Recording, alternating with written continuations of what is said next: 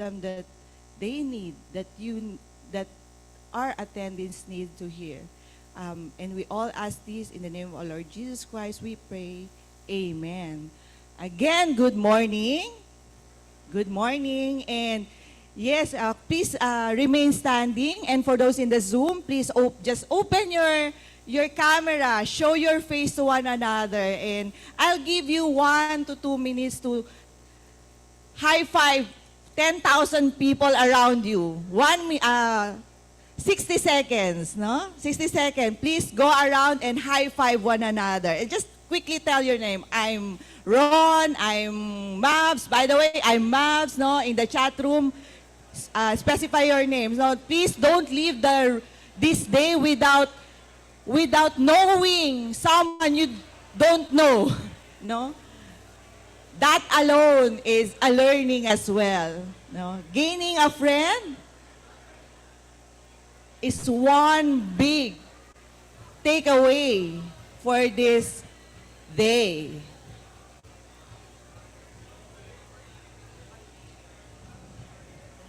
Sa chat box naman, please do mention your name. I'm Mavs Angeles and I'm from Pateros. I'm into real estate development. I'm with Centro Mavens, blah, blah, blah. Yeah, at least nasa chat box siya. So everybody can read it if you want to share whoever you are, no?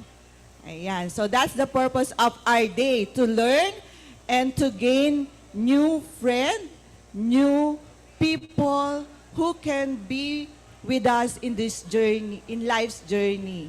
Okay, so please go back. 10, 9, 8, 7. Yeah, balik na po tayo because we have a lot of things in store. Oh my God. So may I ask everyone, sino yung galing pa dito ng pinakamalayo? From the south tayo, Mindanao area. Wow, saan kayo, sir? Ha? Leyte. Leyte ba Mindanao? Visayas. Okay, Visayas. But nonetheless, it's malayo. No? Visayas, Leyte. Sino pa? Visayas region. San kayo, sir? San kayo? Saan kayo, sir? Bohol. Okay, sino pa? Nag-fly in pa kayo? Ayan, meron ba tayong abroad from outside of the country? Yes. Ayan, but anyway, please give yourselves a round of applause for each and every one of you who are here. And please settle down. We honor you and we thank you for being here right now, attending this more than a decade of seminar. And without further ado, we would like you to hear the founder of the Think Rich Pinoy Seminar who built this seminar from more than 15 years ago, as far as I know. No? I met him more than 15 years ago. So, and he just have the heart and the wisdom. That time he was like more than 60 years old that time when he was sharing his learnings about real estate. And teacher by heart, teacher by professor, and servant by heart. And that's why he was able to build this more than a decade seminar. And I will not take this minutes more for you to hear him. Let him speak. What's this seminar all about and what are you going to expect in the coming hours for today? And he is a doctor in business administration from the University of Michigan. And after some time, I learned that he was a former LaSalle brothers. That's why I really gained a lot of wisdom from him. And he also wrote the best-selling author book, Think Rich Pinoy. So, nasa book table yon. And let him share with you more about him and any experience. He is almost 80 years old. And please do welcome our beloved father of the Think Rich Pinoy, the wisdom giver, the spiritual guide to this day, Dr. Larry Gamboa.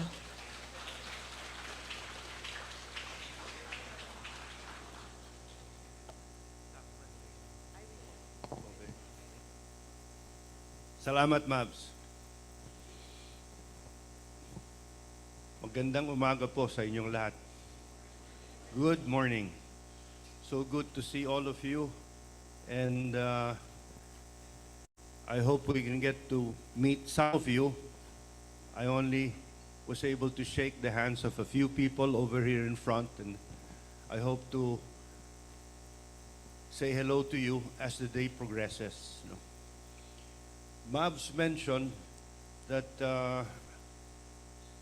she hopes and she prayed very, very fervently that you will open your hearts and minds and ears to what is shared today. And one way to do that, to know whether you heard what was said, is to come up with questions. The more questions, the more you learn.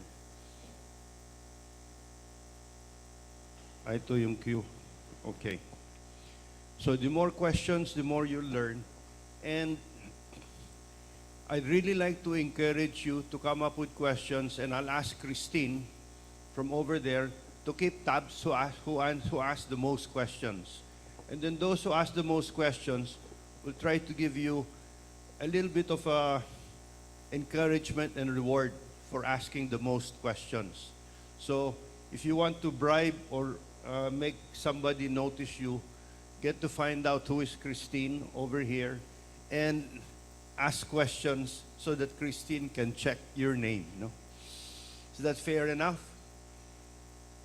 Okay. So questions will know or will tell us how much you're learning or how much you want to learn. In other words, you're asking questions because you don't understand what we're saying, you can't hear what was said, or you really have questions from before when you read our books, when you heard people speak through the internet. The more the questions, the more our brain will begin to work. So, to assure people of answers to questions,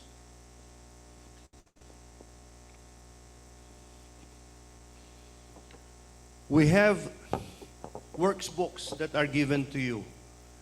And I'll just borrow one. The workbook is not here. It's over there.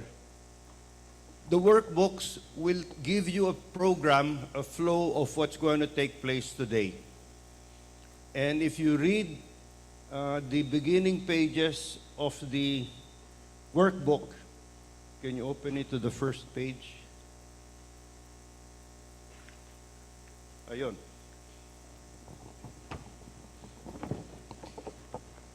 You get a feel for why we have the Think Rich Pinoy seminar, how it got started. Just a little bit of history. Dear friends, I say here, I'm stoked. It just hit me. Entrepreneurs are the future of the Philippines becoming a first world country. Anton Diaz said this in his Maven Secrets class at AIM 6 years ago.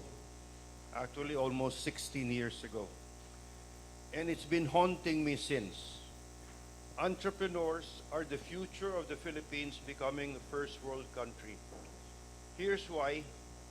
But first, who am I? I'm Larry Gamboa. I authored the book Think Rich Pinoy. How many of you have had a chance to read or have a copy of Think Rich Pinoy? All right, just a few of you. How many would want some? I have to give you my regrets that as far as I know, it's run out of print. But Christine tells me they may have e-book, electronic books. That's how things are transferred or delivered nowadays.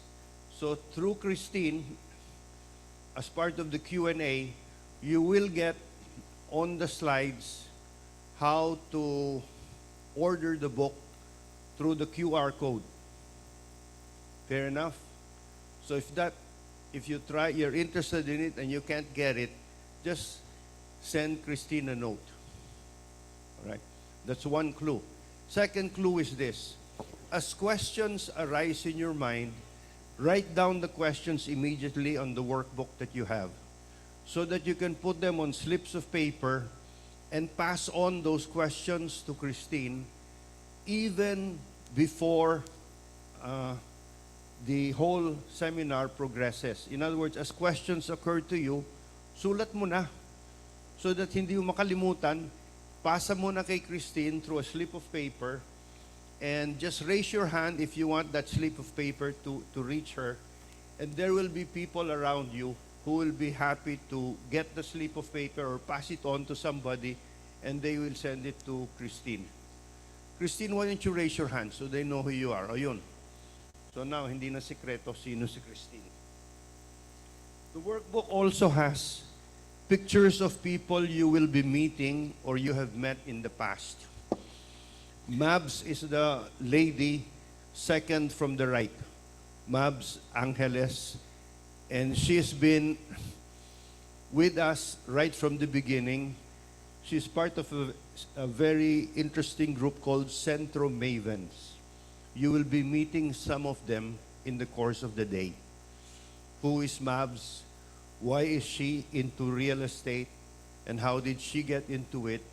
And this particular group called Centro Mavens. To her right is one of the Centro Maven persons, Dr. Ruth Ang Bangkyok. And she got married a year or so ago, so she will introduce her married name. That's me, third from the right, and there's Mr. Randy Manaloto, who actually is the key person who's able to put together the team that got each of you invited here. In other words, you didn't come here by magic. It was marketed to you, and you decided, yes, I want to come, or no, I don't think that's for me. So in other words, it's through the internet that people learn about it and can make decisions on whether to join or not to join. So that's Randy Manaloto, and you'll get to know more about him because he's also going to be sharing the numbers behind real estate. Numbers are critical, and you'll soon see why. There's another person who's key that Mabs didn't mention, but he's the inspiration behind this. Many of you know him. Who is that person? He's right there. Third from the left. Bo Sanchez. Bo, how many of you have met or know Bo Sanchez? Okay, Truly Rich Club, the founder of the Light of Jesus. And while he has passed on the torch to Arun Gogna, who now is the overall leader of the Light of Jesus community, the Feast community they call them now, Bo still continues to support and be the voice of entrepreneurship and spiritual leadership for the Light of Jesus. So his books are available. So are my books. So are the books of Rex Mendoza, who is also part of Bo Sanchez Group. And the books are available here only for today. So, pag nawala na yan, you'll have to go to Shepherd's Voice in Quezon City. You have to call them up to get a copy. Otherwise, take advantage of the presence of the book here so that when you leave here, may baon ka na in terms of following up on the seminar. There is Nika Masilang. She will not be here, but she is an OFW who ended up finding herself in real estate. And uh, she's now part of the Centro Mavens group. And Ronald Kagape, is Ronald here? Ayun. Welcome, Ronald. Ronald has a special role in today's Think Rich Pinoy Abundance Seminar. He's the game master. Game master of the cash flow board game, invented by Robert Kiyosaki, in which you will have a chance to play and to experience. You might as well enjoy it because it involves accounting, something people don't enjoy and don't like. So Robert Kiyosaki knew that when he came up with Rich Dad, Poor Dad. The book, Rich Dad, Poor Dad, just trivia, is the brochure that he wrote to sell board game Cash Flow 101. So his real goal was to promote his board game, Cash Flow 101, and the book was written to promote it. Instead, the book became a tremendous bestseller, and Cash Flow 101 began to compete with Monopoly in terms of increasing the financial literacy of people who wanted to get into business. It's the most enjoyable, fastest, and in a sense, challenging MBA program on steroids because it's a game. So for those who don't like games, get addicted to games, or don't know anything about games, you will be infected by it during the course of this day. Fair enough? Any questions so far? Is it clear what we're going to be trying to do? So, wala pang questions, ha? Okay, sa'yo na. Ngayon, one of the things that has been going around and causing a lot of people questions and challenges is AI, artificial intelligence. And there are different ways of using AI. One of them is ChatGPT. So, why are we focusing on real estate?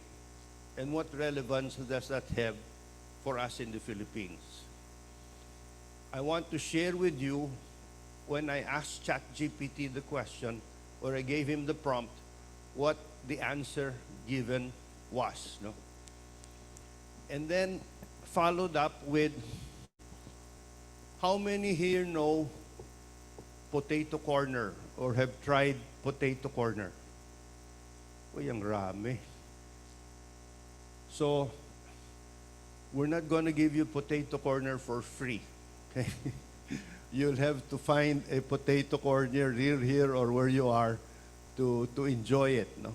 But many of us have actually not only tried Potato Corner, but Potato Corner has spread all over the Philippines and now in Asia and around the world. No?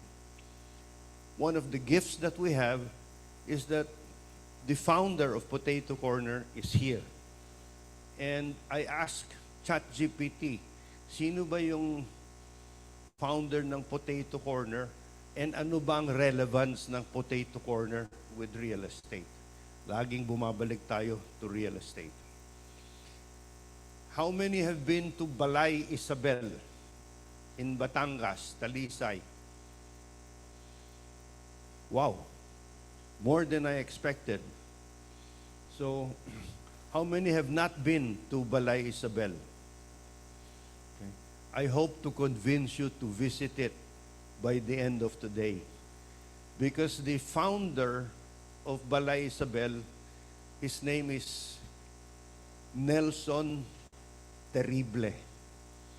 Nelson the Terrible. Nelson Terrible will share with you a terrible way to do business. That's the title of what he will be sharing in a fireside chat. How Nelson Terrible made his mark is the story of it. And Nelson will be here together with his daughter, Tin Terrible.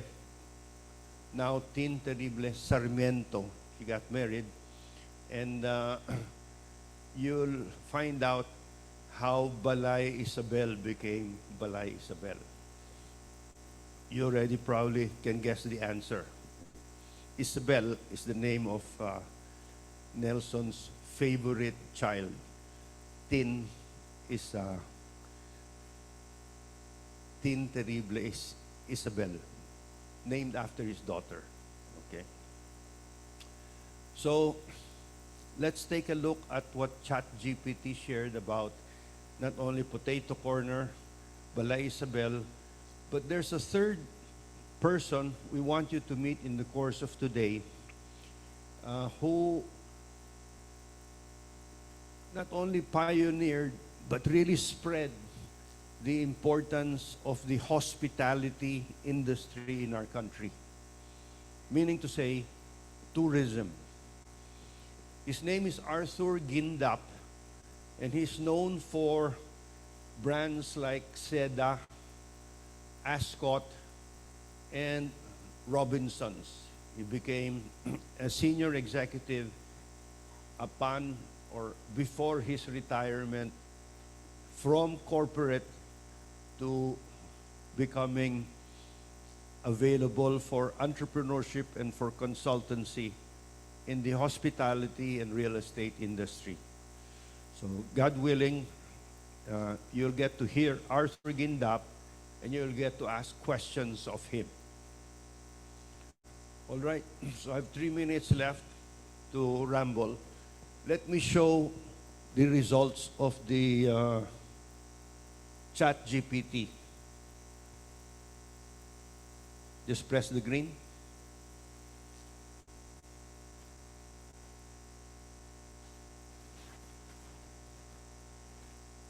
Yun.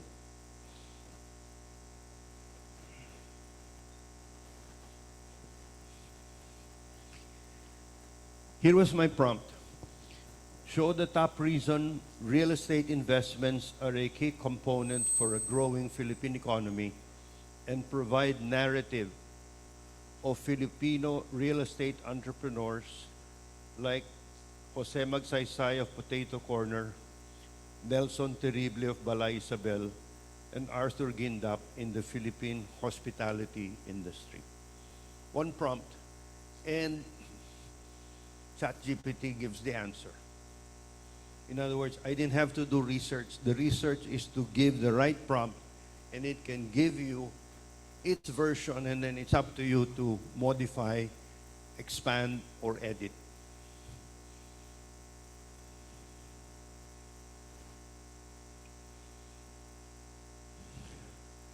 So this question may have haunted you when you were trying to decide to join. Why real estate? Why is it so important in our country right now?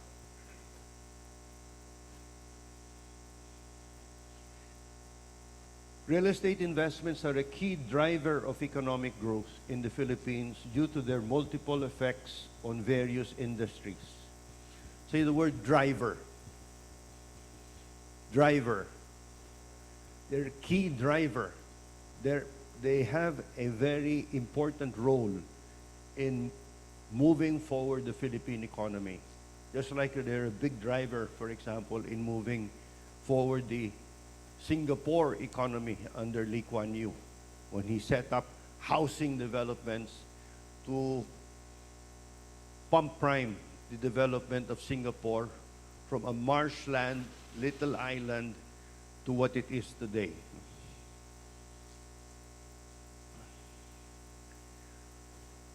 When real estate developments, whether residential, commercial, or hospitality, are built, they stimulate demand for construction materials, labor, banking through loans and financing, retail businesses, and tourism.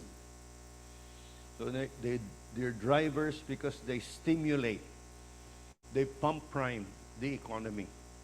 In other words, they have a multiplier effect. That's what they did in Singapore. That's what had to happen in Hong Kong. That's what's going on in Taiwan or even in South Korea, here in the ASEAN region. And that's what they're trying to do now in India and for a while, China. And it's not going to stop. China is just getting started and India is fast catching up. In all areas, big and small, real estate somehow plays a very critical role. Here's Joe Mag.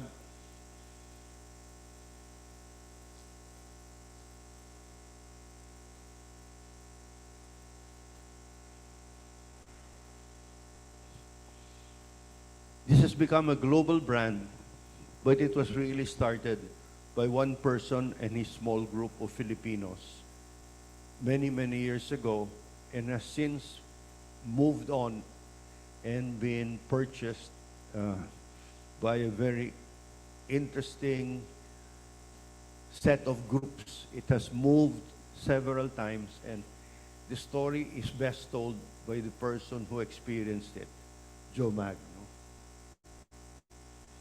Potato corner and commercial real estate expansion. Some of you may be wondering, how the heck did potato corner and real estate get connected with each other? Just as some of you may be wondering, how did McDonald's, or what's the connection between McDonald's and real estate? So if you want to know the answer to that, watch a movie called The Founder, the story of the founder of McDonald's, and how in the course of discovering McDonald's, which was really a form of, how do you call it, milkshake. He was selling milkshake machines, that he stumbled into McDonald's and hamburger making, and how he was able to get into it, the founder of McDonald's, and as getting into the hamburger business, he ended up entering the real estate business. Fascinating story. Give you a sneak preview of Arthur Guindap, the bigotillo. Anong sabi niya when you have the nice beard? Well, grandfatherly beard of Arthur Guindap, but he's really quite young and very energetic at this point in his life, after all he has achieved. There's Joe Mag, and the last person that we'd really like you to meet is Nelson Terrible of Balay Isabel. And he's got a very interesting story, and I play a small role in that.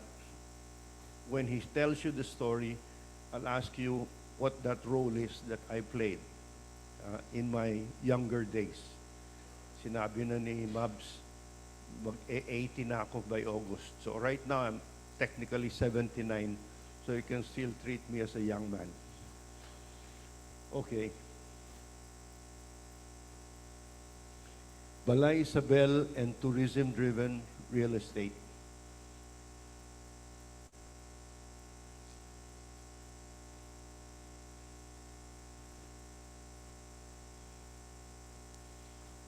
Time's up, right? So, do come up with your questions, write it on the book, pass it on to Christine, now that you know who she is. The more questions, the more you will learn, because your mind will begin ticking, clicking, and massaging the rest of your brain. Good luck to you on your questions, and have a good day. Thank you.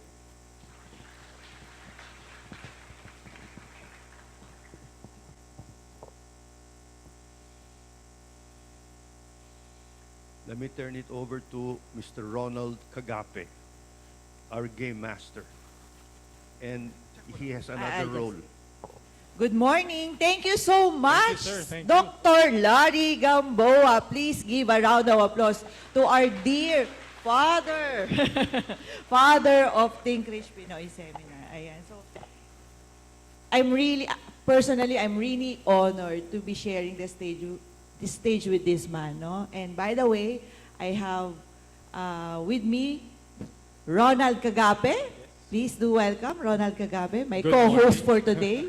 Good morning, Mavs. Yes. So, Ronald, may I ask you, what can you say about Dr. Larry? See, I've known Dr. Larry for, I guess, more than 20 years. Yeah, more than 20 years. So kind of seen his journey. And one of the things, although parang kanina, no, he was just sharing with you like an intro to who will be the speakers this morning and this afternoon. Tayo din yun, no? Tayo Parang rin yun. napansin mo. One of the things that I hope that you will catch is that you have to surround yourselves with people better than you. Yeah. So one of the secrets of Dr. Larry, actually, when you look at these speakers, these are not people that we just invited that we're interested in, but these are friends of Dr. Larry.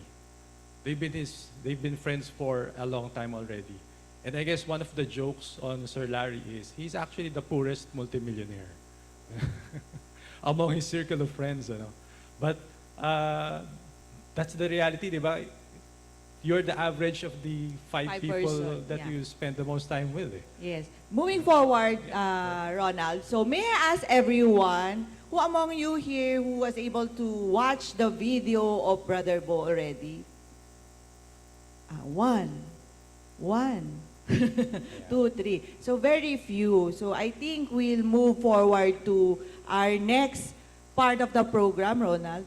So, in this next part of the program, we'll be showing you a video message from Brother Bo Sanchez. Now, Brother Bo has been delivering messages for the Think Rich Pinoy seminar for more than 20 years. And we always ask him to. You may be wondering, ano yung relationship? Diba? What does Brother Bo have to do with real estate? And one of the things that you may not know, that Brother Bo is a real estate investor or was a real estate investor. So when he started his journey on financial literacy, yeah, he started as a missionary, didn't know anything about money, but then he started to study because he now had a family. And he needed to change certain things, in his mindset so that he can approach building wealth, in a biblical way, or in a God-given way. So that is going to be what we will be listening to. Is our video ready? And so please, let us welcome Brother Bo Sanchez. This is Bo Sanchez, and I'm so happy to be able to do this for you, even if I'm not there physically, even if I'm not there face to face. But aren't we also face to face? My face is here, your face is there, we are face to face. And the reception of the truth, that's where everything depends on right now. Will you receive the truth that I will be imparting into your life? And I pray that you will not only receive it, you will chew it, you will digest it, and you will apply it. You will work on it, you will do it. You will make it happen in your life so that abundance will flow. This is a real estate seminar, but I will not be talking about real estate per se. Although you can say I will be talking about real estate because I will be talking about the promised land principles. I'd like to say thank you to Larry Gamboa, Randy Manaloto, and the whole team. Thank you for just giving and pouring your life and wisdom to everybody. And thank you for inviting me to be able to share today. So if you are ready, I'd like to talk about promised land principles. Yes, it's still about land, but it's really more about mindset. And I'm going to be reading the text from the book of Deuteronomy. Coincidentally, we have been giving talks on the first 5 books of the Bible. And yes, we've been always talking about the promised land. And I want you to know that the primary message of the text is not financial. No, it's not. It is spiritual. However, so what I'm going to share with you right now is not the primary or the core message that the author wants to give. I'll be the first one to tell you, first one to admit to you, no, it's not. What I'm about to share with you are simply, almost like personal reflections, lessons from the text that may not be the original intent of the author, but when I think about it, you could apply these lessons to your financial life. So the first thing I'm going to do is I'm going to read the text for you and with you together. All right? So this is from Deuteronomy chapter 8, verse 2 to 10. Here's the text. Read with me. Are you ready? Remember how the Lord your God led you on this long journey through the desert for the past 40 years. He made you go hungry, and then he gave you manna to eat. He did this to teach you that you must not depend on bread alone to sustain you, but on everything that the Lord says. During these 40 years, your clothes have not worn out, nor have your feet swollen up. The Lord your God is bringing you into a fertile land, and there you will never go hungry or ever be in need. You will have all you want to eat, and you will give thanks to the Lord your God for the fertile land that he has given you. Now, my dear friends, if you read the entire story, you could break it down into 3 phases, and it corresponds to many people's financial journey. Yes, including yours. I'm going to bet that most of you went through and are going through this financial journey. And the first phase is what I call the desert experience. In Exodus chapter 16, verse 2, it says, there in the desert, they all complained to Moses and Aaron and said to them, but you have brought us out into this desert to starve us all to death. Have we not also experienced that? My dear friends, the people of Israel, they came from slavery in Egypt. And then what happened was they went through the desert. And it took 40 years.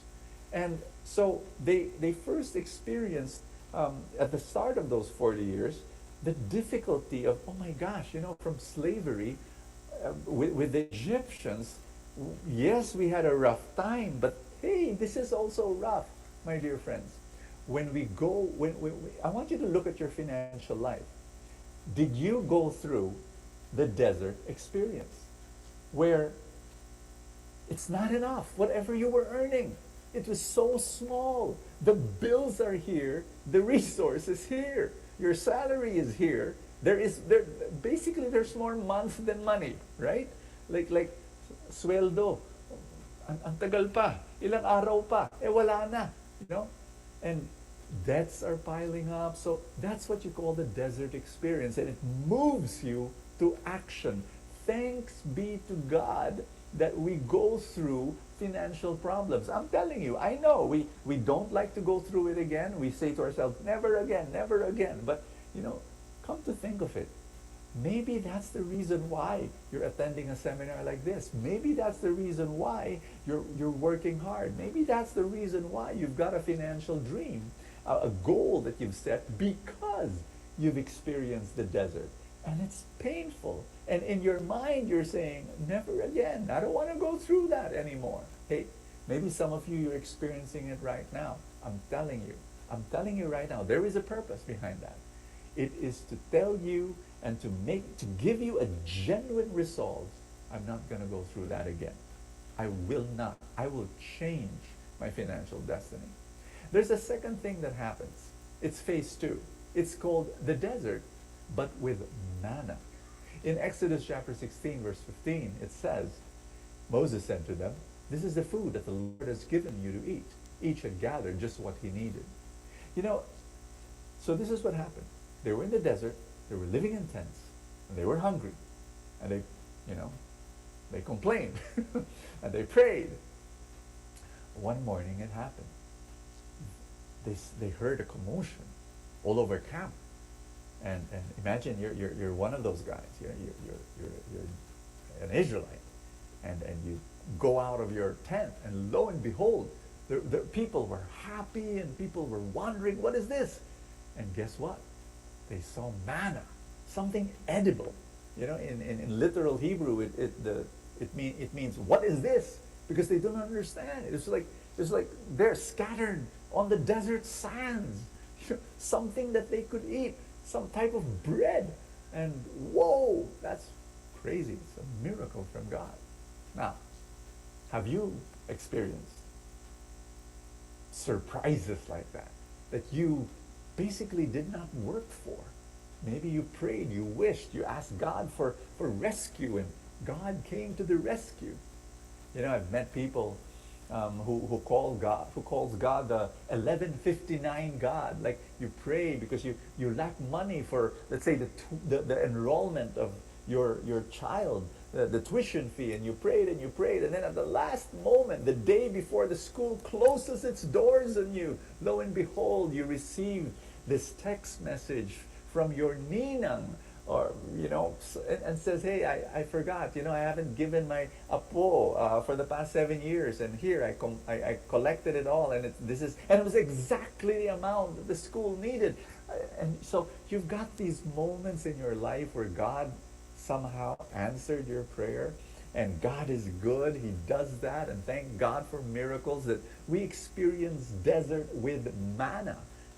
These surprises from above.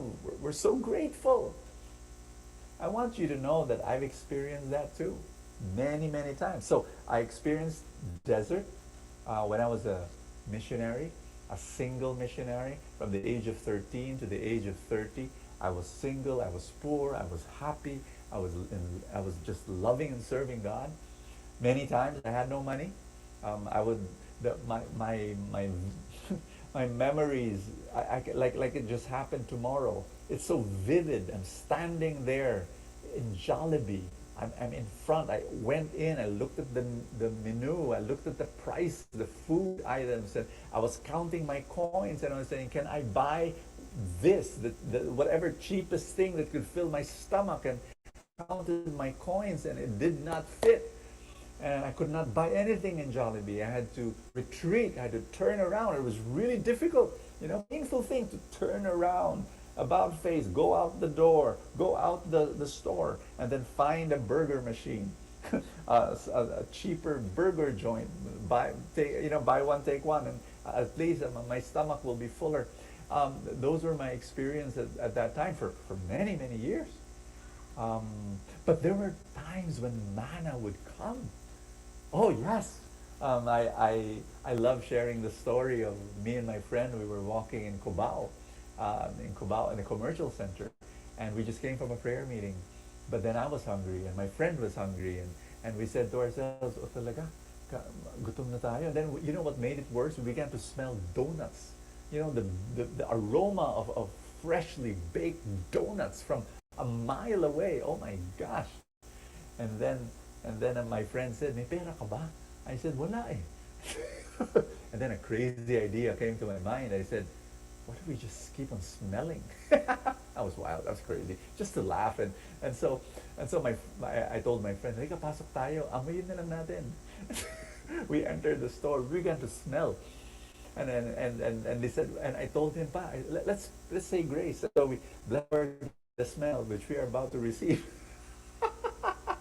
And Lord, fill up our stomachs by the smell. We're just laughing. We're just having fun. We're just, two friends, just having so much fun. But from afar, someone called my name. I heard, Bo, Oh, I looked and I waved at him. Hi! I asked my friend, "Do you know him?" And my friend said, "No." And so I kept on waving, "Hi, hi." And then he came up to me and he said, "Bo, what are you doing here?" I said, "I'm just," how could I say it? I came to smell, right? So I said, "Oh, we're just taking a breather." And I changed the topic right away. What are you doing here? And that guy said, "Oh, I'm the manager of this store." "Oh, you're the manager of the store." And he said, I was 16 years old at that time. I want you to know that. And he said, "Yes, why don't you and your friend line up, get as many donuts as you want. It's on the house." Whoa! Oh, My gosh. So my friend and I, we lined up. I think we got 30 donuts. I'm just kidding. Well, actually not. I'm not kidding. But the small ones, you know, the balls, never mind. And I love sharing that story because I think we, you know, later on upon reflection, I think we content ourselves with smelling blessings, when in fact God is the manager of this universe, and He wants to tell us to get as many blessings as we want, as we need, because blessings are around the house. But anyway, here's the problem. The problem with phase two, with desert with manna experience, is that you can be so attached to this phase. We don't want to graduate to the third phase, which is blessings in the promised land. Because in the promised land, what happened was, I'll read to you, Joshua chapter 5 verse 12. The manna stopped falling, and the Israelites no longer had any. From that time on, they ate the food grown in Canaan, meaning to say, in the promised land, you have to plant, you have to till the soil, you have to harvest. It's a lot of hard work. But the difference is this. In the desert with manna experience, the Israelites, when they got manna, some of them put it in a basket for tomorrow. But when tomorrow came, they opened the basket, it was stale. The manna was only good for today, not for tomorrow. And I think, and that's very different in the promised land. In the promised land, it's abundance. So, in the desert, phase one, there's not enough. In phase two, desert with manna, it's just enough. But in phase three, the promised land, it is more than enough. Now, I'm going to ask you this question.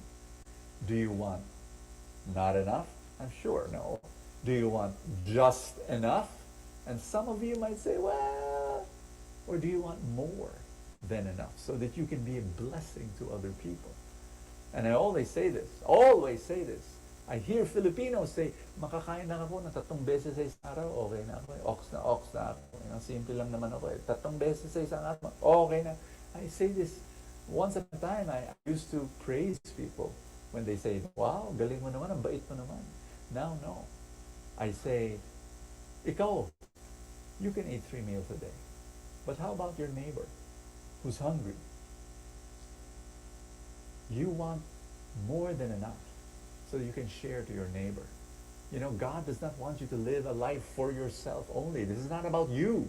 It's about being a blessing to other people. So earn as much as you can so that you can give as much as you can. And the story that I love sharing about people who get stuck on phase two, because it is addicting. It is wonderful. It's exciting to see God perform miracles. So I have a fellow missionary friend who, like me, was poor. You know, we were both poor, and we were happy serving God. And he tells me the story of driving his car. And every morning, he goes to the driver's seat, and then he looks at the gas gauge, and the fuel tank says, it's pointing to E, empty, you know. And he has no money to go to the gasoline, to buy fuel for his car.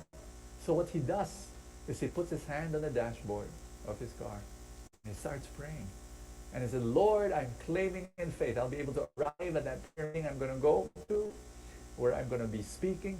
Lord, I pray that this letter E, here in this gas gauge, E does mean empty. E means enough. In Jesus' name, amen. And so he's able to go. You know, God somehow multiplies and expands the fuel, multiplication of fuel. And he's able to arrive at that prayer meeting to preach. And so he tells me that story, and you know, I'm laughing. And I want you to know that when he told me that story, I was already an entrepreneur. I was moving towards entrepreneurship. I was really starting to invest. I was already growing in my finances. And he asked me a question. He said, do you experience this, Brother Bo? And I told him, Now God has blessed me with my small businesses. God has blessed my finances. So when I go to the gasoline station, this is a miracle. I'm able to tell the gasoline boy, full tank, please. And so I've so sometimes you can get stuck with just praying and praying for miracles. And that's fine. I believe in miracles. But don't get stuck there if you have the ability to move to phase 3, which is really growing in your finances and really tilling the soil. So I want to share with you some basic things that you need to do to enjoy the promised land and to enter it. Number one, you got to defeat the giants, because they're giants when the Israelites went to the promised land. And number two, you got to work the land. And number three, you've got to remember the lessons in the desert. Just very quickly, you need to defeat the giants. In Numbers chapter 13, 27 and 28, it says, they told Moses, we explored the land, found it to be rich and fertile, but the people who live there are powerful. Even worse, we saw the descendants of the giants. There are giants. Now, there are giants that will prevent you from entering the promised land. Now, what could they be? Principle number one. If you want to make small incremental improvements in your life, I can change behavior. But if I want to make dramatic quantum leaps in my life, I need to change my beliefs. The giants are really your wrong beliefs. I'm telling you. Here's principle number two. Your mind will search for things in the universe that will affirm and prove your belief always. Principle number three. What you subconsciously want, you will get, and what you subconsciously do not want, you will avoid. So, wrong beliefs. Example, money is evil. That's a giant. You've got to change to a right belief that says money's ultimate goal is to help others. Here's another wrong belief. I don't have what it takes to earn big money. How about changing that, defeating that giant and saying, here's the right belief. I can earn any amount of money I set my mind on. Woo! That's wild, right? Here's another one. Wrong belief. Money is scarce. Here's the right belief. Money is all around me and flows to me. Believe that money is easy to find if you work at it, and the world will prove it to you. Believe that money is very, very difficult to find. In fact, it's so scarce, it's so hard, and the world will prove it to you as well. Another wrong belief. The rich are defined by their income. Here's the right belief. The rich are defined by their net worth. Whoa. Wrong belief. Someone who saves money for the future isn't trusting God. Here's the right belief. Being a good steward means saving money. In fact, investing your money. My dear friends, I'd like to share something very important to you. Second step is you need to work the land. You need to till the soil. You need to plant seeds. You need to be ready for some seeds to fail. And at harvest, keep some seeds for the next planting. What does that mean? Tilling the soil means what? Listen carefully. The key to wealth is to be more valuable. Anthony Robbins says, the single most important and potent way to expand your income is to devise a way to consistently add real value to people's lives, and you will prosper. You've got to till the soil. You've got to be better. You've got to develop your skills. I've been preaching and speaking for 43, 44 years, and yet I still want to learn from the best speakers out there. I still read and I still find ways, how I write better, even if anything since I was 20 years old. You've got to develop yourself so that you can add value to the people around you. Second, very important, you've got to plant the seed. It takes hard work. Here's the principle. Be willing to pay the price and you will succeed. Lazy hands make man poor, but diligent hands bring wealth. Proverbs 10:4. Here's another one. One who is slack in his work is a brother to one who destroys. Proverbs 18:9. And 2 Thessalonians 3 verse 10, we gave you this rule, if a man will not work, he will not eat. Whoa! You've got to keep on working, my dear friend. It's going to take a lot of suffering and pain, but that's good. I love it when there's hard work. You've got to enjoy it and understand that that's part of it. That's part of life, and it's good for you. You become healthier, you become stronger. Here's principle number 2. Discover something that you have that others need, and you will prosper. It was Zig Ziglar who said you can have everything in life that you want if you'll just help enough other people to get what they want. Absolutely. And number 3, be ready for some seeds to be failures. You know what? You've got to believe in your product or no one else will. I started small businesses. I failed in 18 of them. 18! I learned lessons from each and every failure. And that's the reason why I'm successful right now. And finally, number 4, at harvest, keep some seed for the next planting. And how do you remember the lessons that you've learned during the desert? You never forget them. You remember them. Because, you know, when you had very little, you learned humility, you've learned how to be kind, you've learned the ability to be generous even in the midst of that desert experience. Never forget that. T.D. Jakes, he said this, and I'll end with this quote. God doesn't mind you having money, no, but he minds money having you. Don't let money possess you. Don't let money be your master. Always make it a servant. Money is a horrible tyrant, a horrible boss, but it can be a great servant. Make it a servant of God's purposes. Do the good that you can. Be the greatest blessing in the world. Live, enter, and enjoy the promised land. God bless you, and I will see you again. Thank you so much.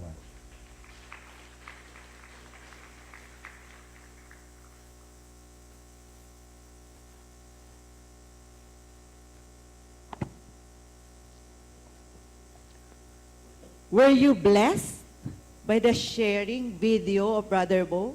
Yes? Yes, ayan. So, ikaw ba, Ronald, na-bless ka ba? About 20 years ko na napapakinggan yung message na yun. Pero every time I listen to it, I always feel refreshed and blessed. Ano ba yung favorite part mo doon?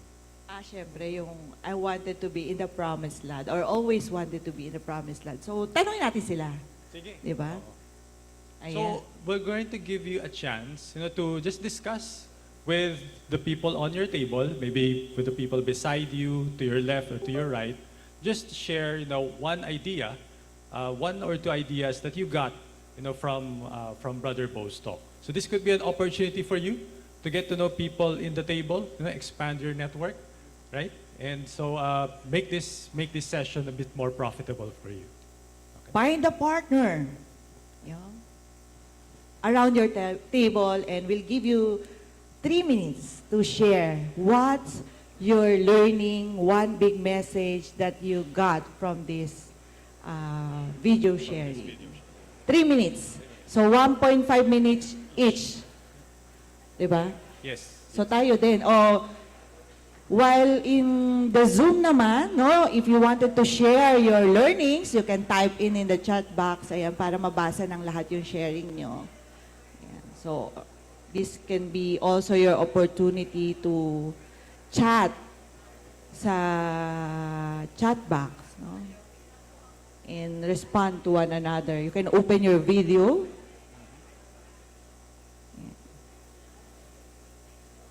What's your learning? So, ikaw, Ronald, what's your learning? Ako, sabi ko, the promised land. I wanted always to be in the promised land.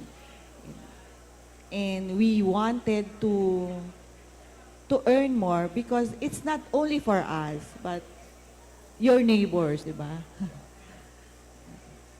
Sa akin naman, favorite part ko palagi dyan yung si Caleb at saka si Joshua.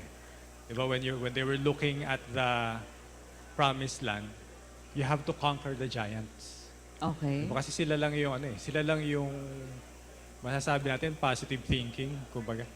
Yung mga kasama nila na spies, natakot sa giant So hindi sila nakapasok sa promised land. Yan. So yun, para makapasok sa promised land, kailangan may courage.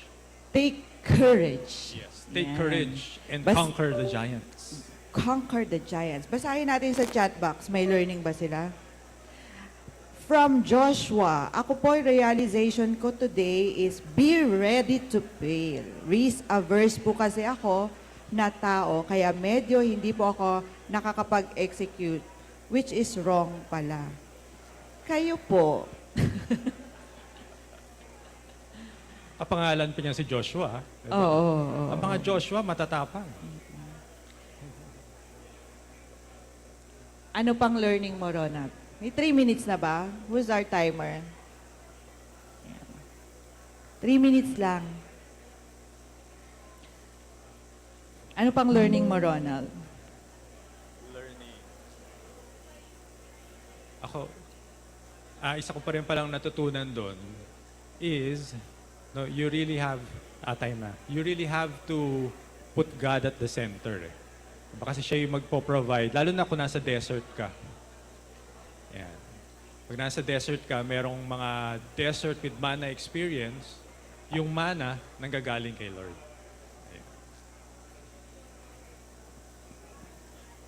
Ayan, wrap up na kayo. The last Okay, so 60 seconds. last 1 minute. Last 1 minute. We'll wrap up the sharing. I hope you had the opportunity to talk with your seatmates and get to know them a little bit more.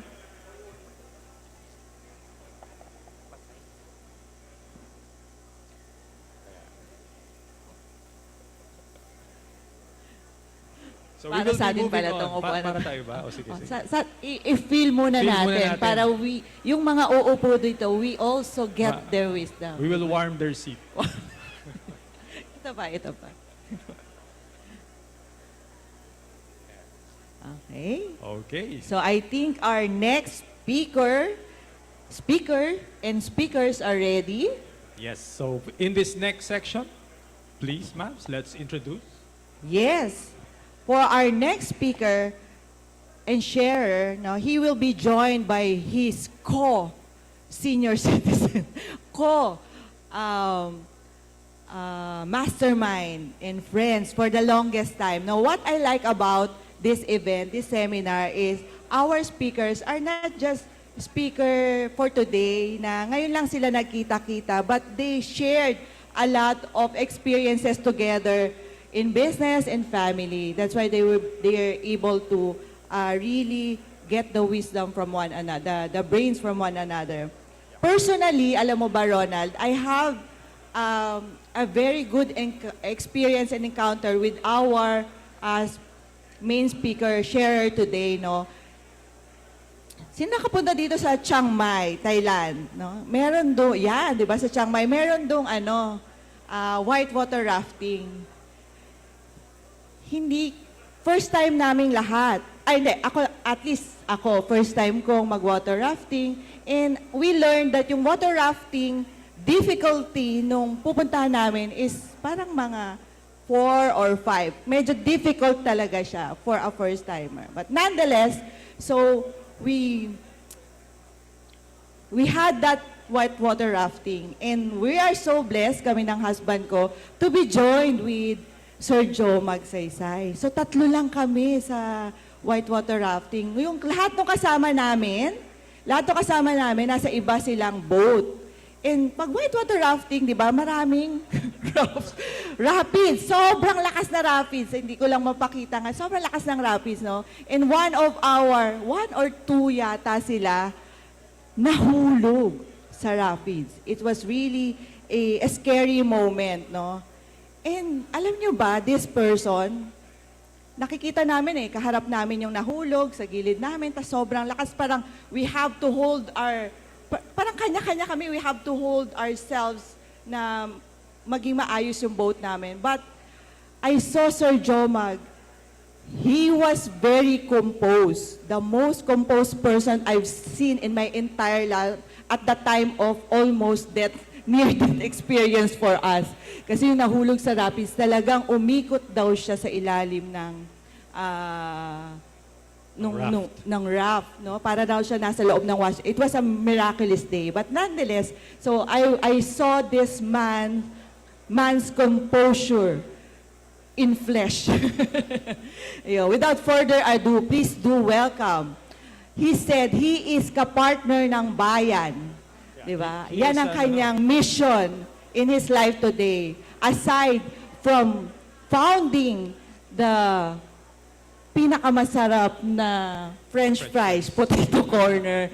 Please do welcome. Let him introduce himself and give his share. Please do welcome on stage our dear friend, mentor, Sir Jomag Saysay. And he will be joined, yan, mas malakas pa, he will be joined by his very good friends, co-senior, Dr. Larry Gamboa. And of course, our mentor in Centro Mavens, our chairman, di ba? He will be sharing with you later this afternoon, Sir Randy Manaloto. Yan, please join the stage.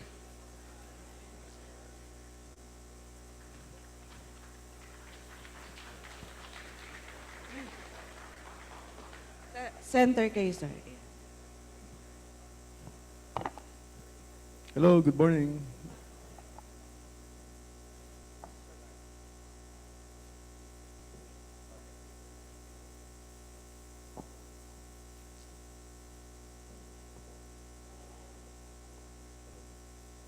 Hello, mic test. Mic test. Hello. Hello, hello.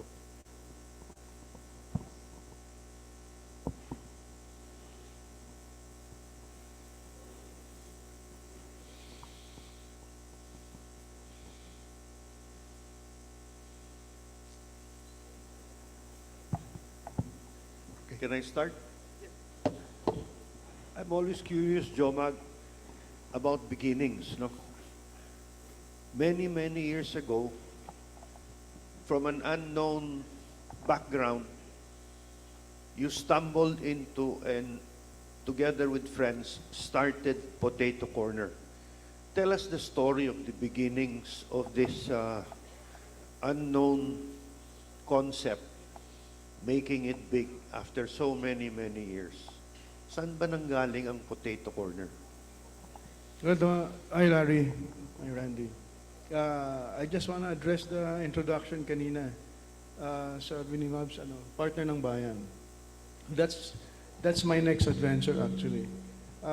You might know already that I've sold Potato Corner 2 years ago, but finally sold even our U.S. operations 3 months ago. So I'm no longer an owner of Potato Corner, but actually we all can be an owner of Potato Corner because the company that bought Potato Corner is Shakey's and it's a listed company. So you can now be all shareholders of Potato Corner. So if you love French fries, just buy a share of Spalvi. Spalvi ang company that's listed in the stock exchange. So let's be partners. So in Potato Corner.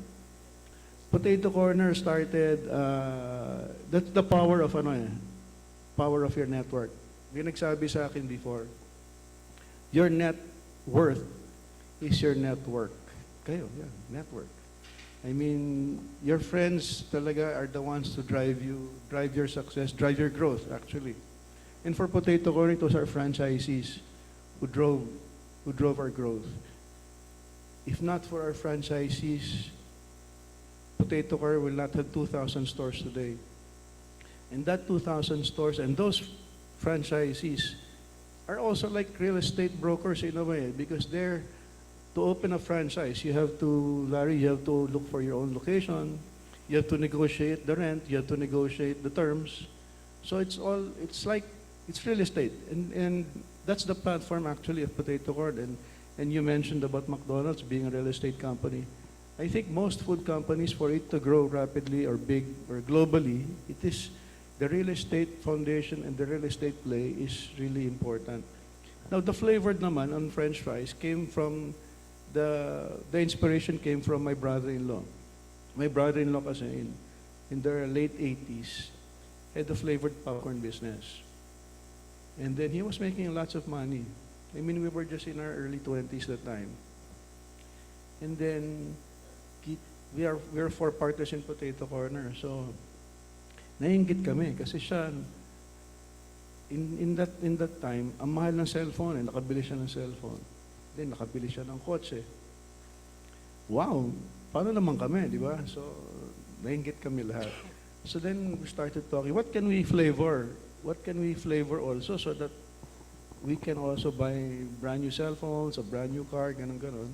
And somebody just pitched na, oh, why don't we try French fries? And it was great because French fries was already a staple food. Owing to Jollibee, McDonald's, Burger King, they already made French fries a staple food. What we did, what Potato Corner did is we just improved we improved French fries lang.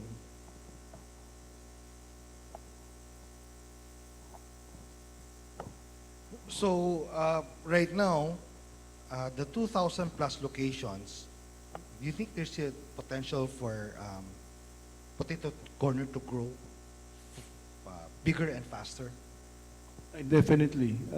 I think there's room for another 2,000. Maybe in the Philippines, maybe there's room for another 2,000. So, kayo, no, if you're interested to get a franchise Potato Corner, the advantage of Potato Corner franchise because of the brand equity. Average daily sales system-wide now, no, of the stores in the Philippines is 15,000 a day. That's an average. So you have stores that are doing 50,000 a day, 60,000 a day. Average is 15,000. And the 15,000 daily sales, you get a 1-year payback. So it's a very good business, no? And then we have so many franchisees who are able to buy condominiums, several actually condominiums, and then they're because of that they're in Airbnb now. So they use the Potato Corner profits or dividends to go into real estate, aside from looking for spaces for rent and then those things. So when I keep on saying Potato Corner is also a real estate place, because the first store was a challenge already. The first store in SM Mega Mall, we actually needed the space. So we were looking for real estate. Although syempre in Potato Corner, all you needed was 4 square meters. So we were blessed that we were able to connect with somebody we know in SM, and that person in SM said, oh, sige, we'll give you a site. If you really look at Potato Corner, it was the first store that was allowed to fry outside the stall. Di ba may inline spaces ang malls, tapos may kiosk spaces. Potato Corner is the first kiosk that was allowed to fry in the middle of the mall. It's because of your network, because we knew somebody and we called the favor. So, malaking bagay ng network talaga. Cannot do it, without your friends, without the people, And then today, ganun nga, our franchisees still negotiate, and it's because of our franchisees who keep on wanting to open. We have franchisees who have 100 stores. We have some franchisees, 60 stores. Grabe. And all they do is look for locations. That's why, in all my 30 plus years in Potato Corner, I realized I should own the real estate. Kasi ang business model namin sa Potato Corner, in my personal, kasi I started Potato Corner, or we started coming up, but we started Potato Corner. Except of course my brother-in-law, he was making mayonnaise flavored popcorn. We didn't have money, so we couldn't buy real estate, di ba? We leased. So I got, for my 30 plus years in Potato Corner, I got used to leasing. So our real estate part of the business is all about leasing. But may advantage also. Kasi during now, my next adventure is real estate na talaga. So I should have done what you've been doing for the last 30 years also, kayong dalawa, no? And kayo. So what happened now? What's happening now? My next adventure after Potato Corner is, di ba, I'm heavily invested in hospitality, resorts, boutique hotels, and other properties like food courts, ganon. What I do, but because I got used to leasing, everything I do until today is still leasing. So I'm able to go into real estate, but I don't bring out a huge capital because I got used to that kind of business model. So my business model now is really leasing always. I lease. I have I have food courts, I have commercial properties that I sublease. I master lease something, and then I sublease it. That's my business model today. I master lease hotels, I master lease resorts. I don't buy. Because I got inspired naman when I was in Potato Corner, when we were, si San Miguel kasi, Ramon lang was the first to make an offer to buy Potato Corner in 2018. There was something he said that inspired me more to just stay in what I do. So, the money I get, I don't reinvest in properties. Not anymore because I'm 60 plus already. Pero happy ako mas matanda ka sa akin. Hindi ako happy kasi mas bata ka sa akin. So anyway, at my age, I'd rather not invest anymore, but I still continue to drive business. But same business model is leasing pa rin. So until now, I see if I see a property, regardless of, sometimes nasa sulok-sulok ng ano yan, isang gubat. If I see there's a, if I think I can use it for something, especially if the rates are low, I get it pa rin. Sometimes there are also properties that I sit on.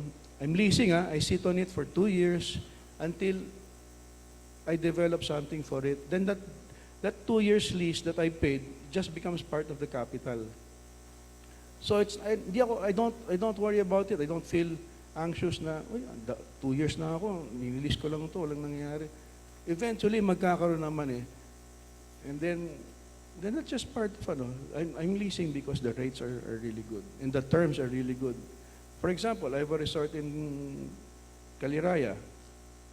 It's 20 hectares, and I'm paying only 150,000 pesos a month for that, no? So I can sit on it for a while. I can develop part of it, which I'm doing now. I've developed only 5 hectares of it. So I still have 15 hectares to develop. And then what I did so that I can cement the relationship with the landowner or the landowner's family, it's a profit share always. Almost everything I do when I do a project is always a joint venture with the property owner. That's why ang dami kong partners, kaya partner ng bayan ang tawag sa akin ng ibang friends ko kasi most of the things I do are always with partners. So for example, yung sa Caliraya, I rent it for 150,000 and then I give a percentage of the top line of the gross sales to the property owner pa.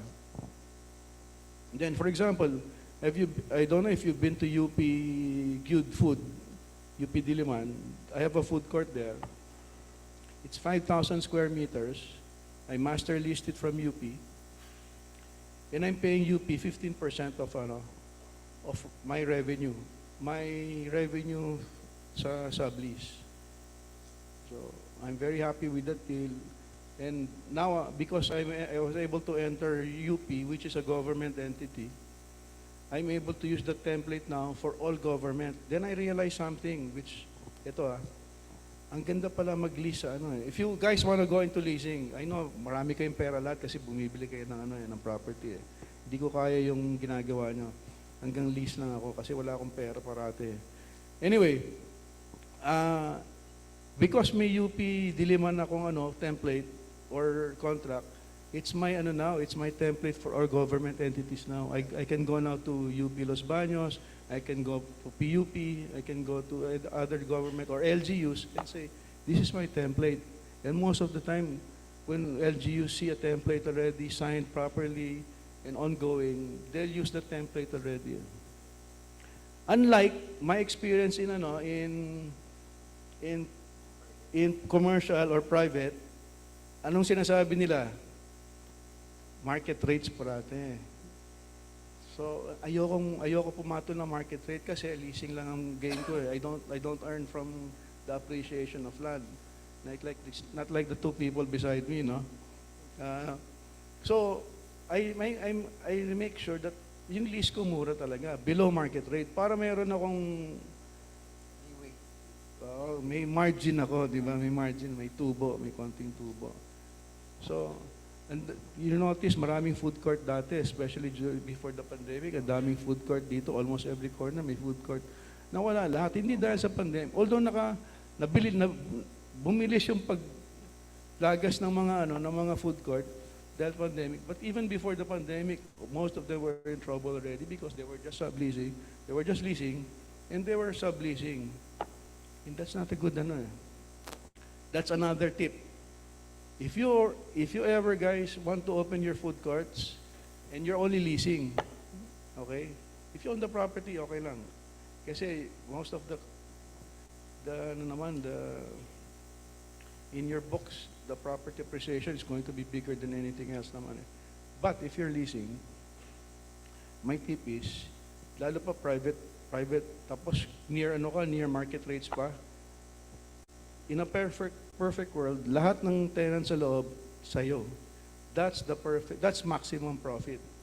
Because you're earning from, you're earning lang little from the leasing or subleasing. But to maximize profit, the best scenario will be to own everything inside.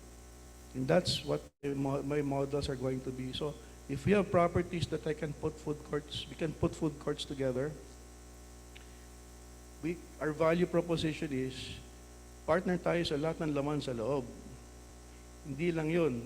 Hindi lang tayo partners. Tapos we help the community pa. The advocacy is pa, we help the entrepreneurs in the community because we have an incubation program where we can assist in capital, we can assist in accelerating the business to grow and those things, mentorship. So, I am partner ng bayan again because I have siguro mga 200 mentees. I have more than 100. I'm partner in more than 100 businesses, mostly in food. Hindi ako swerte sa tech, and tagal-tagal ng tech. I like tech. I have some tech that are good, but I have most of the techs that I invested, Randy. Hindi ko kaya yung long playing lahat eh. And because, I have a condition, I don't know if, you guys know, no? I have hydrocephalus eh. And because of my hydrocephalus, my horizon na lang is 2 years eh. That's why, when I look for a space or an investment, especially in the real estate portion, my goal is 2-year payback eh. And how can you achieve 2-year payback if you're going to buy a property? It's impossible. So normally, di ba, pag real estate, what, 10 years, 20 years? 4 years. 4 years siguro at the best. But my target is 2 years eh. So for me to get a good return in 2 years, I just need to lease. I can't buy. Ay, babalik mga tayo sa kwento ko sa San Miguel. Nakalimutan ko na Larry yung kwento ko sa San Miguel. So si Ramon ang offered 8 billion to buy potato corn in 2018. 8 billion. Billion. Ah. Okay. So, wow. So, and then he was really interested. We were meeting every week. For 1 year, we were meeting every week. That's how interested he is. But on the 3rd month, during his due diligence, he calls me, Jomag, walang ya ka talaga. Yung potato corner, IP company lang pala yan. What did you mean by IP company lang pala yung potato corner? Walang asset. Walang asset. Very little asset. Very, very little asset. Kasi franchising yung model namin eh. What do you do when you're franchising? You're using other people's money, using other people's time, using other people's organization. We own nothing. Branding lang. Brand lang talaga. Branding lang. So, maybe together, we can find a way to franchise some business concepts in real estate and franchise it or license it to grow rapidly. I'm sure there is there are some business models that are difficult, but for real estate, baka alam mo, we should sit down one time, have a brainstorm, and find a way to franchise something, a niche in real estate, so that we can be the first in the industry to do that. I'm sure there is, and then achieve that kind of those phenomenal financial ratios. Robert Trotov, the CEO of Baxis, also inquired eh. Then when we saw our books, said, Jomag, paano ka namin bibilin? Mas maganda yung performance ng Potato Corner kaysa sa Maxis Group. What he meant by mas maganda yung performance, of course, we cannot beat them in their top line. But in terms of percentage or their financial ratios, we were better than Maxis. We were better than many other food companies. Then the nice thing about the Potato Corner model, which is our kiosk business, it's still a real estate play when you look at all the numbers. Kasi we're talking about cost per square meter, profit per square meter, efficiencies of usage of the space. And Potato Corner or any kiosk business will always beat a McDonald's, will beat a Jollibee in terms of cost per square meter, profit per square meter. So what happened to SMC? SMC, alam mo hindi natuloy kasi Ramon ang wanted lang, or San Miguel wanted lang naman 51%. He wasn't able to get because we had one, medyo controversial yun sa amin Kasi nag-handshake na yung, lahat ng shareholders ng Potato ko nag-handshake na.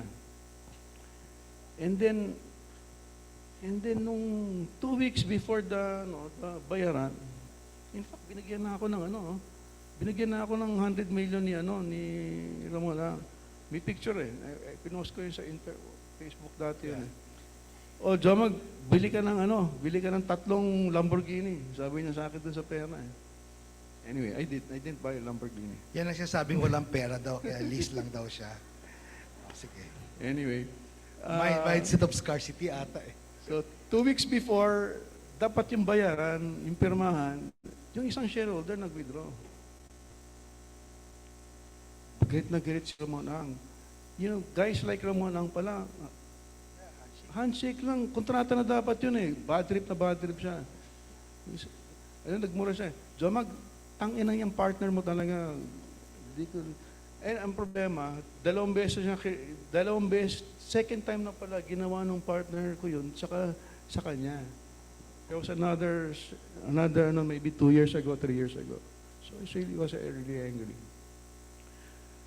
So yun, real estate and my businesses are all connected.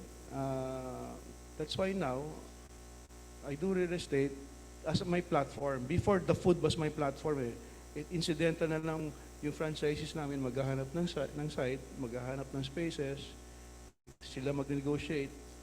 Now, real estate is my platform.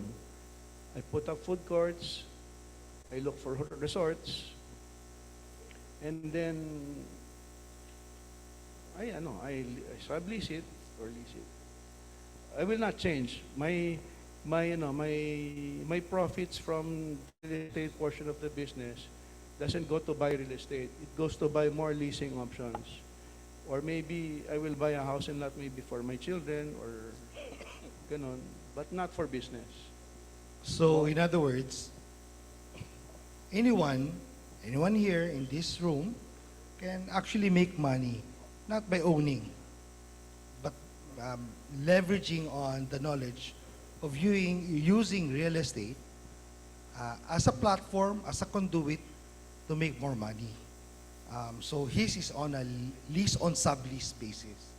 And of course, he has gone to, since may pera na, he has gone to some ownership and some bigger lease on sublease pa rin, but more stable. So that it can be passed on to the next generation or to the next successor. Ang challenge ko because I don't own the properties, di ba? So my challenge is how to cement the relationship with the family. Kasi family na kausap ko If you're talking about 20-year leases, 15-year leases, ang kausap mo dapat yung family Of course, the dad or the father, you sign first, and eventually dapat you find a way to cement a relationship with the family So that means, kasi when I lease a property or master lease a property, one of the conditions I use is so that, I'll be happy also. I put a condition na pag binenta, if the family decides to sell the property, I get something also. Parang broker's fee. Okay. So yeah. that, hindi wasted yung Efforts mo to... efforts. yeah, Correct. yeah, So I'm okay. part That's of right. that pa rin. I become part of that, That's good. that upside. So I guess maybe I have a first question. What is your biggest failure? I think we should learn all from that. Related to Potato Corner, related to the real estate. My biggest, although I'm partner ng bayan, I have partners all over, no? My biggest failure is the partnership pa rin. Because when I started, I didn't have any agreements, handshake lang. Then I realized now, dapat everything should be written. Para so everything should be very clear, written, dapat and notarized also eh. So, and because it's the business hours, nagkakaroon ng finger pointing eh. And that happened many times to me already and to my other partners. And it's nice. The contract is just a backup. I've hardly ever come up with a partner and naglabasan kami ng kontrata. Ito. Sa akin, when that happens, that means the relationship has failed already. The relationship should continue without even one person citing what agreements or what clauses we have in the agreements. Okay, thank you. Well, for the information of everyone, Sir Jomac is also a big supporter of one of my sideline businesses, no, which is Wofex. Who's familiar with Wofex? The food show? Okay, so sideline ko. So he's one of our participants, exhibitors in the show, and that's usually where the branding is, and usually where they entertain the franchise. Now, it's almost the same business model as his. It's a lease on sublease. I look at it that way, no? It's still a real estate play for me. Wofex is actually a real estate play. A trade show business is a real estate play. Why?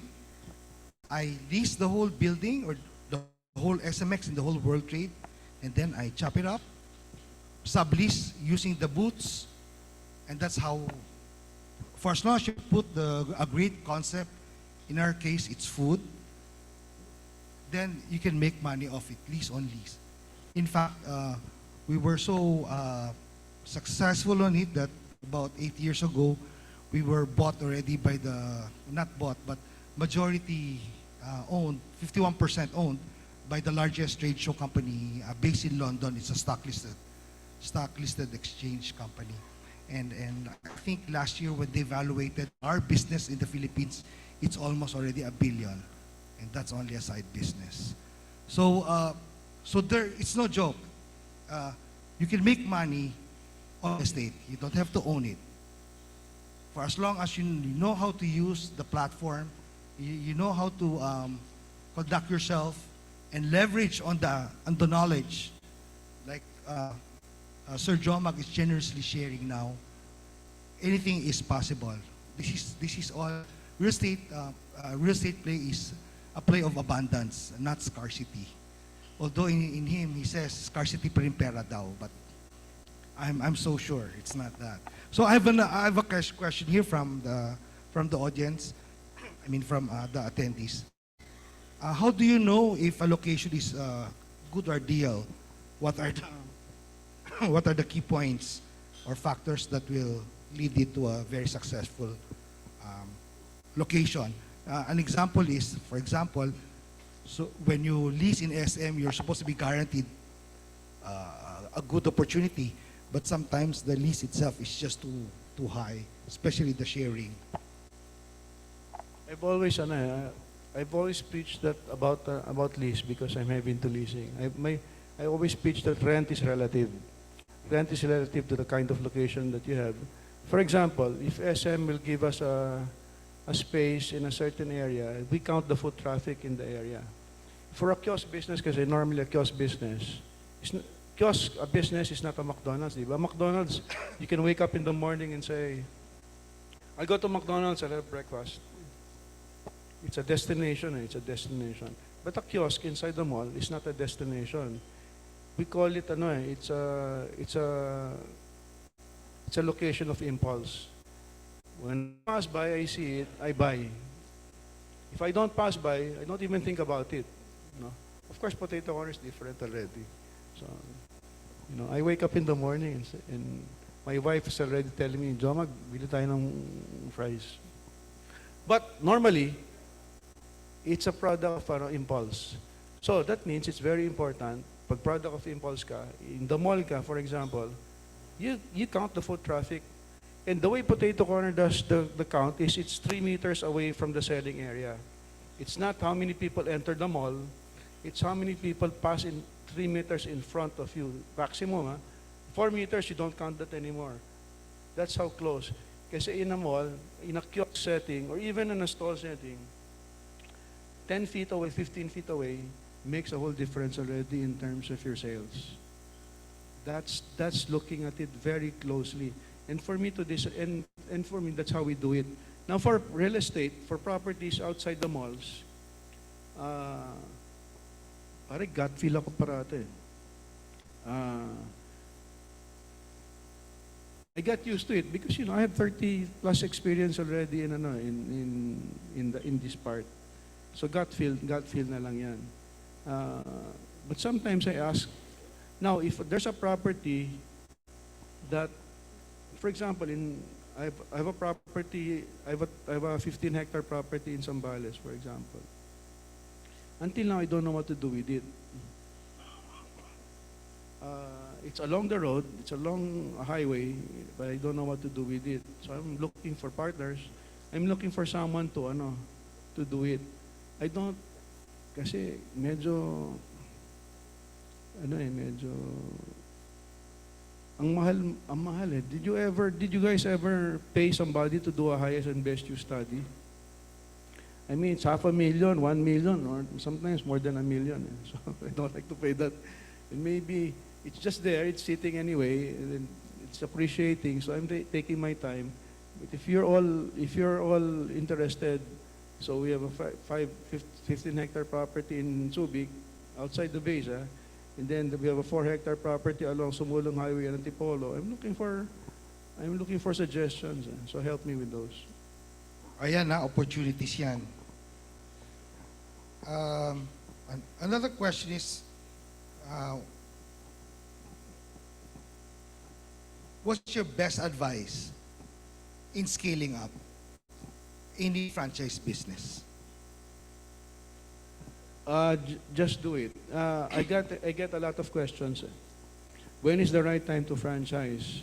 Everybody wants to grow, di ba? Sino bang hindi? Everybody wants to make $1 billion eventually. But everybody saying, I'm not ready, I'm not ready. My reply to that is always, when somebody asks for you to get a franchise, you're already in a very nice situation. Because that means they like you, they probably like you, they like your business, and they already feel that it will work with them by doing something about it. So my answer is, when somebody goes to you and asks for a franchise, my answer is going to be, say yes. I mean, the Potato Corner franchised the second store. The Potato Corner wasn't ready naman also. We're never ready. McDonald's, Jollibee are always trying to improve. Diba? It's the quest of improving. It's the quest to perfection. Nobody's perfect. God is the only one perfect. Diba tayo, we just have this quest to improve and to perfect whatever we're doing. We'll never get there. But so we have to continue improving. Everybody will do that. So you franchise, if somebody asks for a franchise. If somebody asks for a partnership, you already say, oh, how are we going to do this partnership? Yun ang next question, hindi yung, I'm not ready. Potato Corner never had a manual. The first 100 stores ng Potato Corner, walang manual. Walang agreement. Handshake lang lahat talaga yun. And if we said no, Potato Corner will never be what it is today. In fact, on the first 2 years that when we started Potato Corner, we tried to count how many people copied Potato Corner. There were about 300 brands who copied flavored French fries. If we didn't franchise, we wouldn't have been where we are today, because probably one of those people who copied us would have been the dominant. Parang ano yan parang lechon manok. Before, there were so many lechon manoks in every corner. Diba? But Ang natira si Baliwag and si Andox. Diba? So, ganun. Say yes, always say yes. To partnerships, to joint ventures, to... It's just although they say nga the devils are in the details, no? Just work on the details. Who's doing what? Who's responsible for what and those stuff. May I request anyone from the room if they have any questions?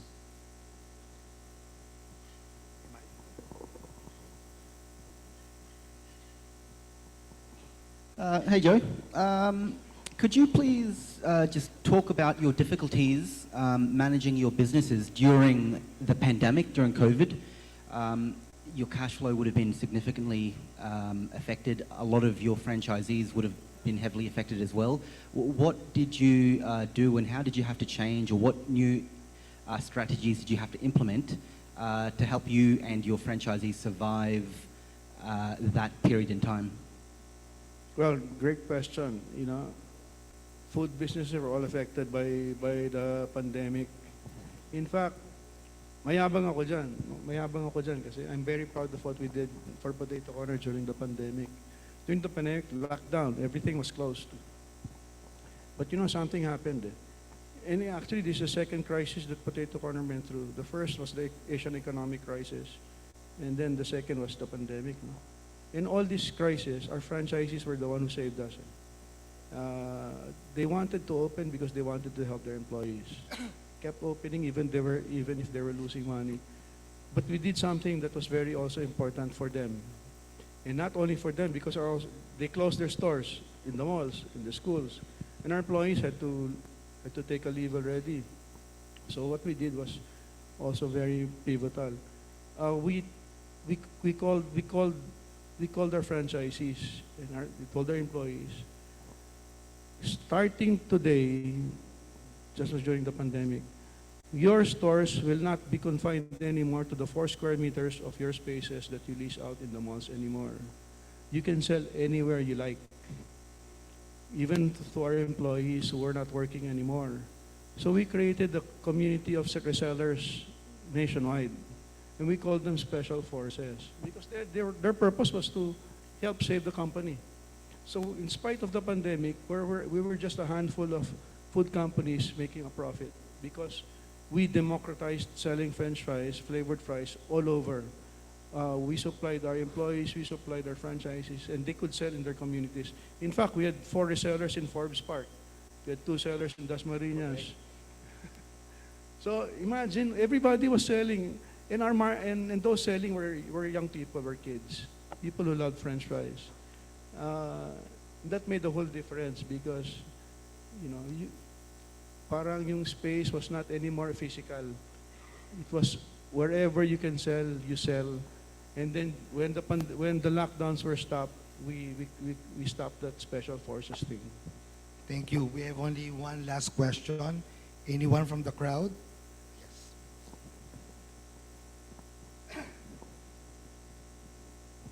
Hello. Good morning. You said earlier to always say yes to partnerships, always say yes when somebody asks to franchise. Pero what would you say are the watch outs before saying yes? Ano yung mga considerations? Well, there's a little due diligence you have to do. You have to find out who the person is. You can ask his friends, you can ask the bank. You have to find out the character of look at his social media. Diba? I mean, in social media pala, you can tell a person already. Instead of playing golf with the person, you just look at his social media. Well, kung meron social media, to find out what kind of person that is already. But normally, when you talk to a person, to me, no, to my experience, the first minute or two that I'm talking to the person, I know already whether I'm going to partner with that person or not. Again, maybe it's gut feel, but maybe it's the way we connect when we're in the first few minutes we're talking. I know already that I can partner. And we partner with that way for our stores in the US, stores in all over. They're all like that. And every deal is different because it depends on who we're talking to. So Potato Corner was able to do these things in spite of its not being a McDonald's, not being a heavyweight like Jollibee, is because what we did in our growth was its flexibility. So the U.S. operations is different. The supply chains of each country also in the Philippines, all over the world, even the supply chain in the Philippines are all localized. And then we don't centralize everything, we localize everything. Therefore, we're helping each community pa. And then the franchise base is also nice because each franchise is your brand ambassador also. Thank you. Wow. No more time. So we still have a lot of questions. Sir John will be around for the next 1 hour or so. So maybe you can do a one-on-one quick questions with him, and he will try to entertain everyone. Sir Larry, you have any last words? I'm interested in the one small question: schools versus malls. No, everybody says go to malls, but malls charge a lot of fees. No, what about having potato corner in schools, whether public or private schools? Yeah, there was a, alam mo na, there's a comment, there's a question later, a comment about schools. About how many potato corners pwede pa. 2,000 more. I said 2,000 more. Kasi schools are largely untapped. Schools are largely untapped. It's an untapped market. I mean, pag may alam kayo na schools, yan. And then, outside the malls, pwede rin. In fact, dati, we say no to pure gold because the market of potato corner is different. Now, because of the brand, potato corner can go even in pure gold, even in the palengke. Bumibenta na yung potato corner ngayon kahit sa palengke. So imagine, there's a new real estate opportunity for potato corner, not necessarily the malls anymore, not necessarily the expensive universities anymore. Thank you for that. There's one tip I'd like to mention. Maybe Joe Mag will agree, maybe he won't, but we're going to get together 1 month after this seminar. No? For all those who attended this, there will be a 2-hour Zoom chance to connect with people like Joe Mag.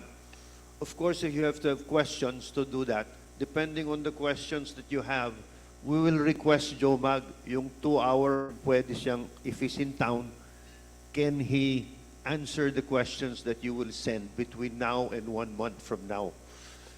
Is that a fair deal? They come up with questions, so 1 month from now, may chance a 2-hour period to address some of those questions. If there are not enough questions, then we don't want to waste Joe Mag's We time. can always record his answers. Okay. That's another possibility. Yeah. Wonders of internet. I'm so interested to partner with everybody here. So if there's an opportunity, let me know. If you have properties that are unutilized, then maybe we can do. You have friends who have if you have friends who have properties that are not for sale naman, but pwede for lease, let's talk. There's so many things we can do together. Thank you. Thank you. Okay. Thank you so much for our speaker, sharer, Sir Joe Mag. A lot of learnings, right? Yes. Pwede bang mas malakas pa na palakpak, di ba? Sa mga natutunan nyo. Sulit na ba? Sulit na with the masters here in front. Sir, picture take muna quick. Ayan. Sama kami.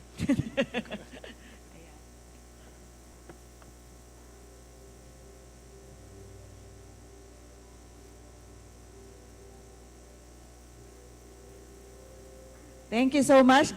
At this point in time, get ready to write down all your learnings and the opportunities that you've learned, no? Yung few minutes pa lang sila nandito, marami na kayong opportunities na naririnig at pwedeng magawa, no? Utilize, unutilized properties.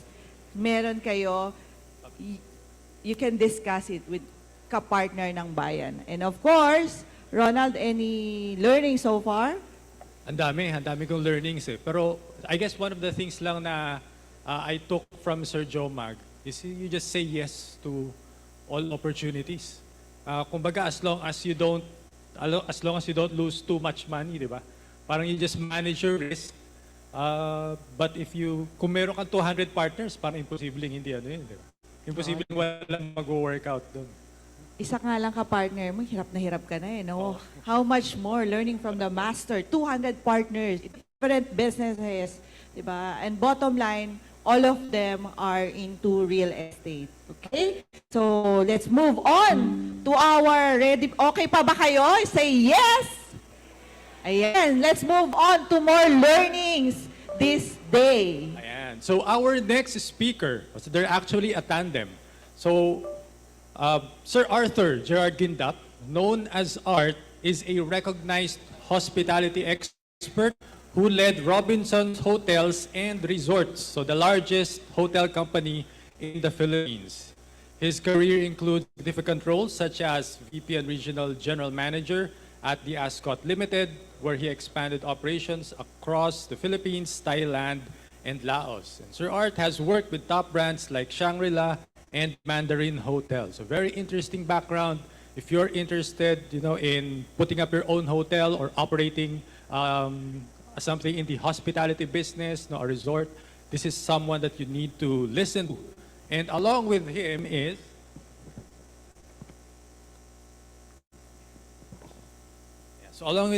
Sir Paulo Campillo. He is a seasoned hotelier also, with over 30 years of expertise in the hospitality sector, including hotel pre-opening management, design-driven innovation, digital transformation, and sustainability initiatives. So Paulo has a distinguished history of successfully launching and operating luxury and upscale hotels across Singapore, Malaysia, Indonesia, and the Philippines. So multinational experience, very, very varied experience, someone that we can also lean into, especially for those who want to enter into the hospitality industry. So please let us welcome both Sir Arthur Gindap and Sir Paulo Campillo.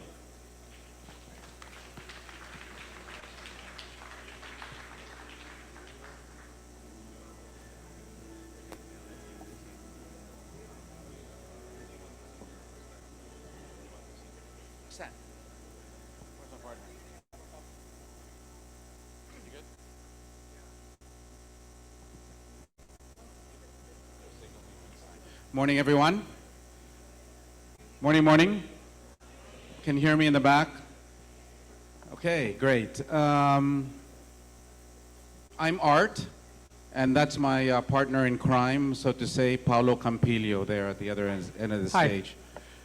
Great to be here. Good to see, I see some familiar faces, but so today, I think we just want to take you through what is the hotel arm or the element of hotel in the real estate sphere. You are all real estate investors. You have, I guess you're investors, you are potential, I don't know, some of you are probably already mature investors, some of you are novice. So we'd like to just kind of explain how the hotel as an option on the real estate potential can fit, because perhaps maybe this is not something you think as a real estate option, right? So for example, the major developers are into residential, they're into offices, they are into malls. If you will notice that every one of them has a hotel division or a hotel business unit, and all of them are expanding. I'll speak to you about that a little bit later.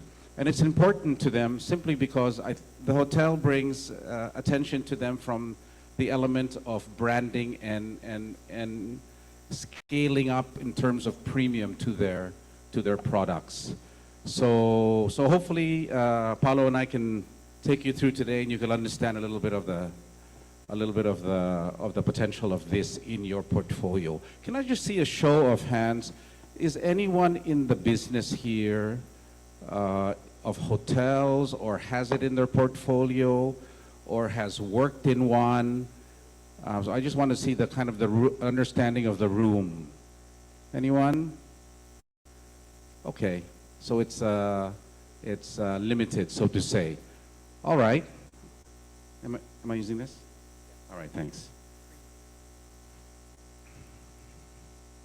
Okay, so the first part of my presentation is I just want to tell you where are the people that are coming from when it comes to the hotel perspective. So there is the hotel business here in the country is being seeded by or being supplied by who in particular? Is there growth in the tourism spend? What are the big developers doing in this space? What are the different types of hotels investments and the tourism trends that perhaps you need to know? So the Philippine hotel industry in a nutshell is as such. The backbone of our economy strongly lies in tourism. Some stats for you to know. Tourism contribution to GDP has grown faster in the last 5 years than before the pandemic. So we see growths of 14%, growths of 20%. From the employment side, which is on the bottom left part of this slide here, you see contributions of jobs up to in the teens. So it's a big contributor to our economy, our Philippine economy. That's why it makes sense for government to push and support this sector as a vital component. The tourist arrivals, currently the highest that we've had so far is in 2019, about 8 million. In 2024, we're starting to improve. It's almost 6 million. And our target at the DOT that they've set for 2028 is 12 billion. Our runway is still a bit long. Just to give you some indications of our ASEAN neighbors, of course, you know that Thailand does very well. Their highest that they've ever hit is over 40 million in tourism numbers. Vietnam, which is a relatively new emerging economy, is already at about 20 million tourists. So because we've had our issues over the last 30 years, this has somehow affected. However, the way that we look at it from the stakeholders' perspective and the government is that we have potential here. The tourist sources, the people that are coming, foreigners that are coming, are primarily at the moment Koreans and North Americans, while the rest are Japanese, China, Australia. What is missing here is the numbers have decreased over the last 2 years are the mainland Chinese. Okay, foreign tourists to the Philippines in terms of spent is up 14% and 7% as well. So they're spending more when they're here in our country. So the potential is really there. And I think our government is trying to look at ways in where it'll the tourists coming in here will be encouraged to come in, such as the VAT refunds, not in effect yet, but they're working through the IRRs, and I'm not sure whether there's a date of effectivity for that yet, but that's coming soon. So that will be very attractive. If you go to your Singapore, if you go to your Bangkok, you have VAT refunds, right? So that's good for tourists when they're visiting the country. The hotel industry is booming currently, for everyone's information. We have about over 250 billion investments. There are over 40,000 rooms that are being added in the country. Let's give you some examples. SM is investing about 15 billion for their increase of their hotel portfolio. Mega World is eyeing another over 4,000 rooms. Ayala is also very bullish. They are committing over 15 billion pesos to their growth of the hotel units. Philinvest is also introducing new brands, whilst Robinson as well is introducing, is really pushing on their local 5-star brand, which we'll talk to you a little bit about it because we, Paolo and I were quite involved with the setting up of that brand. The type of hotel investments, for your information, goes from dorms up to full board resort. And if you see the level of service and the amount of investment, also that's how it works out, right? So yes, you can do dorms, hostels, And there are a lot of that now. Bed and breakfasts. Budget hotels are your Go hotels, for example. Your boutique hotels, make reference to, are your 3-star mid-level hotels like your Seda. Your full-service hotels are your 4- and 5-star hotels like your Shangri-Las and your Westins and so on. And then what is coming is here to the Philippines, but is around already, particularly in the Caribbean, in certain parts of Asia, is the full board resort where you pay one fee for everything. So no more, so everything is full board from accommodation to meals and so on, even drinks. So that is already evident in some luxury resorts in the region. So once again, the level of service is higher as the models go higher, and the amount of investment is higher as it goes higher. I'll talk a little bit about that in a bit. However, managing a hotel can be tough. And this is something that we will also be telling you about, because we come across, so today I've retired from corporate a couple of years back. Paulo is way younger than I am, but he's also decided to retire from corporate for the moment. And so we have joined forces and are consulting and advising for owners and developers currently. And what we always like to say is that it's never easy to manage a hotel. And we see so many of these hotels that are out there that are really being managed by, so for example, a fellow who has money sends their daughter to hotel school, and then the daughter graduates, and then they say, okay, go manage my hotel over there. That is really a recipe for failure, because that young lady must go through really understanding what it takes to run a hotel, a 24/7 business, which again I will describe a little bit later. There are two ways to do it. You build, you operate, or you build, someone else operates. You can build your own brand, or you can get a franchise brand. To get a franchise brand and you operate will only be evident with local Filipino brands, meaning that the international brands will not franchise their brand unless the organization that will franchise it has a deep experience in running hotels. So you cannot franchise if you do not manage professionally. And then the pros, of course, are higher degree of control. You have a steep learning curve on the cons for those who are new in the business. The other way around is that someone else operates. At the end of the day, when someone else operates, you'll have to pay the professional fees to do that. But the idea behind the professionals running that business is that they can drive the business up, right? They can make higher profitabilities, which is vis-a-vis against the fee that you'll be paying them is worth it. And balancing all departments in a hotel, again, lots of moving parts. As I like to say when somebody asks me, what does it take to build a hotel and run a hotel? I keep on saying it's 1,000 moving parts 24/7. 1,000 moving parts 24/7. Just to give you a picture, these are the different elements of a hotel: sales, marketing, food and beverage, rooms, housekeeping, HR, finance.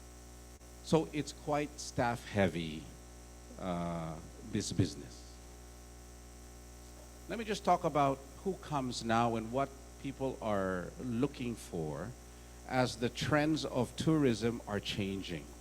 It is a young crowd. So I am not a major stakeholder and a decision maker in this. Young tourists are ready to spend, but you need to impress them with unforgettable experiences. Klook said that 66% of millennials and Gen Z are raising their travel budgets this year, with nearly half of them willing to spend up to 50% or more on their holidays. So the long and short is that our travelers are demanding better stay experiences. So our hotels have got to ensure that they deliver it, right? Our country, people are more prosperous today than they have been in years, But we have to make sure that the hoteliers, the people who run this business now, the owners, are able to deliver their product and their services. Okay.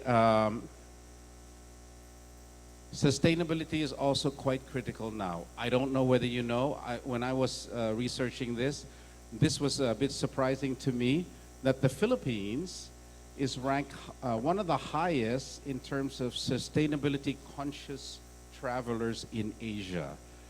86% versus a Vietnam, for example, of 77%. Agoda says that travelers across Asia are increasingly prioritizing sustainability when planning their trips.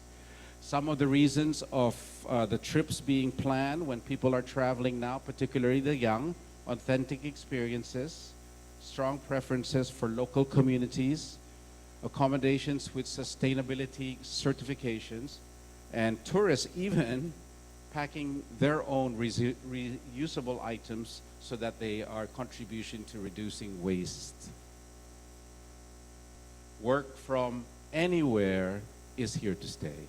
So you will see that the hotels are now designing their products to be able to accommodate that. So no longer will you see your typical lounges or your lobbies that are just going to have seats. It will be workstations that people can actually come and work from.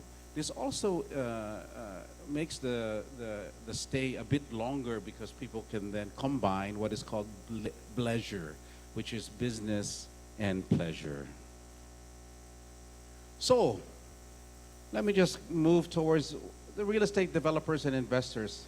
How can you enhance your portfolios with the hotels as an option? Well, you can make exceptional returns. That is clear. However, you have to ensure that you plan things right. There are too many hotels today. If you look at the hotels that have been around for more than 10 years, these are the hotels that were planned right and managed right. And built, sorry, I should put the built right at the beginning. Built right, planned right, managed right. That's why they are there today. Too many hotels are closing because of the alternative.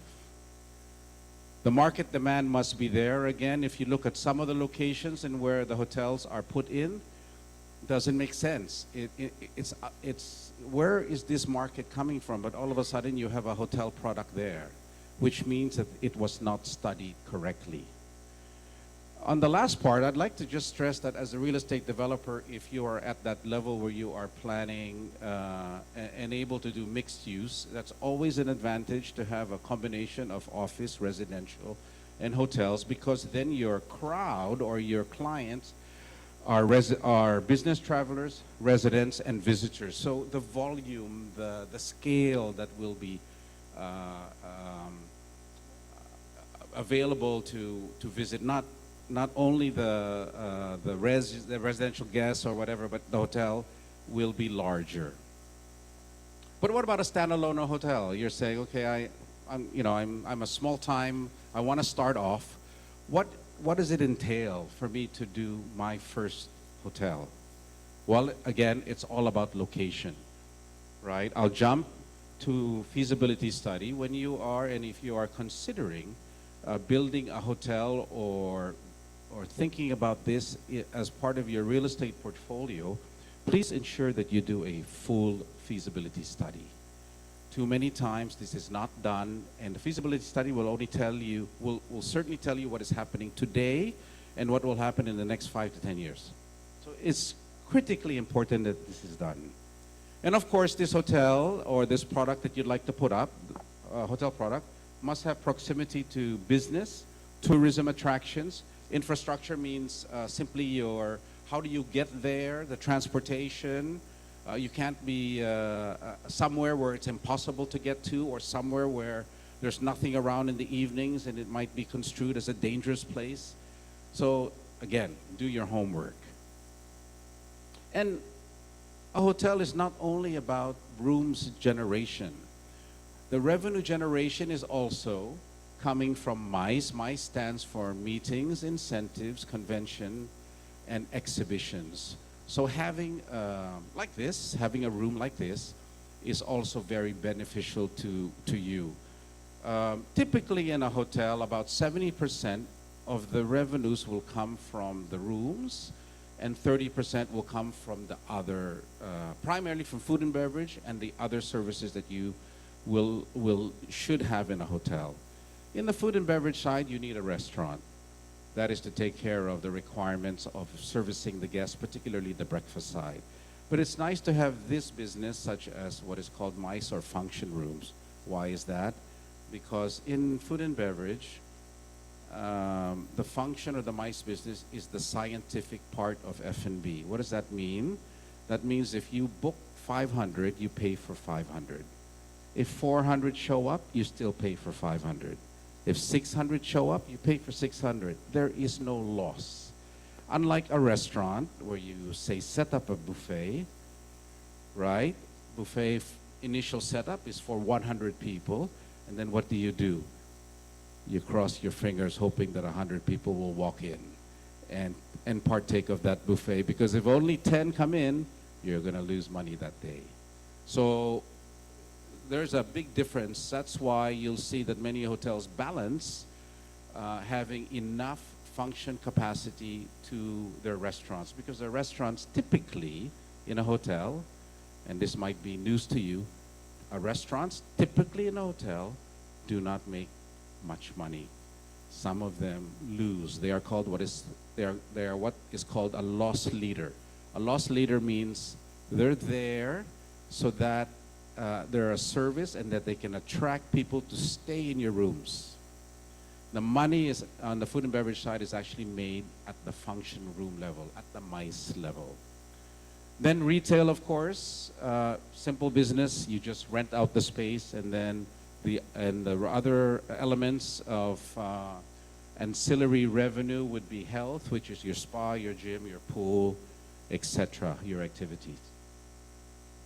Okay, how does a hotel work? What is the DNA? You're asking, so you're talking to us about the guests, you're talking about where to put a hotel. So how do we make it all work? I've never seen a hotel, a successful hotel that has not had a quality product, that has not built it well, built to last, designed it well. It's functional and it looks nice. I've never been in a hotel that has been has not been successful without exceptional service. Today in this country, I must say, 20 years ago, service is not something to talk about. Today, the expectation is there and it's rising. I don't know whether you know, but the Michelin Guide or the Michelin star system is not in this country. It is only just entering this year. What does that mean? That means that you will then start to hear. So you ever wonder, I don't know whether you knew this, that Michelin is not here. So if you're going, hey, no Michelin stars, it's because they're not here. So now you'll see some Michelin star restaurants going to be awarded here in this country. What does that mean? Everyone's baseline is going to be raised. You will start to see some fantastic, there are very good restaurants and bars now, but they will even get better. So this is what is to look forward to here in the Philippines. So again, QSA is my abbreviation. QSA means quality products. Service is S is service, and A is atmosphere or offerings. Right? Again, DNA of a great hotel must have fantastic QSA. Management must be great, which will lead to profitability. Unsuccessful hotels, he'll tell you about that. That's an ugly picture of Paulo. He'll tell you how to be unsuccessful in this business in his part of the presentation. Okay, another question you say, so do I brand it? Do I bring a Marriott? Do I brand it or not? It's very simple. You have to, if you're in a location such as a Makati or BGC, yes, brand it. Because you know that you will have foreigners coming that are willing to pay the price that is required of an international brand. Why is an international brand higher? Because when you bring in a Marriott, a Shangri-La, you bring them in when they give you the specifications to build a room or their product, it's going to cost you 30 to 50% more. You understand? Because that's the specification, right? So it costs you more, so you have to recoup that. How do you recoup that? Higher rates. Where can you get higher rates? Only in places like Makati or Ortigas or definitely Fort Bonifacio. So we have a client now, for example, is opening a hotel in Quezon City. They said, should we brand? We said, absolutely not. All due respect to the QC crowd here, just QC doesn't have a crowd to support a premium rate, so to say, right? Brand fees are very high, and the rates and business levels to sustain, because your OPEX will be higher when you're running a brand. But again, the trade-off again, your revenues will be higher, right? Your revenues will be higher because your rate will be higher. What are the other hotel models? There's a lot, but there are basically three. Service departments, what does that mean? Those are hotels that are designed for long stay. So in short, every room has a kitchen. Even a studio has a kitchen. So what does that mean? That means that they are for longer staying guests, 30 days, 60 days, etc. The fact of the matter, here in the Philippines, the long stay market is not strong anymore. That's today. So that means that in order for this to be worthwhile, service departments, you need a long stay market. You need a long stay market of about maybe 40% of your guests. Today, it's 15 to 20% at best. Condo hotels, basically, that means you're selling a hotel, but then you're selling on an individual basis, which means owners are buying the rooms. So your CapEx is being fronted by a sales element. So Hotel 101 is a classic example of that one. Airbnb, we just don't go, I don't think there are, generally Airbnb, again, must be spec'd up. It's also an unregulated business in this country, and that will come to an end soon. I believe, especially with our aggressive BIR. Okay, so very quickly, I'm told that I have to land. Growth opportunities for you. So you say I have a hotel, I have a brand, what am I going to do?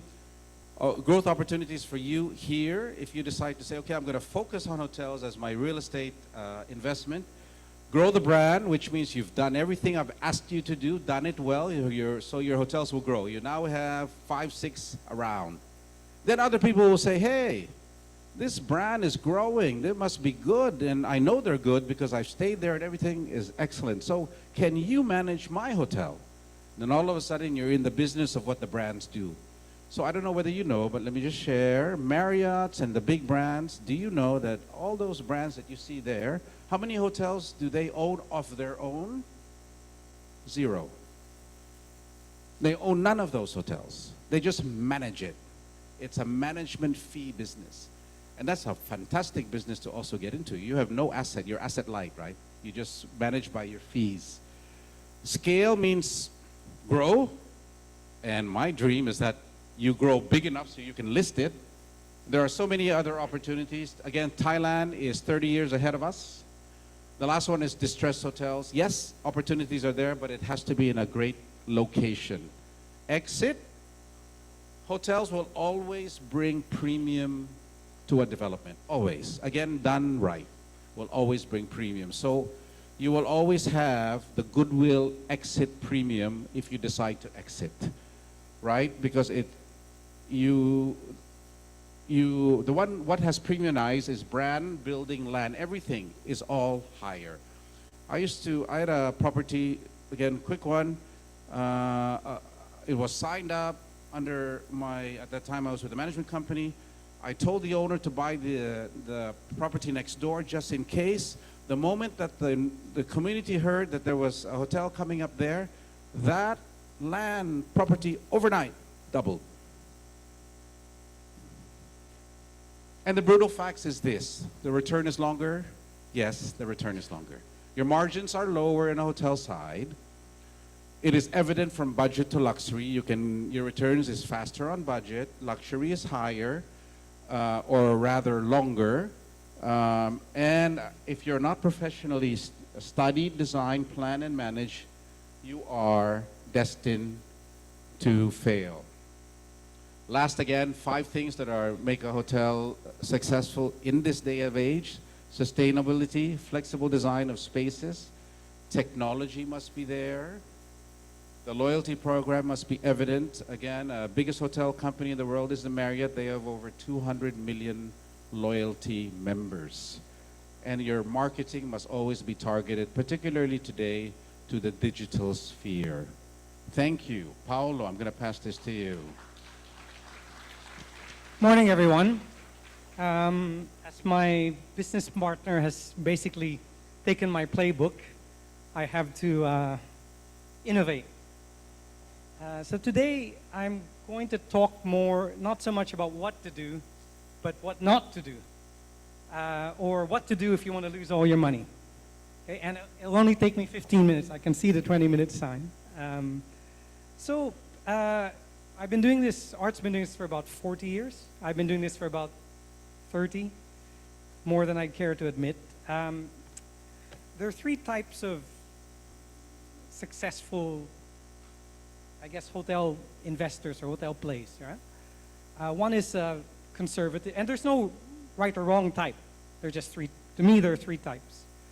One is a very conservative investor who's really looking to avoid risk and look for steady returns, right? The second one is more an income investor, so who wants, yes, steadily increasing returns, but eventually wants to flip the property. And the third one is a buy and hold, which is really slow and steady, and it's going to hold on to this property forever. Although at the right price, they may sell. And I'll go through some certain examples as I go through my slides. I guess over the 30 years, which one is more successful than the other, it's really hard to say. They all have their own niche, and I've worked with and worked for all types. Are we there?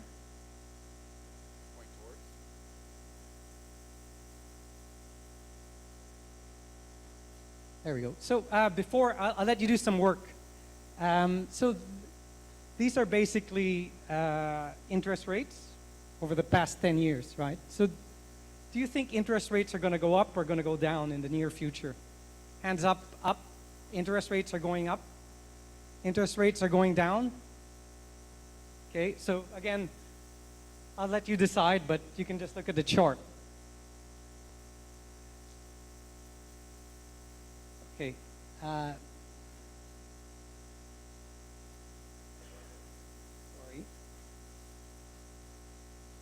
Okay, inflation rate, which way?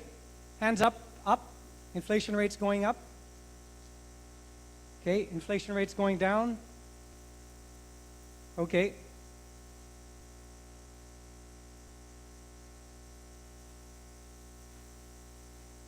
PSE, going up or going down? Hands up, up. Hands up, down. Okay, well, those are the charts, so I leave you to decide which way. You can look at the trends. Okay,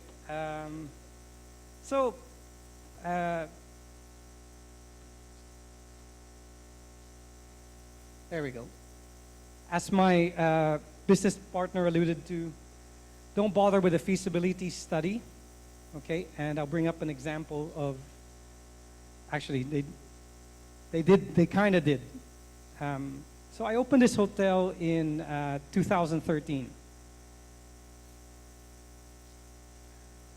Okay, it was in Malaysia.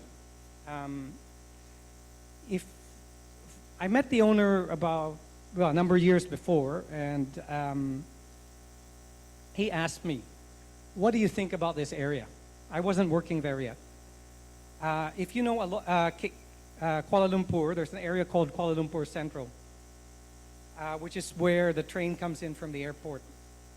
And so when he asked me, he was just very much thinking about buying the property and maybe building a hotel there. I answered him and said, "Who would want to build a hotel there? It's just a train station." Okay, so you fast forward a few years later, he now has secured the property, and luckily enough, I worked in that area. So I soon realized that that area had constrained demand. There was a master plan for 2 5-star properties and 1 4-star property. Okay, I worked in one of the 5-star properties. So you fast forward a few years later, he was now thinking to develop that property. So he sat down with me for a coffee. And he said, Paulo, what do you think? I said, I changed my mind.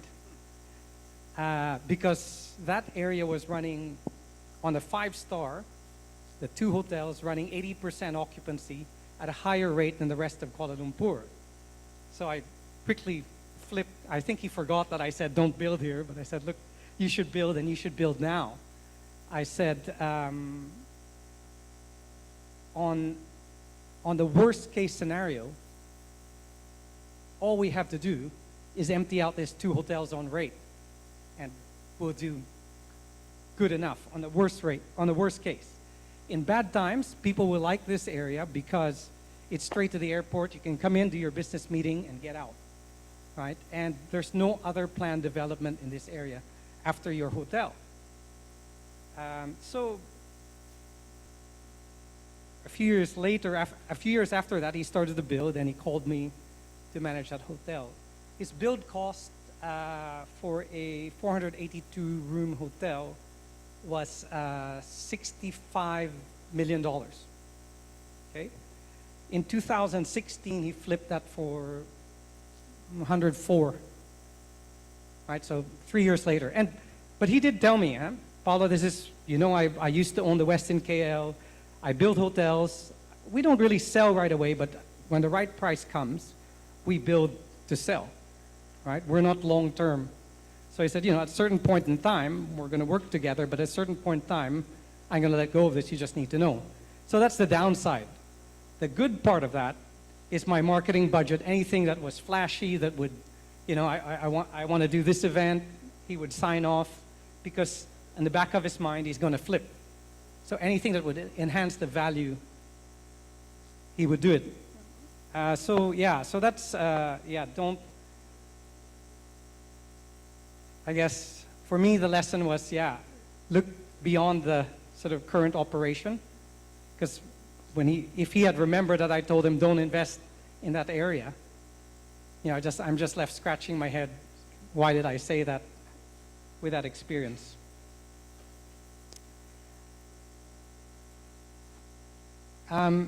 We talked about brands earlier, right? So, isn't it just simpler to buy the best brand, right? Or the most popular brand, because they'll automatically deliver. Having said that, you can just substitute popular for expensive, because, again, there's a price to paying the brand, and that's typically 2x versus operating yourself, maybe even a bit more than twice operating it yourself. So in terms of one of the trends that Art mentioned, aside from sustainability, really is the rise of local hospitality. People are looking for authenticity. They're looking for local brands. There's a oversupply of all the typical branded hotels that are take the cookie cutter approach from 3-star to 4-star to 5-star. They're really, really, really, even in worldwide, but especially in the Philippines, there's a lot. So even the brands now are starting to focus on, I guess, more lifestyle brands to create a point of difference. So this is a bit of a, Art brought me back from Singapore with this challenge, really to say, how might we create an iconic Filipino brand? It was quite a challenge. It wasn't in Manila, it was in Cebu. So we opened up the Philly Hotel, which is a Filipino 5-star brand. It's at the New Star Resort and Casino. And we built it really intentionally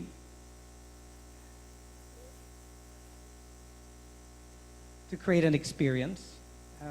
And it was very challenging in Cebu, starting from scratch without the infrastructure of a brand. But I think we managed to do it. On the third month of operation, we were recognized by TripAdvisor as the #1 hotel in Cebu.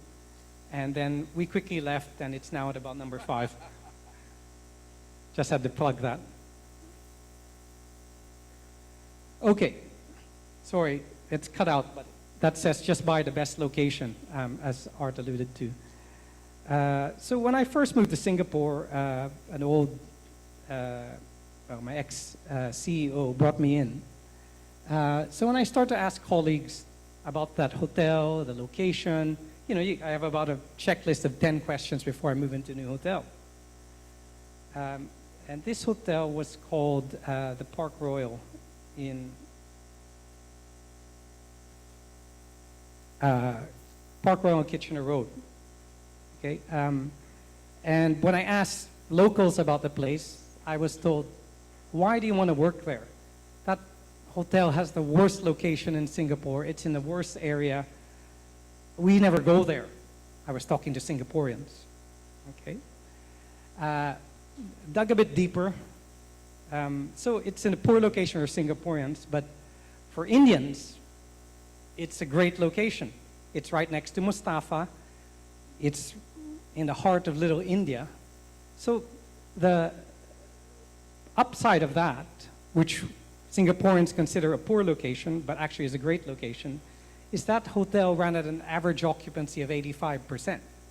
And since they bought it 40 years ago, they hadn't put a single dollar back. So they just run it to the ground. It was the cash cow for the company. The marching orders from my boss was, "This is our cash cow, don't touch anything." In fact, on the books there, we were doing intercompany loans to their other hotels. So when my boss tells me not to do something, I immediately plan the opposite. So I had looked at it, and because it was a 40-year-old property, obviously I wanted to fix it up. I asked for 21 million Singapore dollars. That's roughly, I think, $18 million. I wanted to add more rooms because the occupancy was high. My plan was rejected 54 times. I have every single rejection email, and I've kept it. On the 55th time, I guess either my plan was so brilliant or they just got sick of seeing me. They approved it. Part of that 21 million was to increase the room count, so the valuation increases. In 2022, they got a valuation for that hotel of 423 million. That hotel had no debt, by the way, many years already. So they sold it. This is one of when I was told, we're never going to sell this hotel because it's our cash cow. So they sold it, I think, 2022, so immediately after COVID, for 525 million Singapore dollars. Right? So, yeah, I don't know how many. So that's return. just for everyone's information. That's 22 or 23 billion pesos for one property. Yeah. And when I was going to sell this hotel because it's our cash cow, so I went back to the owner. I had left already. I went back to the owner. I had tea with her, and I said, "So, you know, why did you say?" "Oh, the offer was too good. It was straight after COVID, and now we can build other properties in Singapore."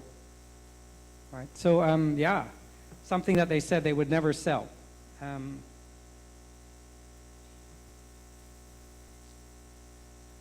We talked about running valuations, right? So, yeah, if you want to lose money, don't run your valuations. That's what I try and always say. It's almost time for Q&A, so I'll speed this one up.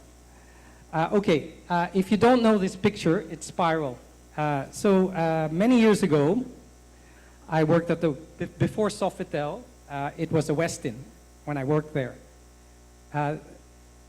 This venue, or the food and beverage operation there was, out of 12 hotels in Manila Bay, this was number 12, right, in our competitive set. So my task was to turn the food and beverage around. I asked for $60,000 to renovate the buffet. They basically just laughed me out of the room. So I went back and asked for $2 million, right? And so we built Spiral, they built Spiral, and they got the return in under 2 years, right? So this was a conservative play, a very conservative owner. But I just want to mention that when I got there, the buffet price, we were struggling to hit 500 pesos. And by the time they got the return, they were selling closer to 3,000 pesos. And that 3,000 pesos is higher than most of the average rate of most hotels in their comp set. I think probably 80+% of the hotels, the buffet rate of that hotel was higher. And that F&B put actually that hotel on the map, back on the map. So I'm almost done. Again, partly what Art was saying is, yeah, if you want to lose money, go ahead. Hotels are tough business. Go ahead and do it by yourself, okay, if you want to lose money. So this is the technical services. So we have about 9 or 10 things to look at. This is not even pre-opening. Pre-opening, it becomes a bit more complicated. Can't even see it. And actually operating becomes very, very complicated. So there. Can you go back to the slide? So this slide, just everyone's information, is the designing of the hotel. All of the things required to design to ensure that it is done and designed well, built well. Then the next one is, this is leading up to so that means you have about 3 years build time. This is your planning that you need to do leading up to the opening of a hotel. And then the last one is your hotel operations. This is the one I was mentioning, 1,000 moving parts, no? So yeah, it's complicated, but you don't have to do it on your own. Obviously, there's the branded option, and then there are people like us who can help walk you through each stage. In investing, doesn't quite, but there's a term called dumb money. Okay, and that's really like what I'd like to pass on. Don't do the dumb money thing. Don't invest on emotion, right? Do your homework. Don't buy an impulse, and don't buy high and sell low. I think we're on to the Q&A. Yeah, thanks. Is there a Q&A part? Led by? So please, yeah, go ahead. Okay. And address it all to my partner. Just for info, I knew you were, sometimes we have shy crowds. So those are the two kind of popular questions that come up whenever we speak. So I leave it up there and I'll answer it, because the two questions are, what is an expected return? So we talked about this, right? So what is the expected return in this business? And number two, we said, what is the typical build cost for, in a hotel? So return and what will it cost us? But please go ahead.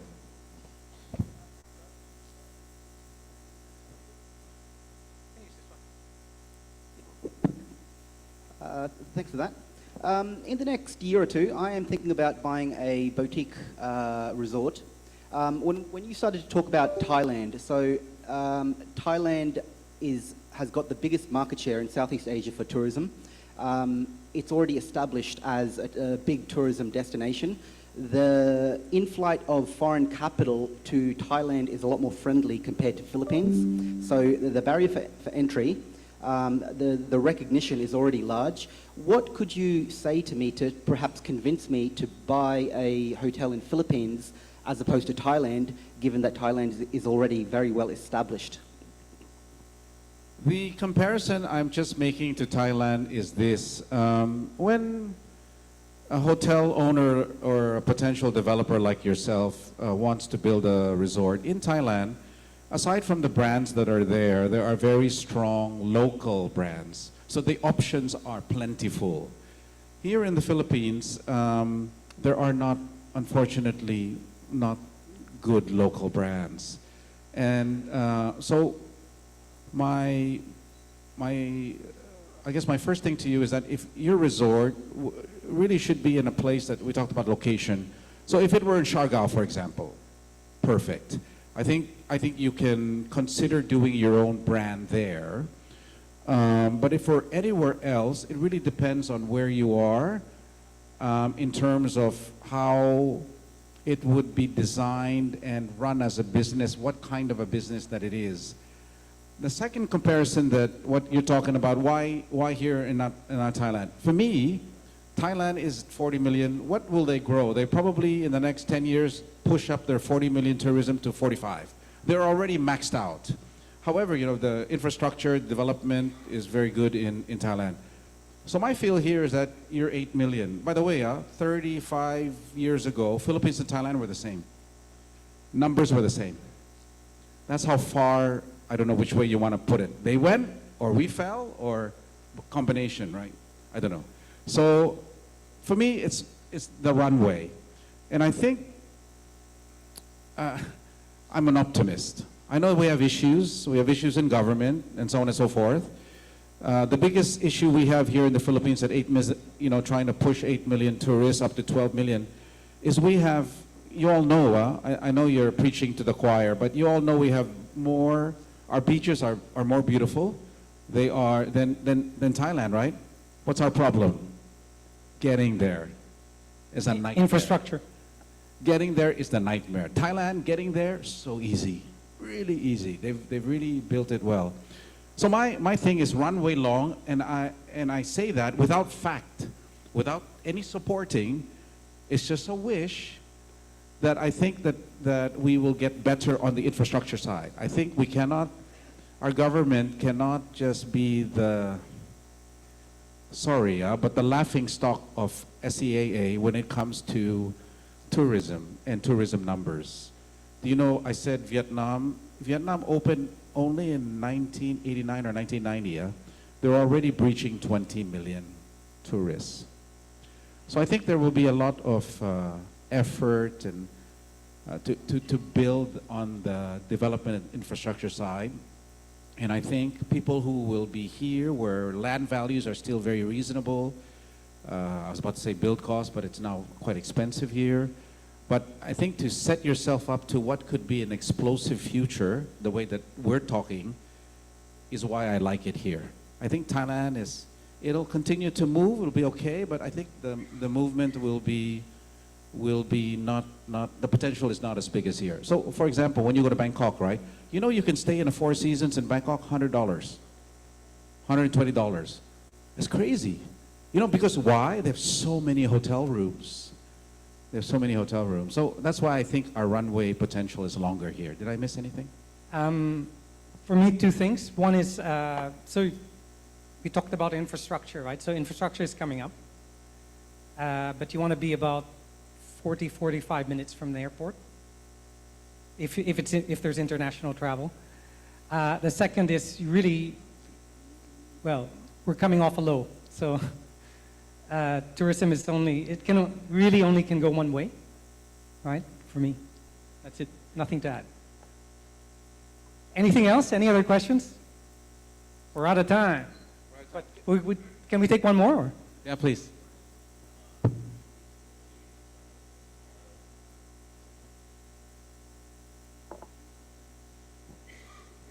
Hi, good morning. I'm Martin. So currently under our portfolio, we operate a hostel in Siargao, but we're in current development of a full-service hotel in Siargao currently in construction. So my question is, opening a new hotel in 2026, what are the things we should watch out for, or what are the trends or practices we should implement to be able to drive people to our hotel?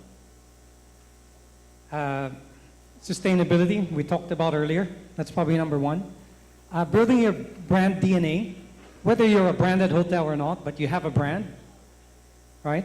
And your brand is, again, your service, right? So and probably finally, how are you different from the other, 130 hotels in Siargao? How are you making experience different? Yeah, again, just do things right. Siargao is a really hot destination, right? So the problem now or the challenges rather in Siargao is how do you stick out when it comes to really being better than the others, like particularly maximizing your average rate. And it's really a combination of proper planning which then leads into proper management. And proper management will also, is it sizable, by the way? How many rooms? Perhaps around, we're going to have a building with about 30 to 40 rooms and villas around 10 villas, 2-floor. And you're going to position it as a 5-star premium? Yes. Okay. So make sure that you have a very strong sales and marketing team. You have also Manila-based people, because that's where the crowd will be coming from. Well-trained, just focus so much on the service DNA that will set you apart from others. Just, again, the build side, the preparation side, the post-management side, all have to sync well. Trust me. And because Siargao is so much, right? Basically, they don't do anything, people come. But it's coming to a stage now where I think the better ones will be busier than the not-so-good ones. So, good luck to you. This is for us. Oh, sorry.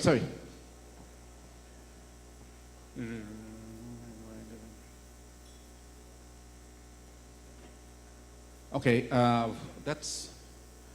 so that's a that's a residential question more than anything else, right? Oversupply of condo markets due to the departure of the POGOs advise and live in it. For me, I think that what the developers are saying is a 3-year glut, right? Correct? Well, I come from a developer. I know a lot of developers. I consult for a developer now. It's longer than 3 years. The 3 years is the press release. However, you're starting to see some deals. If you have some free cash, not a bad thing. Don't do now. Wait. I think your deals will come in the next 6 to 12 months. You have some free cash, do it, but from an investor perspective, unless you are a first-time buyer, you want to live in it. Sige, go ahead. Purchase a lot instead, or house and lot. That's what they're saying it's moving towards. That again, tied into the pandemic side is that, they want to be in the outdoors and so on. And that's why you see more development happening. You go to Lipa now, all the developers have their offerings for their houses and lots. I think those ones, it's not supposed to be affected so much, but I think there's an effect, meaning that this fright, there's so much release later of people, they're scared, all of this. So even if they're ready to buy a house and lot, parang they don't want to put up the money for it. Meaning they're kind of scared. So I think even the house and lot offerings of developers will also start to come down. So don't do anything in the next 6 months. I think wait. I think this is opportunistic for some of you who are looking at this from a real estate residential perspective. Let me just answer our 2 questions. I said that I would answer them. Well, can you just put it back? Sorry to take time. It'll be really quick. Oh, it's not there anymore. Okay. No, it's gone. It's gone. Okay. That's it. Thank you very much, guys. And have a great rest of weekend. Thank you. Thank you. Thank you very much, Sir Arthur and Paolo. Are we going to get pictures back?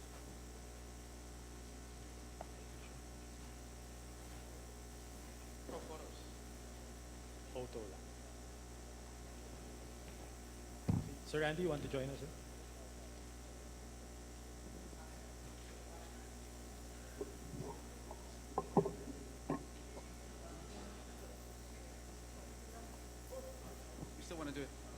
Okay, because you saw that, so some of you might be wondering, what is the expected return? A hotel, again, remember that scaling up, right? So luxury ROI is about 10 to 15 years.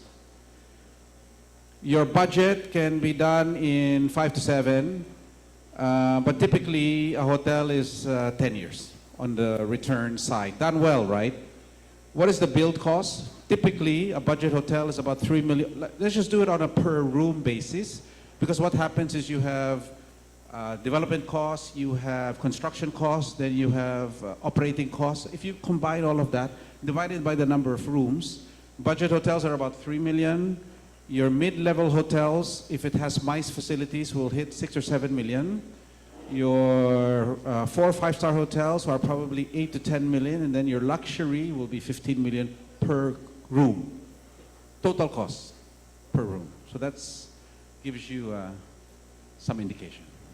Thank you.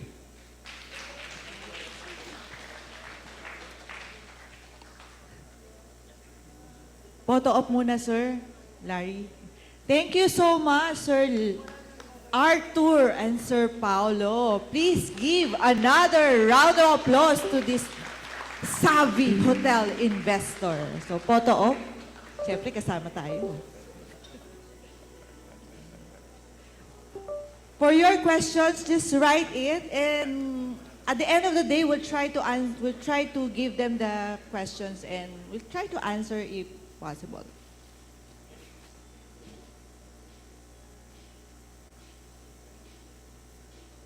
All right. Thank you so much. Thank you, sir.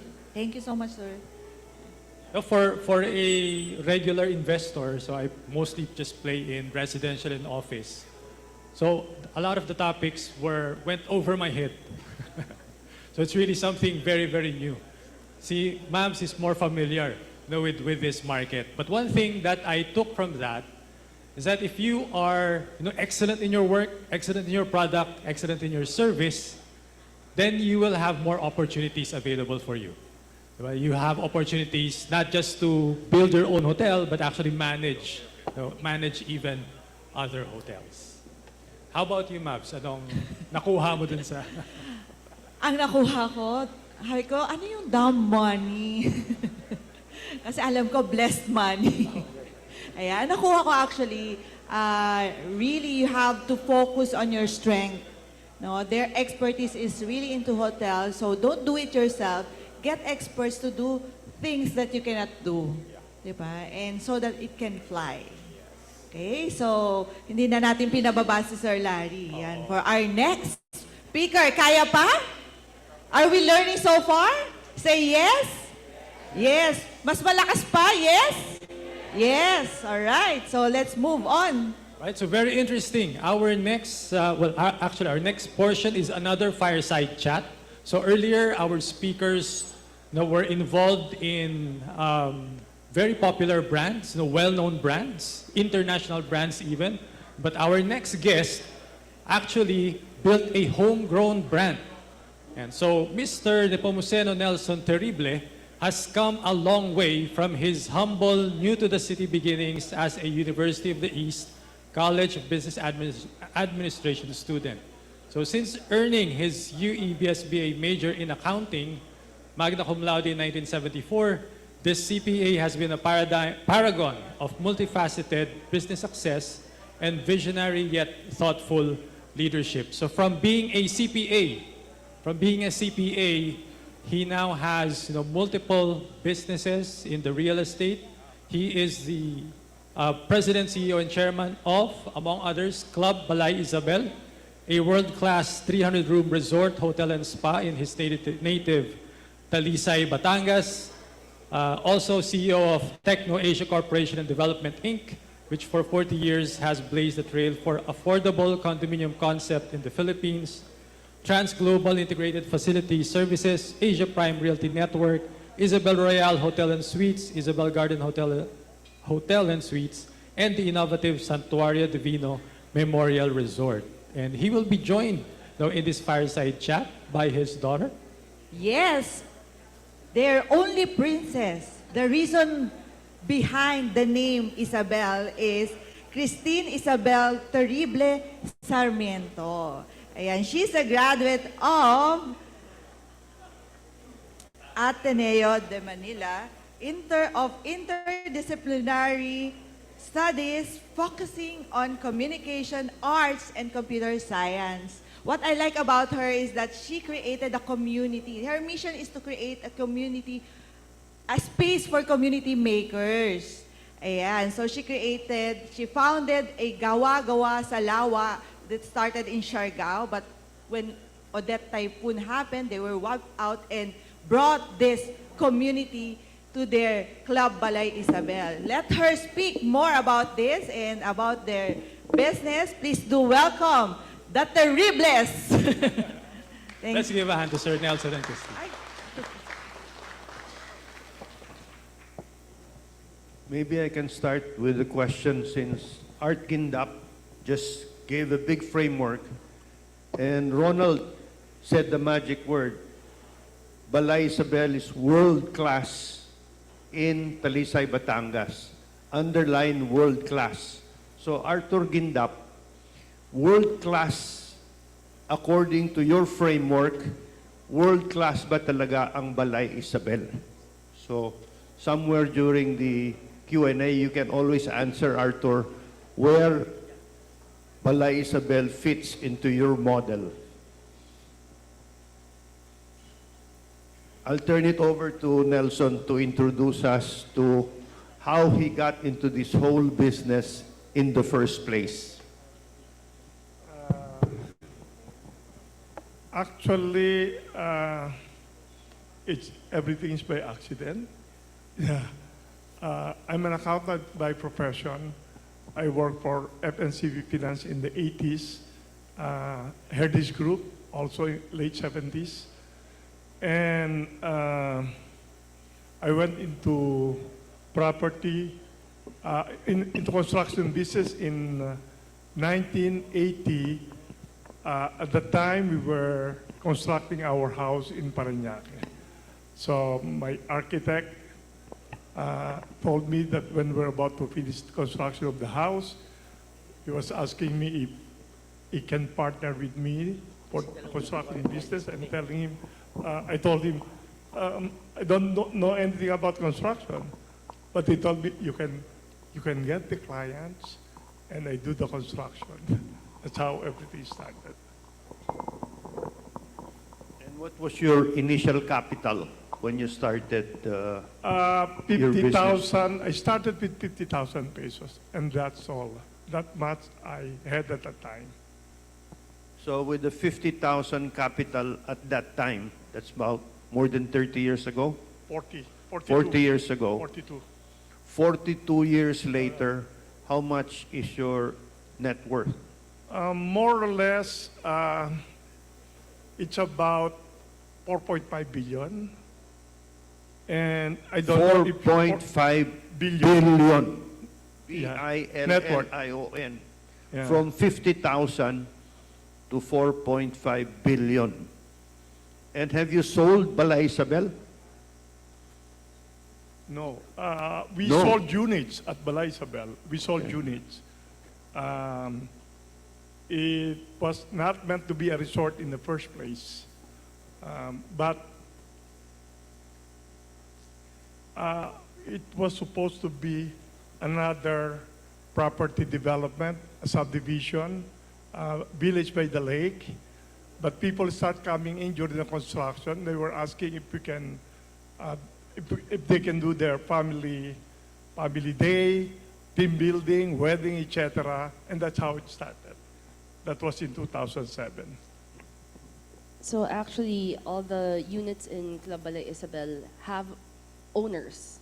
So About 80% they are sold.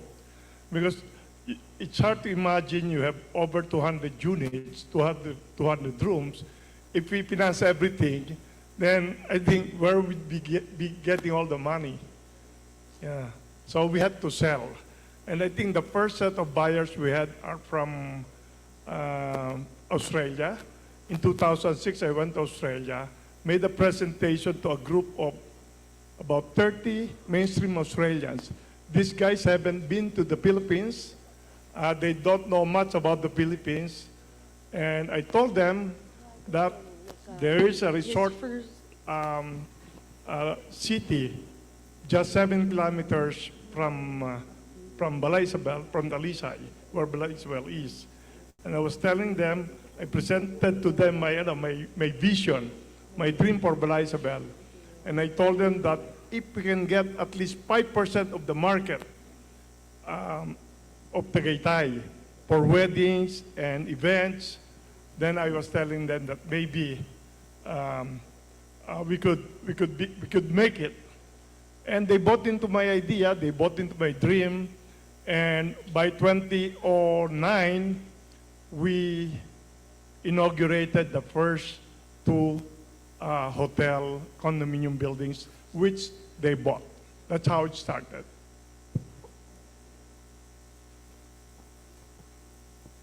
I never would have met Nelson Terrible at all, except that my two sons were into surfing. They love surfing, and one son kept telling me, "Pa, kailangan makilala mo itong tatay ni Tin Terrible." Kasi ka-surfer niya si Tin at that time, hindi pa siya nag-asawa. You have to meet her father. And he kept repeating that until I said, "O sige na, pakilala mo." And it was through my son, through the daughter of Nelson, that I finally met Nelson Terrible. And ever since then, we have become friends and even business associates. How that happened, I'll turn the story back to him. Magaling magkwento ito eh. He's a really good storyteller. With slides pa. Yeah. Anyway, next slide. The next slide. Yeah. Second slide. Yeah.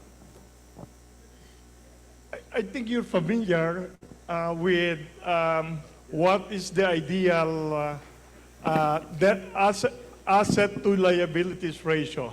Sino ang medyo familiar on that ratio, financial ratio? What is the ideal asset to liability ratio? Anyone? Banker or in the finance field? Usually it's 2:1 or 2 peso for every 2 pesos of assets, it should be 1 peso of liability. How did it happen that after 42 years with only 50,000 capitalization, we were able to get a 4.5 billion net worth, and I should say it's a dream ratio. For every 100 peso of asset, our liability is actually less than 2 peso. So, but it's a long journey. I think the first 20 years is a roller coaster ride. It started in 1983. That was at the time of Aquino assassination. And my friends were telling me it's not a good time to be in business. And until 2000, we had lots of difficulties. So the breakthrough came in 2000 when during the impeachment trial of ERAP, during the 1997 Asian crisis, and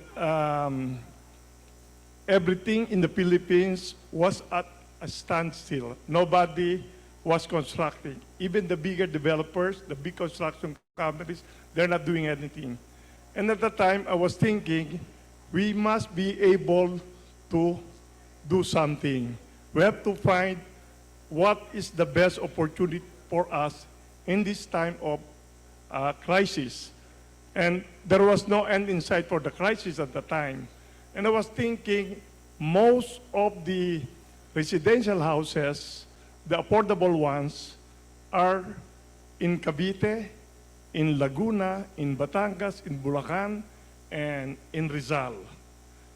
At that time, CBD, Central Business District, only that was Makati. Wala pa noong BGC. mga 10% lang of the workers, the workforce in CBD are staying CBD. The remaining 90%, they're either renting or they travel 2 to 3 hours to get to Makati, their place of work, and get back in the evening. So I was thinking, why not provide them with something? I call it a home in the city, an affordable one. It may not be big. It can be just a small condominium that they can use during the weekday, during work days, and that's how Isabel Garden Villas started. So that started everything. Next slide.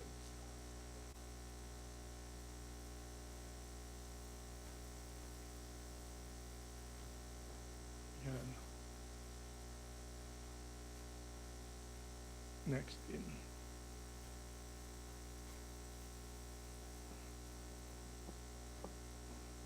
So I think it's more interesting how Larry and I met.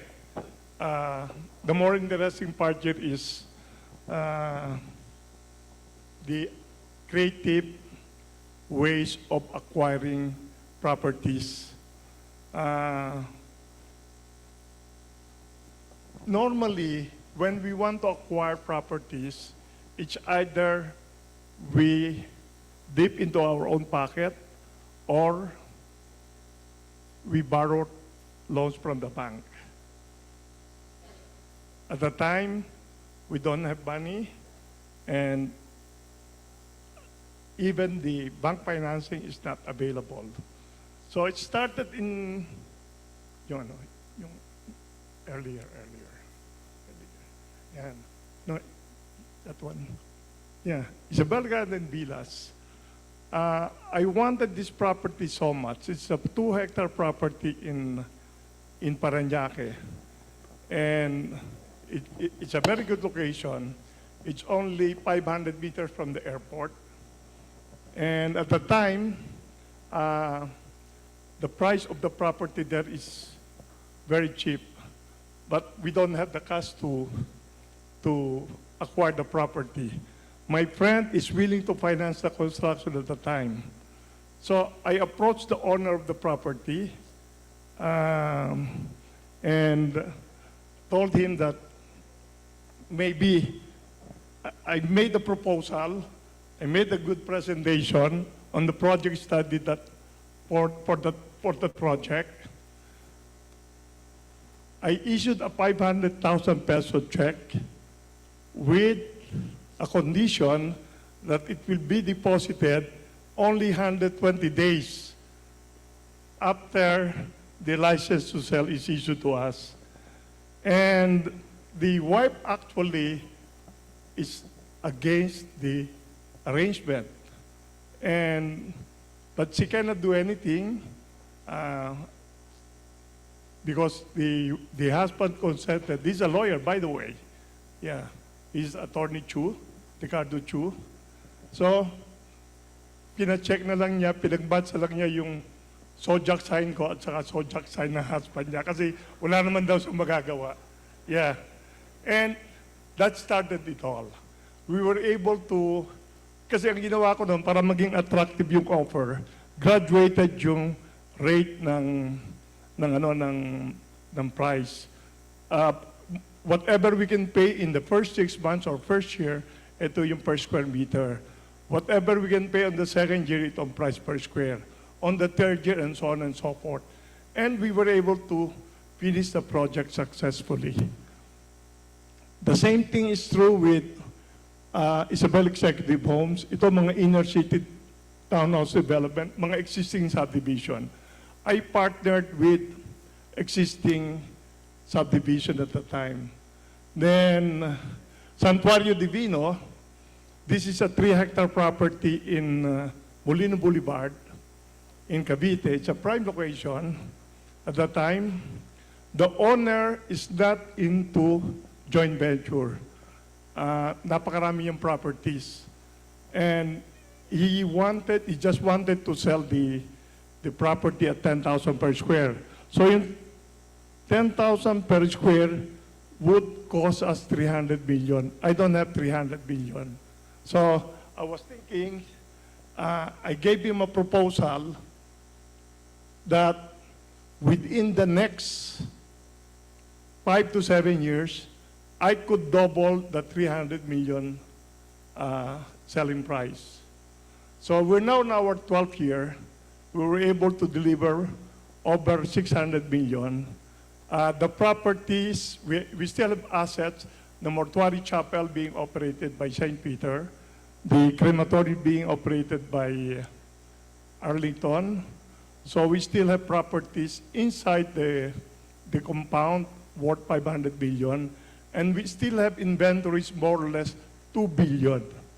So more or less, yung 300 million na hinahanap niya ay magiging, it could be times 5 within the next, within 15 years. So anyway, we'll go to the, how Larry and I met. It's about the acquisition of some properties at Balay Isabel. I call it creative acquisition because it doesn't involve so much cash. Do you believe in visualization? Yeah, di ba? Kasi initially, I acquired 3 hectares of Balay Isabel from Manila Bank. It was a foreclosed property, and it was being offered to me because the EVP of the bank at that time was very frustrated because he couldn't convince me to get a loan from the bank. He was asking me, oh, I'm offering you a loan, a line. But I was telling him, sabi ko, mahirap na pag may loan, ano? So, sabi niya, we have this property in Talisay. Sabi niya, yung Meralco Foundation. Sabi ko, that's very expensive. Sabi ko, we cannot afford it. But when he showed me the figure, right there and there, nag-decide ako. If you can give me a 3-year loan at, I think I asked for 7 or 8% interest per annum, then we can sign the contract tomorrow. So again, I issued a 500,000 check. This time it's a dated check. May pondo na. Yeah. So, medyo naliliitan pa ako doon sa 3 hectares na pinagsimulan namin ng Balay Isabel. So, I do kayak every morning. Pag nakikita ko, when I kayak to the left, nakikita ko yung property ng Meralco Foundation. Sabi ko, this is a good property. So,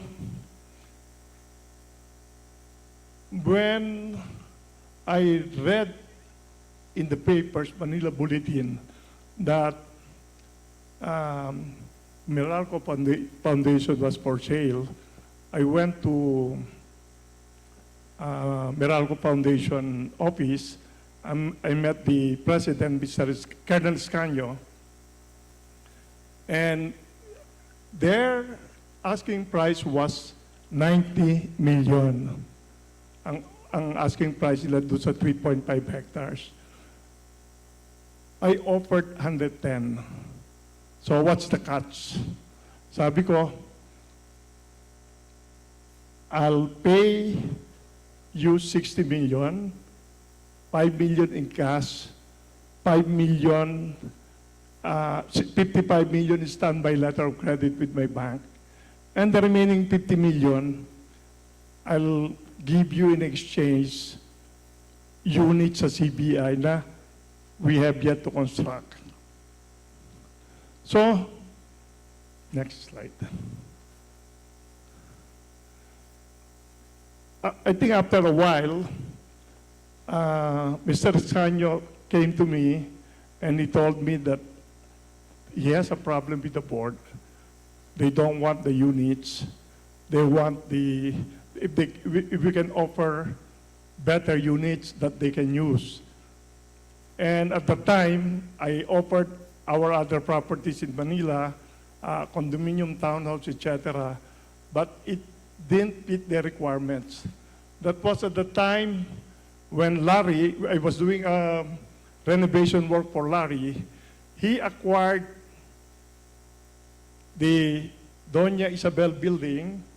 It's their family property in Cartimar. And we were doing some renovation work because we wanted to convert it into a condominium. But I was telling Larry, we finished the model unit. I was telling Larry that it would be difficult to sell it as a condominium because we cannot find the original floor plan, etc., and the HIURB.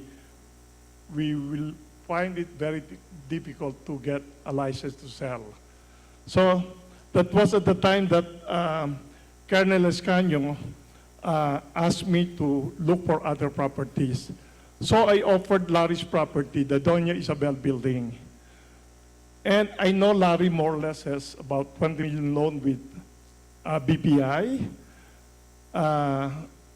I asked him if he wants, we can pay 22 million cash to him and 33 million worth of units of Tecnoisa, CBI, and other projects. We have Makati, we have Parañaque, and of course other condominium at Bala Isabel. And Meralco Foundation agreed to the arrangement. So instead of the 50 million that I'm going to give to them by way of units to be constructed, they're willing to pay for the renovation, acquire Doña Isabel building, pay 22 million to Mr. Gamboa, and that was it. We finished it, Larry was happy, Meralco was happy. In fact, according to Colonel Escaño, he was telling me, the center, Cartimar Center, they call it Cartimar Center, it's the best performing training center they have at the moment kasi ang ganda ng location.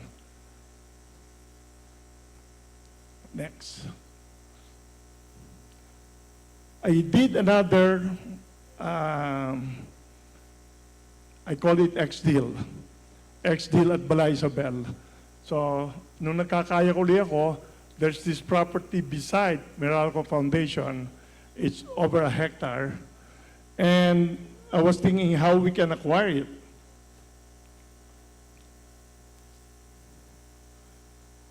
And the owner is actually a distant relative. They're based in the US.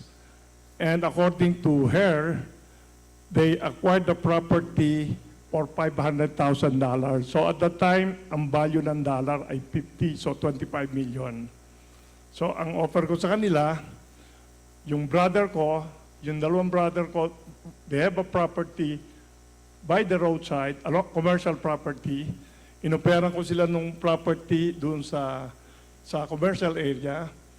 Nagbigay sila ng 3 million for the construction ng apartment building. And we got a 20 million property. So on top of the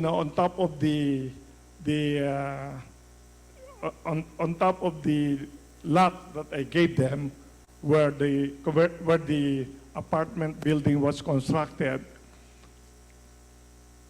they got 12 million worth of units at CPI.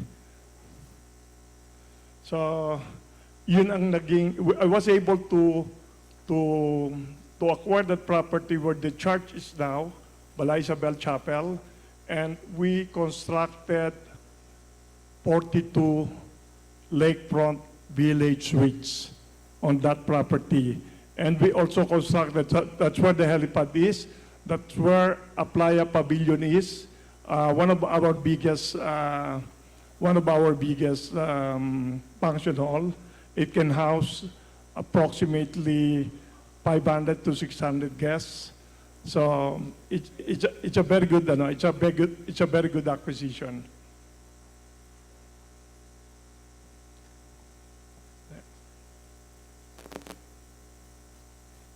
This one is very interesting.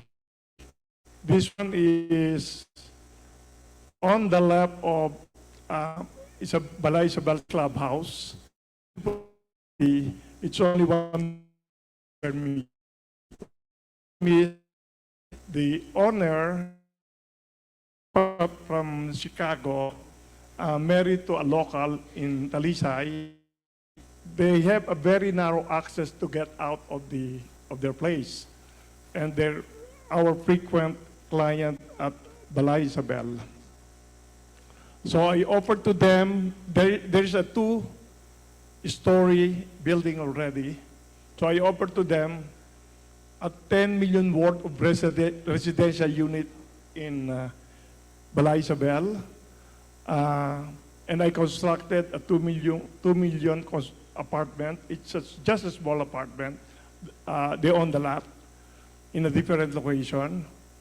And with the 10 million unit, no cash, and the construction of apartment worth 2 million, we were able to acquire this 1,500 property. On that 1,500 property, we were able to come up with 11 prime lakefront units. I was able to sell the first lakefront unit for 7 million and another 2 units for 6 million each, or 12. So 12, that's 19 million.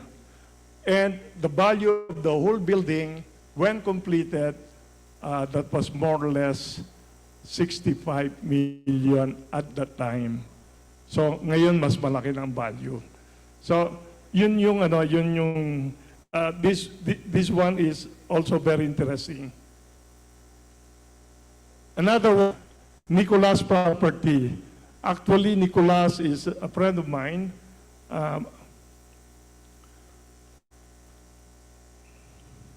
They have this 5,000 square meters adjacent to Balay Isabel. This is what we use as parking and shops for our construction.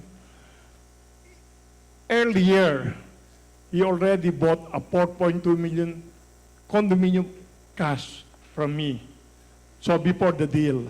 So I told him that you give me the 5,600 square meter lot, I'll give you 1 bedroom and plus the condominium.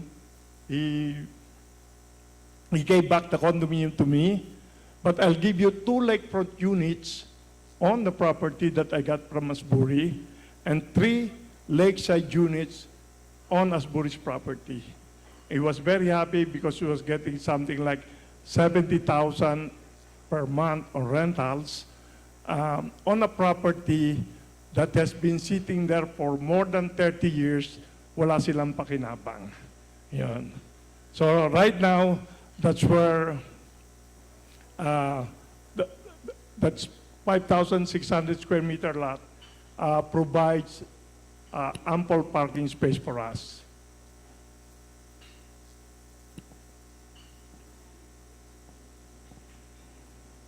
So it So- all started with Tito Yeah. Larry, the deal Yeah. with Tito Larry. So I think yung journey ko, hindi naman yung nakita nyo kanina at the start of this slide, 45 million, 4.5 billion net worth, 100:2 na asset to liabilities, hindi madaling nakuha. It was a very, very long process. It was a very long process, difficult, but ang learnings ko lang doon, we can always find opportunities in calamities, in failures. Whenever there's a failure, whenever there's a calamity, you can always find, whenever there's a crisis, there's always an opportunity to make. Usually, we just have to be creative.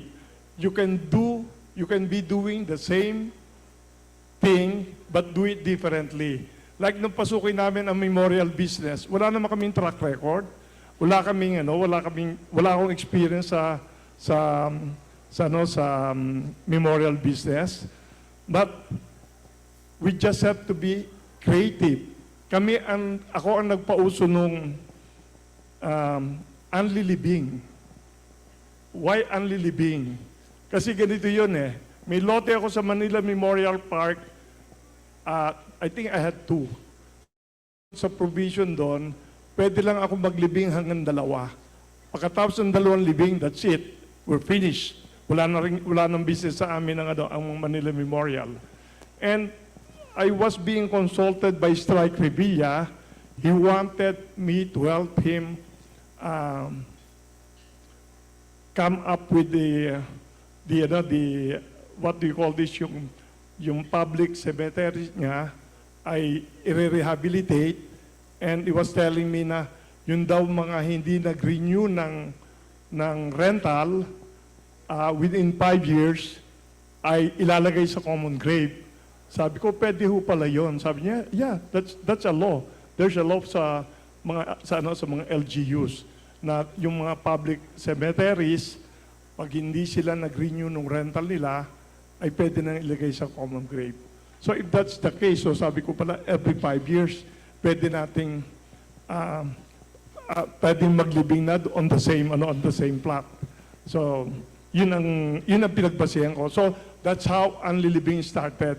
Yung aming loan lot, nag-start kami with 80,000 per loan lot in Santuario Divino. Ngayon, 400,000 is still selling very well. So nagugulat din yung ibang may mga memorial park. Paano namin ginawa yun? Yung Condo Soleum, I don't know if you've heard about Condo Soleum. It's a condominium na mausoleum. I thought about it kasi nung commitment namin kasi noon, doon sa partner namin, sa Santuario Divino, nag-commit kami, maglalagay kami ng chapel. But I realized, 4 years ago, I realized when we put up the chapel, I will spend another 10 million. So sabi ko, teka sandali, medyo malaking gastos dito eh. But yung ilalim ng chapel, nung tingnan ko, yung paligid maluwag. And pwede kong, I can elevate the chapel so para may space sa ilalim. So I have catacomb and I can have mausoleum on the sides. I was able to come up with 4 catacomb and 14 mausoleum. They're now selling at 7 million isang condosoleum.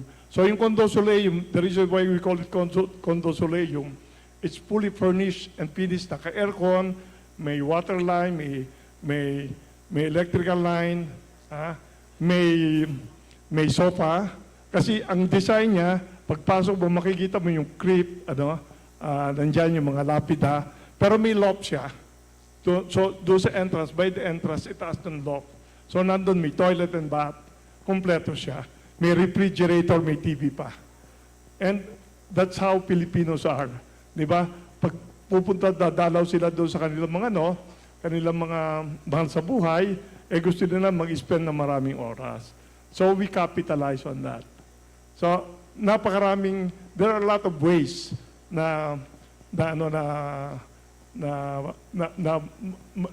we can always find opportunities. Hindi mawawalan. Every day, laging maraming opportunities for making good investment, making good money. So, more or less siguro, yun yung aking yung aking piece, if you have questions, unless you still have other questions, Larry? Hindi, simple lang. We saw the behind-the-scenes story of how you grew Balay Isabel and how you even connected it with Santuario Divino. That's behind the scenes. My question is, how do we put together Arthur Gindap's hospitality model, his idea of hotels and how tourism can actually help grow the country? Is Balay Isabel an exception or is it an example of what Arthur Gindap describes as a successful hotel in Siargao? I think at the end of the day, everything boils down to branding. So, kung tutuusin, we don't have any experience in hotel construction, in hotel management. We did everything by ourselves. And the way we operate, ang sabi nga ni Arthur kanina, very complicated ang operations. Hindi complicated. Sabi niya, F&B, mahirap ding i-manage. Totoo yun. Yung F&B, for the longest time, hindi kumikita ang aming F&B. Ang dami namin tao sa F&B, ang dami stocks, ang dami spoilage, so purchasing namin. So what we did, una namin in-outsource. In-outsource namin ay laundry. Christine's friend, a very good friend, helped us with it. Siguro we were able to save 80% doon sa laundry business, laundry operation. Housekeeping in-outsource din namin. Ang F&B before pandemic ay lagi kaming talo. Ang ginawa ko yung F&B after pandemic, in-outsource namin. But ang in-outsource ko yan, doon sa mga tao na I trust. And they know me also. So, from halos negative na F&B, kasi 25% gross, kasi mahirap magkwenta sa F&B. Nasasabi mo, oy, ganito ang hatian, wala. Ang sa kasi, we provide you everything, we provide the facilities, we provide the aircon, yung initial. But the rest, yung maintenance yan, upkeep niyan, payroll ng mga tao, etc., sila nang bahala. Balay Isabel gets a net 25% of the gross. So ang Balay Isabel gets from our mga concessionaires 18 to 20 million a year. From almost zero, negative pa doon sa mga F&B operation. But yung sinasabi ko, yung sinasabi mo na it might be an exception, kasi from the time we started doing the hotel business, hotel operation, pinag-aralan din naman namin yan, and we compare yung operations namin doon sa iba. So, you have to maintain a certain standard. So, ano bang gusto mo? Gusto mo ba ay yung walang rating? Sabihin natin, category 1 o category 5? Of course, we wanted to be at the top of the race. So, yun ang aming goal. Number 1, facilities. You have to be very good at the facilities. The construction, the amenities, and you also have to be good in providing service. You have to brand your kind of service. So yung mga tao pag pumupunta doon, sabi nila, ang pakiramdam nila, parang it's a small town feel, it's a homey feel, and they feel that yung mga service personnel namin, service crew, are very respectful, and they have this feeling of belonging, being part of the place. So, and laging may pakulo. Hindi dapat mawawala na pakulo. From the very start, whatever business I do, even do sa Santuario Divino, other business, lagi kang may pakulo, lagi kang may pasabog. They expect something new. They expect some new offering. So, you always have to amaze your clients. So, I don't know how it fits with what Arthur is telling us, but as far as we are concerned, we are happy. We were able to retain very good clients. Office of the President, baski sino presidente, from the time we opened in 2010, lahat ng Office of the President lagi nasa Balay Isabel. Ang COMELEC lagi rin nasa Balay Isabel. Kasi malaking factor, we have enough parking, we have 23 function halls. Yan. And meron kaming yung day tour capacity na kaya ng 3.5 nang hindi masyadong halata. Kasi concentrated lang sila doon sa may lakeshore. Yan. So, branding is always a key factor. Very, very important. and customer service also, Yeah, because our, we get also from feedback from clients, and that our people are very engaged and provide really good customer service. So they really care, and they feel, the guests feel that. And I think it's because the people in charge now, I think especially after the pandemic, parang they feel like we've outsourced the important, the really core stuff. Kasi ang core, my dad's core strengths are sales and marketing, and really the whole concept, and everything from operations, F&B, housekeeping has been outsourced to like those the key people can really take care of those things. We have a few minutes left. Probably, Dean, maybe you can share some insights, some wisdom on our audience here, because you're already second generation. And I'm sure that everybody here, when they do investments in real estate, when they do business, they always have the exit plan in mind. And succession is one of the exit strategies. Probably you can share your insights on when you finally got involved in Balay Isabel. So for the longest time, I have very big shoes to fill, and it's really, really intimidating. And I think I had to go through my own journey. So that's why I was in Siargao for also 4 years. I had to find, I guess, my own confidence in being able to know that I can run a business on my own. Because for a while, I was really working with my parents.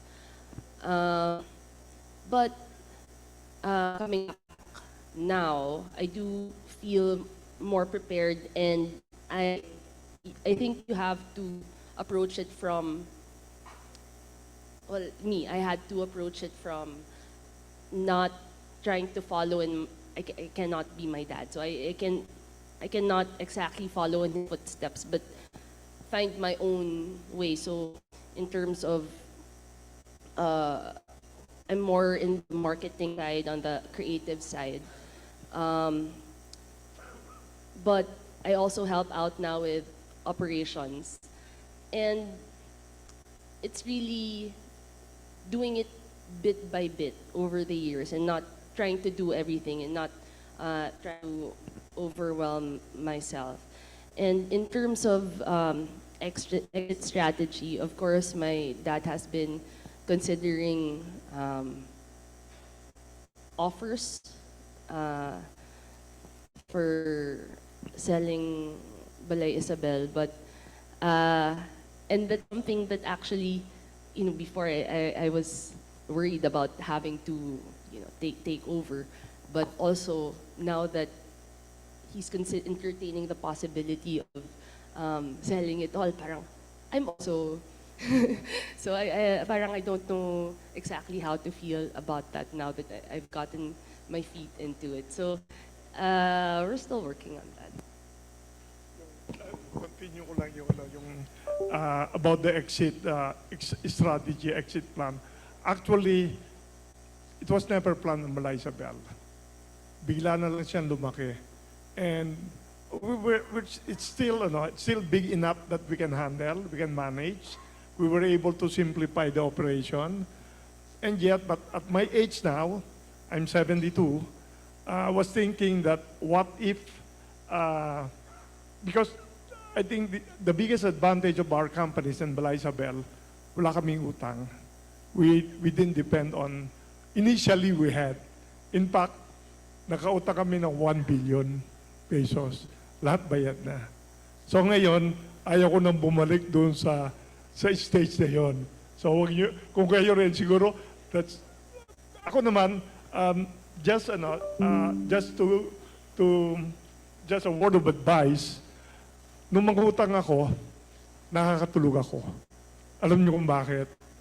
every single penny that I borrowed, I know where I put them. Hindi ko siya dinala sa kotse, hindi ko siya dinala sa bahay. I didn't spend on luxuries. Until such time na hindi ako bayad sa mga utang, tsaga muna ako sa kotse na simple. Yun. But anyway, going back to exit plan. Sabi ko, I was discussing it with my family, pagdating ng time, because Balay Isabel is huge. It's a big operation. We have our own personal assets. And I was telling her that our personal assets are enough to get her through. Maski 1 or 2 days, without Balay Isabel. But kaya lang, sabi ko,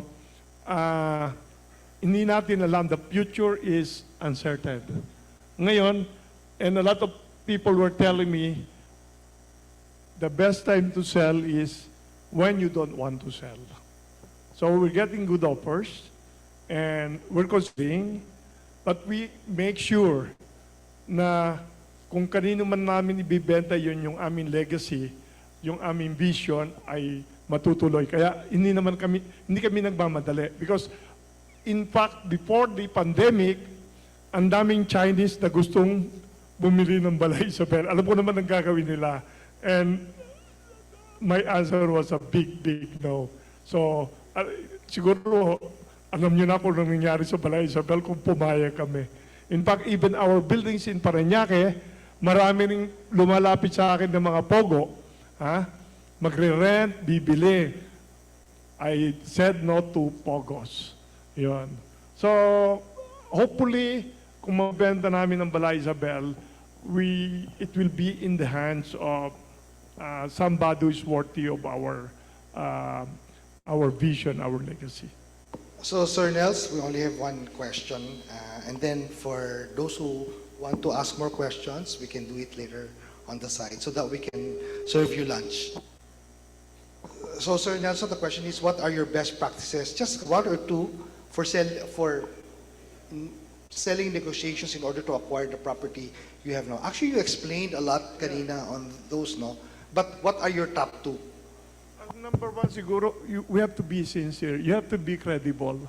Kasi yung mga binanggit ko kanina, if they don't find me credible and sincere, and I was able to deliver. Yung kinuwento ko kay Attorney Chu, I issued a check na sabi ko, hindi mo pwede i-deposito yan kung hindi ma-issue ang license to sell. Hindi agreed. Because siguro naniniwala siya sa sincerity ko. Yung Santuario Divino, nung ino-offer ko na sabi ko, I can double the 300 million. But sabi ko, we do a partnership. Sabi ko, share tayo 50-50. Pero, I think very, very important, we have to be sincere, we have to be credible. Yun, ang importante. Okay, with that in mind, we would like to please give a big hand to both Sir Nelson and to Ms. Tim for this lovely fireside chat and discussion. Thank you so much. Dahil lang po. Picture muna.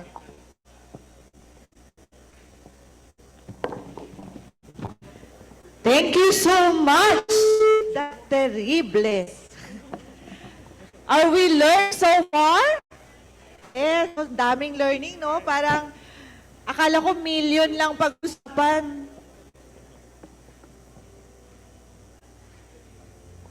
Billion na. Yes. Alright. Gutom na o kaya pa isa pang speaker? Joke lang. Wala na, hindi na sila sumagot. wala. Oo. So, we will be having lunch. And dahil Women's Month ngayon, can we ask all the women to please stand up? We will acknowledge you. Yes, all women, itayo nyo ang ating mga bandera. Sinong mga babae dyan? Ayan. Maraming salamat. Boys, please, men, please give a round of applause to our women. Kami yon. Ayan, thank you.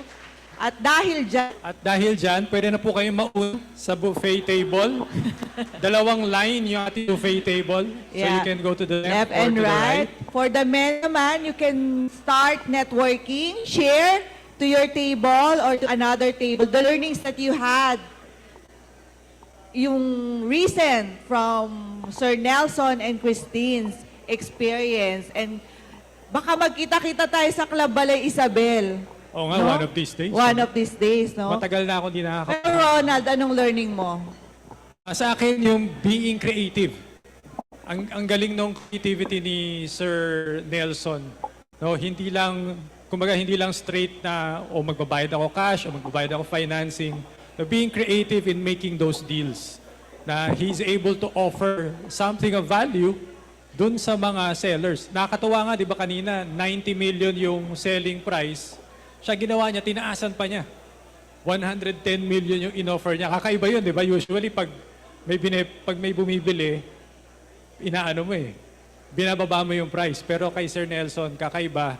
Because profitable pa rin para sa kanya. Kahit tinaasan pa niya yung price na in-offer niya. Galing. No? Ako naman, sino dito may 50,000, no? 50,000 can be and possible to be a 4.5 billion project or property. Diba? So, everything is possible. Ang ganda. So yun, I hope that you guys, para sa ating mga kalalakihan who are still waiting for the women to get their food, take the opportunity to talk with your table mates, share what you learned, and then later on you can just get your food after the women. So it will be a quick lunch because we have a lot of store for you this day.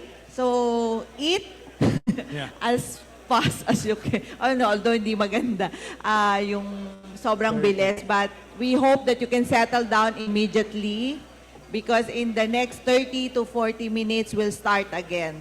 So enjoy your lunch, enjoy your new friends, share your most valuable learnings the past 4-5 hours of your time this day. Have a great lunch. Yes, have a great lunch.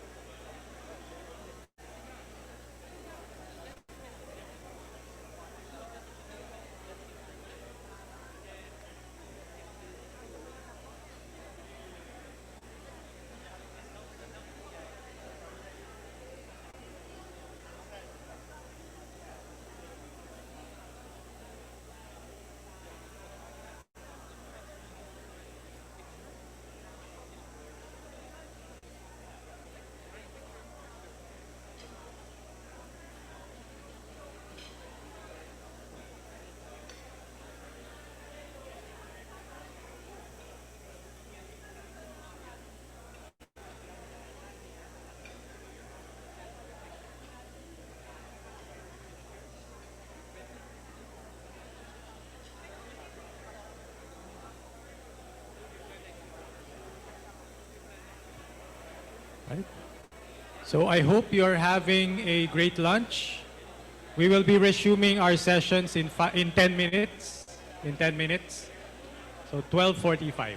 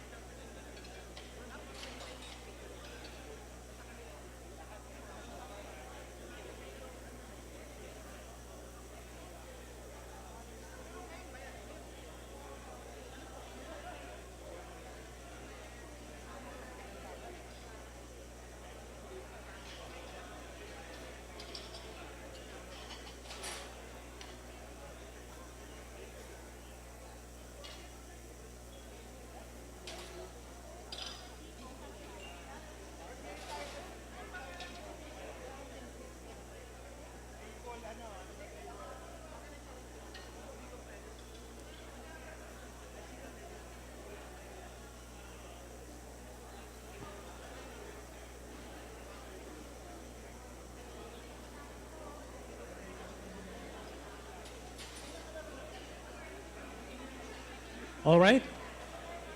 Good afternoon. All right, good afternoon. Can I have everyone's attention? All right, so we're going to resume our program now. I hope you're already done eating. As you can see, some of the facilitators are already setting up the Cash Flow 101 board. So in the next 2.5 hours, we will be playing the game Cash Flow 101. Who here has already played Cash Flow 101? All right, so we have a few.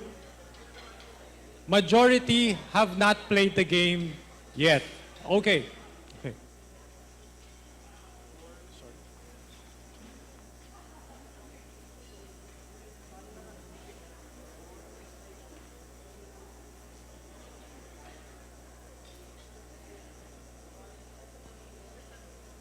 Right, so we're going to play the game Cash Flow 101 this afternoon. And again, my name is Ronald. I've been conducting this game since the beginning of the Think Rich Pinoy seminars. We have been playing this for the past 21 years. And what we have found is that this game is a very, very good way of testing your financial literacy. Okay? So we're going to check if you learned anything this morning. Okay lang ba yun? Are you open to being tested? Okay. You're going to be tested. Hopefully, you'll be positive. This is one of those tests that you want to be positive, right? So we're going to play the game Cash Flow 101 while just waiting for the slides to come up. Let me just give you a brief explanation why we're playing Cash Flow 101. Before Sir Larry wrote the book Think Rich Pinoy, he had no idea about real estate investing. Is there anyone here like that? Who among you, you don't have property, or maybe you just own your home, but you have not made any real estate investments? So you have not bought any property for investment. All right, so we only have one. Most of you already know. Okay, that's already good. So since a lot of you already have experience in investing, I expect you to do well in this game. Okay? For those who already know you're doing investing, whether it's in stocks or business or real estate, I would expect you to do well. We're going to see a lot of positives, in this game. It's going to be exciting. Because this game is really a measure of your financial literacy. Now, I mentioned earlier, Dr. Larry, when he started 20 years ago, he did not know anything about real estate investing. We only used this game. This was the game that we used to teach ourselves, because there were no seminars back then about investing. Most of the real estate seminars were for brokers, not for investors. They were for agents, not for investors. So we had to teach ourselves how to do real estate investing in the Philippines. In the Philippines. That's why, when Dr. Larry wrote the book Think Rich Pinoy, you might notice that a lot of the terms actually came, from this game. So we had to figure it out. And one of the things that Dr. Larry would often say is that he doesn't really like math. And I can attest to that because we played Cash Flow 101 together. And there's a lot of math. There's some math. There's some math here, so I don't want to scare you. But it's not complicated math, right? Plus, minus. It's only arithmetic. There's some multiplication, but there's no calculus, so that's the good thing, okay?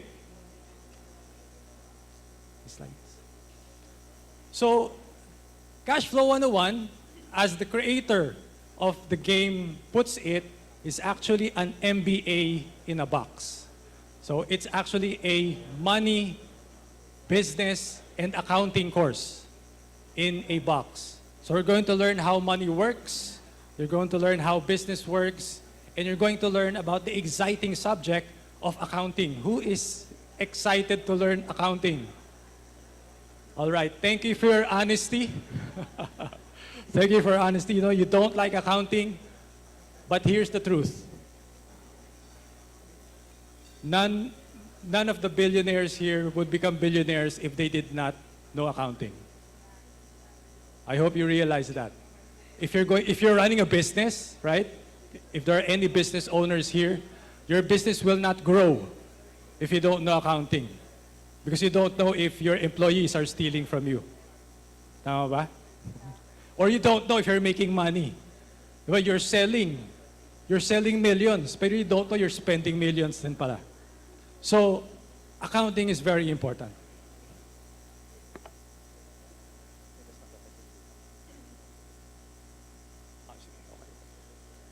So, I need to go back here. Do we have our slides yet? Slides? Yeah. So this is a money, business, and accounting in a box. So in this game, you're going to role play.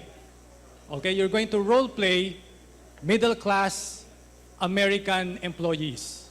Okay, middle-class American employees. You have a job, you will choose a job, and then you start out without any investments, but hopefully after 1.5 hours of playing, or maybe around 2 hours of playing the game, you will get out of the rat race. Okay, so we will talk about that.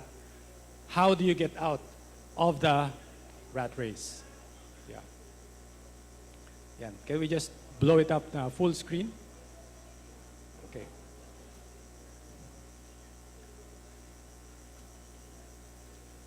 So, one of the things pala, in this game, this game is designed for 6 players, 6 players only. So when you look around your table, maybe some of you, there are more than 6 people. Some of you, there's less. For those who are, if there are tables that have more than 6, maybe you can transfer, like in here. Kulang ba na yun? You can transfer. We have 1 here. We also one over there. But you can also play as a pair. You can play together. If you are here with your husband or your wife, then of course, I encourage you play together, make decisions together, right? If you are here, is there anyone here who is with their partner but they're not yet married? Not yet married. Meron bang girlfriend, boyfriend, all right? So we have also there. So if you're here with your boyfriend or girlfriend, take this as an opportunity to get to know your partner. So you will know your financial future. And you can still have a choice. No, I hope you will stay together, of course. Okay? I hope you stay together.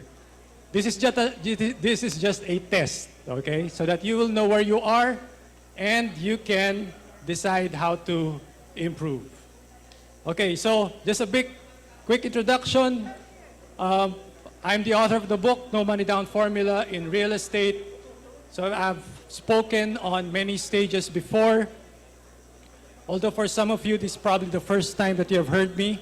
I've also guested on radio and TV already, talking about No Money Down Real Estate. So we already covered why play cash flow.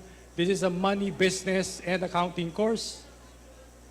It will test your financial literacy and show your financial future. So you will know in the next hour, once we start playing the game, you will know in 1 hour if you can get out of the rat race in real life. If you can retire from the rat race in real life in 10 years. Okay, so that's my promise. Okay? So how do we play Cash Flow 101? I suggest that you play as if you're using your own money. Okay, so we're using play money, but think as if you're playing, as if you're using your own money. So you make decisions asking yourself, will I do this in real life? Okay? So if you will not do this in real life, then don't get into it. But whenever there are opportunities, ask yourself, will you do this in real life? So that's one of the biggest things that you can learn, in this game. Observe what's happening inside your head. And the fun thing here is you can also observe other people. You can get to know other people by playing Cash Flow 101 with them. Because they will show you how they make decisions, how they interact with other people. Okay? So observe what's happening in your head and what's happening, with other players. And when you already get it, when you already get the hang of it, help other players. Help other players as they are working through their game as well. Because we all develop at different paces. Some of you already know how to play the game. Some of you will get this quickly. So if you already understand how things work, what are the rules in the game, I suggest that you help other players as well. But we also have, if there are anything, if there's anything that you need help with in the game, we have facilitators. So let me just introduce them to you. Let me go around. Nearest to me is, we have Eb Magtuba here. Eb, can you raise your hand? Let's give a hand to Eb, please. So Eb is one of the builders for the feast. And I know that he used to talk at Feast the Shaw, but right now, Feast Makati ba? Mandaluyong, Feast Mandaluyong. So if you want to hear more about Eb, you can visit the Feast Mandaluyong. We have Arvin. Arvin, can you raise your hand, please? Arvin Gozon. So Arvin owns a hardware store in Taguig. So if you have any hardware needs in the Taguig area, go to Arvin, tell him you attended TRP, and ask for a discount. Okay, next we have a CPA. We have Francis. Francis over there at the back. Let's give a hand both to Arvin and Francis. All right, so Francis is a CPA by profession. Now, if you need accounting services, then definitely you can approach him later. Where are our other facilitators? We have there, we have Vic. Vic, can you raise your hand, please, all the way in the back? Vic is the son of Dr. Larry. He manages the properties of Dr. Larry, and he's also a real estate broker for Remax, Remax Capital. Okay. Then over there we have JB, eldest son. Can you please give a round of applause to JB, eldest son of Dr. Larry. He's one of the best artists in the country, actually even in the world, one of the best artists in the world. You can see a lot of his installations. I know he has done some work here in BGC. I'm just not familiar with all of his work. But if you need to elevate the value of your properties, you can get JB to do some installations for you. Then we have Shella. Shella, can you please wave there? Shella is one of the largest entrepreneurs in the chemical industry here in the Philippines. If you have industrial locations, factories, warehouses that need cleaning, they're the best. They're the best at doing industrial cleaning. And they're the #1 in the Philippines. Maybe South Asia na ba? Philippines pa. Philippines pa lang. Philippines. All right. Then we have Love Leia Malyari. Please raise your hand. Give a round of applause to Love. She is a real estate broker in the Cavite area, but also in the Pampanga area. And she's also an investor. So she can help you, if you have any requirements in these areas, definitely you can approach Love to help you out. Did I forget anyone? I think that's everyone already, 4, 5, 6. Okay. So if you have any questions, just raise your hands while you're playing the game so we can guide you. They will not tell you what to do. They will just help you understand if there's anything that is not clear within the game. All right, so let's begin. There are profession cards. Let me go back down. So you're going to randomly pick a profession. So this is the profession card. Profession card. Please randomly pick a profession. By randomly means, you don't choose. So one profession card per player or per pair. So if you're playing as a couple, just one profession for both of you.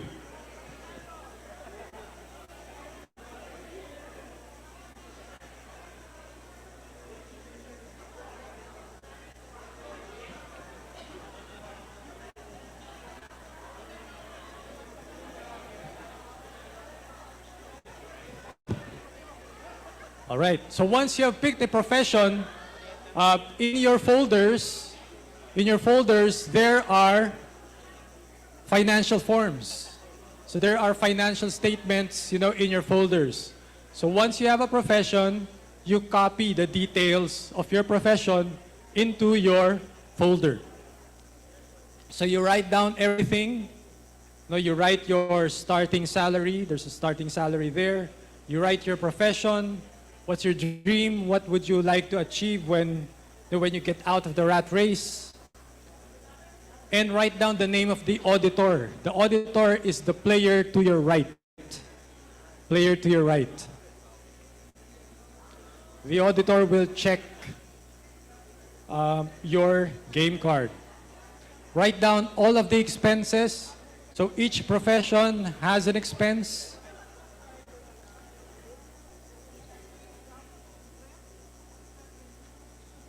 Now you start out without any assets, but you write down all of the liabilities. So there are different liabilities in your sheet.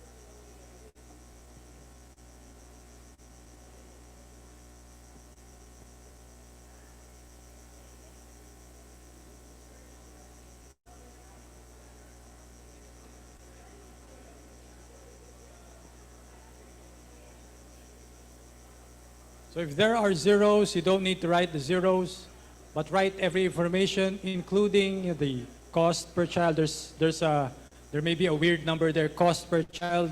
You start out without any children, but you write down the number anyway. Okay? So write everything except the zeros. You don't need to write the zeros.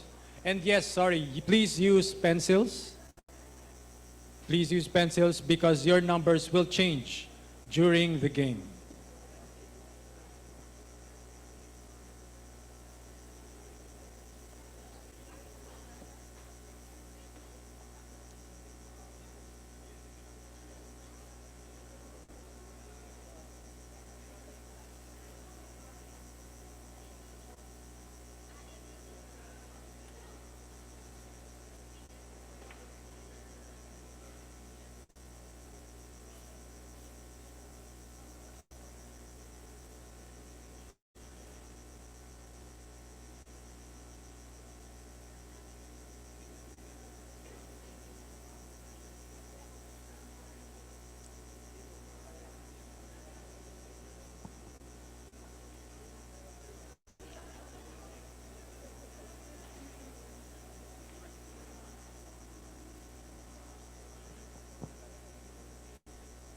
Now, for those who are joining us via online, we have our facilitator is Christian Angeles. All right. So, if you have any, let's give a hand to Christian, please. So, Christian is facilitating, the online for the online attendees. He's setting up, maybe he's setting up rooms for you guys. So he's going to guide you also, so you will not feel left behind. But actually, the online players, usually they're the ones that get out of the rat race first. Right, so once you have written down the information for your professions, compute your starting cash. So your starting cash, and you will put it on your journal. So you already have this. This was where this is where you placed your profession information. So 2 sheets after that, there is a cash ledger. So you will see the cash ledger. All right. So in the cash ledger, you're going to track your cash on hand. So that's the purpose of the ledger. This is to track your cash on hand. So we determine, So we compute your starting balance. Your starting balance or your starting cash is equal to your savings. So on your income statement, there is under assets, there's a number there called savings. And then add your monthly cash flow. So savings plus monthly cash flow, that's your starting cash. You put it on your ledger. On the top left, there's a box there, starting cash. Okay? Is that clear? Monthly cash flow. Very important, huh? Monthly cash flow, not salary. Not your salary, monthly cash flow. Monthly cash flow is salary minus or total income minus total expenses.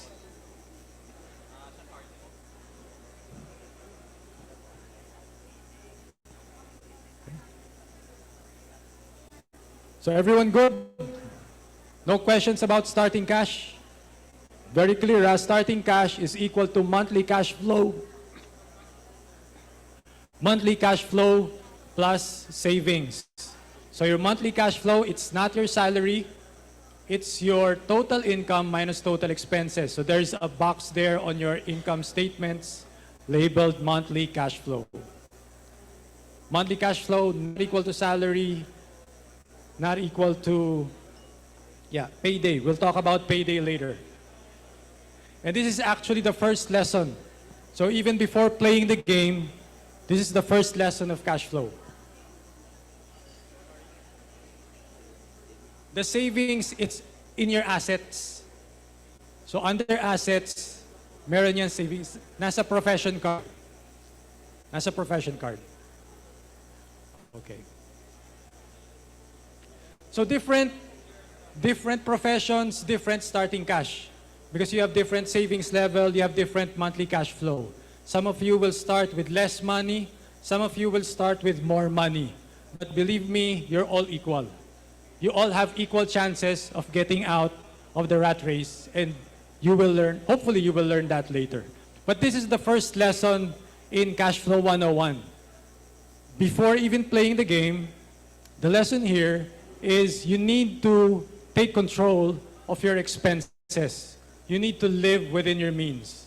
So don't invest money that is budgeted for something else. Like don't invest your rent money, don't invest money that is supposed to pay for your mortgage, right? Because there are some that do that, diba? They get their salary, maybe they'll invest, maybe they'll trade in the stock market or they'll trade in crypto, and hopefully they can get it back. But more often than not, they don't. So they wreck their finances. So you only, this game, you only invest extra money that is more than what you budgeted for. Okay? So live within your means.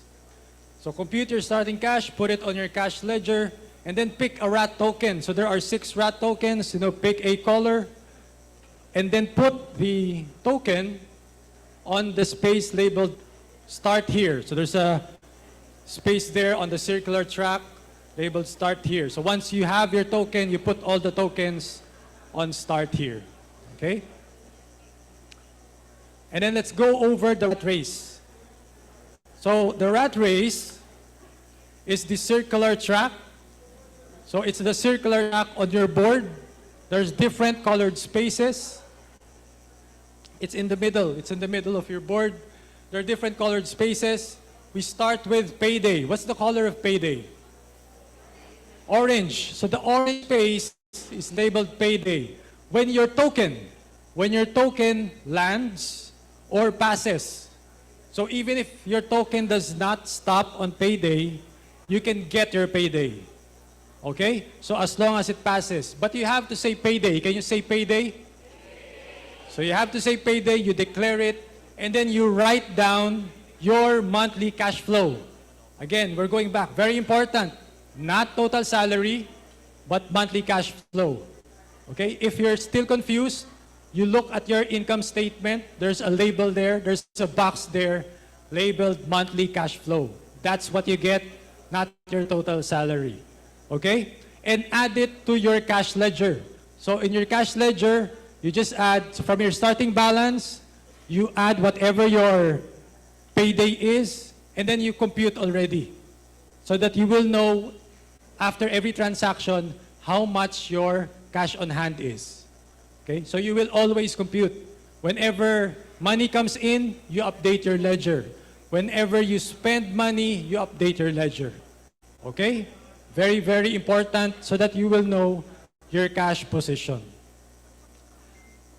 In the first edition of the game, we used to play with paper money, okay, but it's very hard to track. So in the second edition of the game, they remove the paper and then just use cash ledger, which is actually better, which is a practice that everyone needs to do. Okay, next space is the green space, labeled deals or opportunity. So the opportunity is a green space. When your token lands on opportunity, you have the option to choose between small deal or big deal. So it's up to you, the player, or up to the pair, whatever you choose. What's the difference? No, with small deals, with small deals, the cash out is from $0 to $5,000. Okay, $0 to $5,000.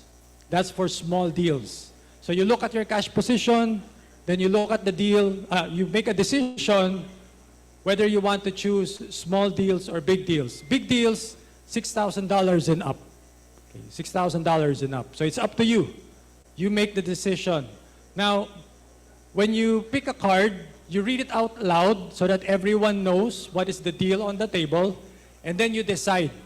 So deals are optional. Deals are optional unless the card says that you have to do something. Okay, so maybe the card will say you have to pay this or you have to do this, but most of the deal cards are optional. Okay?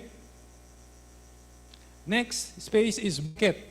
So the market space that's the dark blue, I think, or purple, labeled market. So when you land on market, you pick a market card similar to an opportunity. The market opportunities are optional unless the card says so. Okay? So similar, opportunities and market are optional, but you have to read aloud because the market impacts everyone in the game.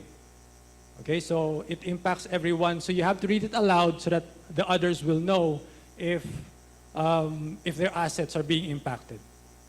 Okay, next is the red. Is that red space or brown or maroon?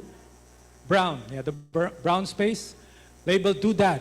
So when you land on doodad, you pick a doodad card. So the red cards.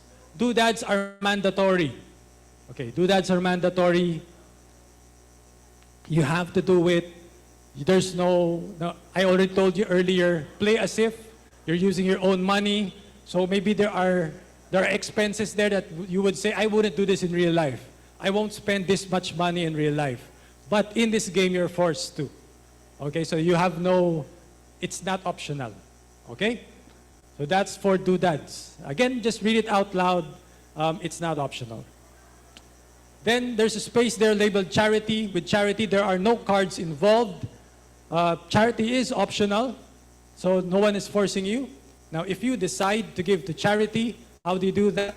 You give 10% of your total income. Okay, not your monthly cash flow, your total income. So total income is your salary plus any passive income that you have. So in the beginning, you have 0 passive income, so total income is equal to salary. But as the game progresses, maybe later on you'll get passive income.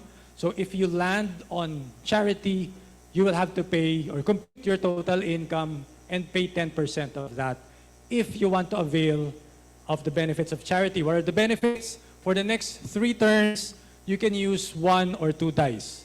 Normally, you only use 1, right? Normally, we only use 1 dice to move around. But if you give to charity, you have the option to use 2 for 3 turns. Okay, so charity is not permanent. We have to keep giving to charity. Okay? Next, baby. So you start out without babies, and when you land, congratulations, you will get one child. Okay? Very, very important, children are not optional. Okay? Babies are not optional. All right? But we do practice family planning in this game. So maximum of 3 children only. So if you land on baby, but you already have 3, that's already the max. Okay, so no more. Okay? But when you get a baby or when you land on baby, you get 1 child, you will increase your expenses. So you will adjust your expenses with your per child expense. So you should have noted your per child expense, in your income statements. Different professions have different per child expenses. So next is downsize. So when you land on downsize, we will simulate you losing your job. Okay, so what happens is you will need to pay the bank your total expenses. So whatever your total expenses are, you note that in your ledger. Okay, so you subtract. In case you don't have enough money to pay your total expenses, you are forced to get a loan. We will discuss getting a loan later. But you have to pay the bank your total expenses. You will lose 2 turns. So in your board, there's actually place markers for the 2 turns. And yeah, so you just lose. You will not move for the next 2 turns, but you can still participate. You can still interact, with the other players in the game. Okay? Now, how do you get a loan? In case you need money, whether it's for paying your expenses when you get downsized, or if there's an opportunity that you'd like to get but you don't have enough money, you can take out a loan. How do you do that? The maximum amount that you can loan is 10 times your total income. Okay, 10 times the total income, multiples of 1,000, so it makes it easier for you to compute. Okay? So just make it easier to compute. Then you record your loan in the liabilities. So in your liabilities, in the liability sheet on the lower right-hand portion of your income statement, there is your liabilities there. There's a line there called bank loan. So that's where you write down your loan. And then interest, how much is interest of the loan? It's 10% per month. Okay. Yeah, so there's a few reactions. There's a few reactions here. Yeah, we placed it at 10% per month to make it easier to compute. Because if we put it at 3.4% interest, it may make the game longer. Okay. So we're just putting it at 10% per month. But it's still up to you. No one's going to force you to take a loan unless you are downsized. So you will add the interest payments to your expenses, 10% per month. Okay? Now, how do you win? We will only play the rat race. So within the next 2 hours, I am expecting a lot of you to be out of the rat race. To win, you just need to get out of the rat race. Okay, normally, in the normal game, you have to achieve your dream. You play in the fast track. So we don't have time to play in the fast track for everyone, so we will just focus on the rat race. And your goal is really to just get out of the rat race. How do you do that? You accumulate passive income greater than your total expenses. Okay? If your passive income is more than your total expenses, you can already get out of the rat race. So different people. So earlier we were talking about some people have more starting cash, but they have less expenses. So in some ways, that may be an advantage. Could be easier for you to get out of the rat race. But others have higher expenses, but more starting cash. Right? So it's going to be up to you, how to balance or how to strategize to get out of the rat race. So you start with 0 passive income. Again, the goal, passive income should be greater than total expenses. Where do you get your passive income? You get it from interest, dividends, and cash flow from property and business. So during the game, you will need to accumulate passive income, and you will get that from interest, from dividends, and from cash flow from property and businesses. Okay, so when you buy your assets, you record your assets on the asset column, you record the liability and the income in your income statement and balance sheet. Now, if you need help later in doing that, just raise your hands. The facilitators will go to you. So again, this is our goal. So let's get started. Are you ready? Yes. Parang kinakabahan yata kayo, ano? All right. Okay, this is just a game, guys. Okay? So don't be nervous, but it is going to be very, very helpful for you. This is going to be, probably an eye-opener for some of you. So I hope you will dive into it, put your 100% into it, and enjoy the next 2 hours. Okay, so roll the dice. Roll the dice. Each player or each pair will roll the dice. The highest will go first. So whoever's the highest, they go first. And then you play to the right. So the next player will be the player to the right. So just one dice, highest goes first. Whoever is highest, they go first. Then the next player will be the player to the right. So we play in counterclockwise direction. Okay. So we just want to figure out who is the highest.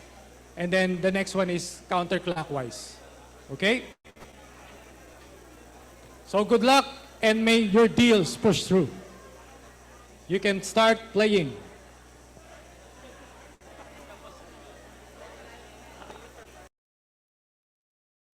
Oh, naririnig niyo po ako?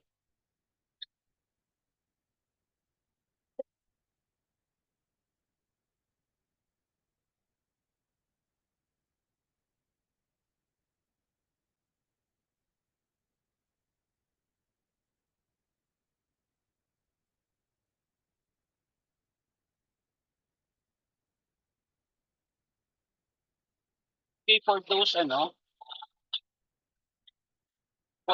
hindi naka-join sa room, kasi hindi kita lang, you can create your own room by clicking anywhere to continue. And create new room.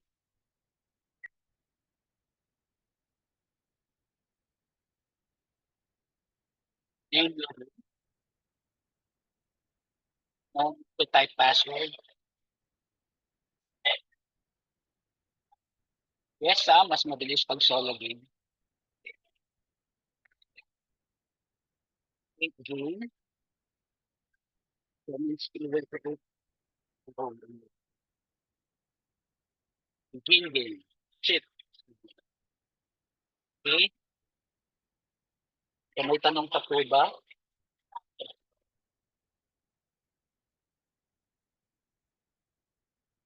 Okay. Kung wala na po,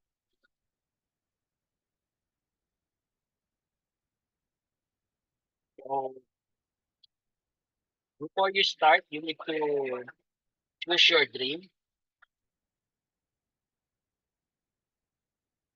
by clicking the left side or right side arrow and then click choose your job or your career.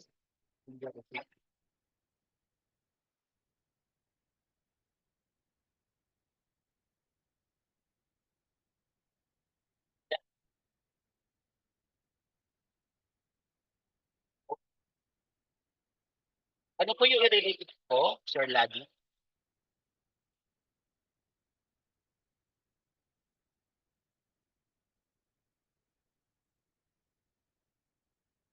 Before you begin, yes, you need to choose your dream by clicking the right and choose the actual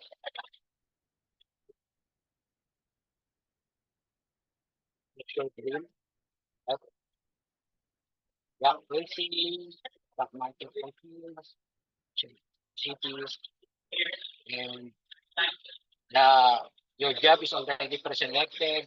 So for me, I'm a doctor, starting salary is 13,200, 400 in savings. Okay. Then, before before starting the game, you need to review your financial commitment, clicking the left side portion, red circle.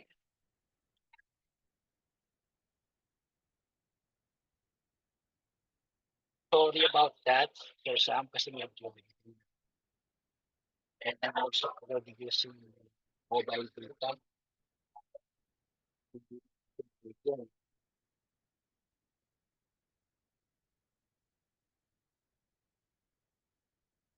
So, yan. So, if you already click your financial statement, ito yung magiging itsura niyan. Sample financial statement.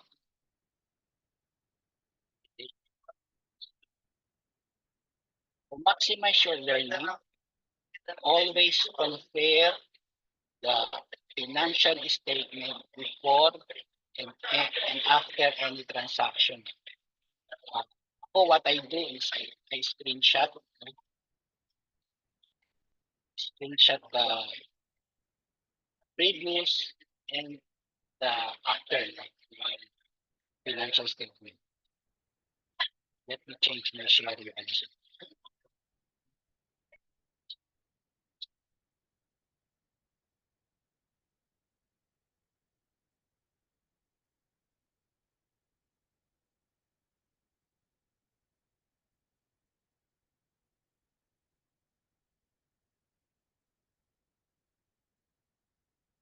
Maximization learning, always compare the financial statement before the transaction. Nasabi na ito, pag nag-take ka ng loan, mababawas sa cash mo yon, ay madadagdag sa cash mo yon, pero madadagdag sa liability mo and sa monthly expenses mo. Yung madadagdag sa monthly expenses mo is 10% for simplicity. 10% ng loan. So, malaki, no? 10% every month. Pero yun talaga, for simplicity. And the maximum loan program is 10 times of your salary and possible loan. Next. Sample bank loan. And that one, nag-take ng 1,000 loan.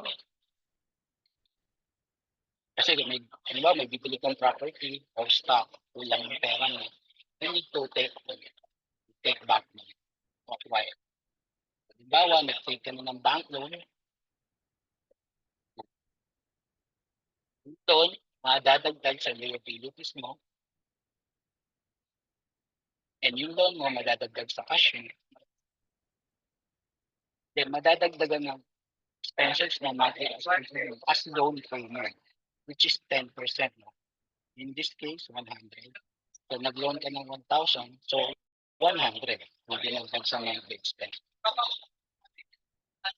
Ano yan? Bababa yung payday mo.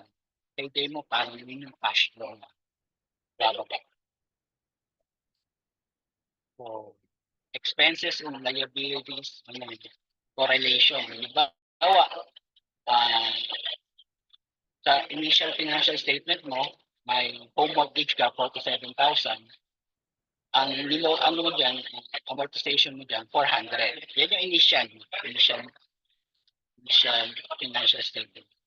Car loan, 5,000. So sa kabila niyan, may car loan payment naman, 100. Credit card, 3,000. Ganyan yung pagbasa dyan. Sa liabilities, may kabangga siya sa expenses.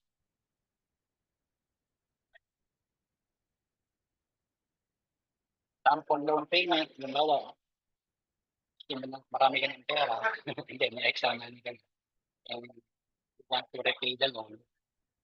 So, kaya halimbawa, retail debt, diba? Gusto mo nang bayaran yung 1,000. Kasi may cash ka ng 140. Bayaran mo yan, pay off loan 1,000. Ayun yung magiging effect niya, no? So, sa yung left side, yun yung current mo.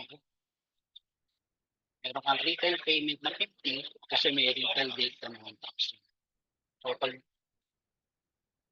pag binayaran mo yan, ang resulta yung kanyang financial statement mo. Yung cash mo,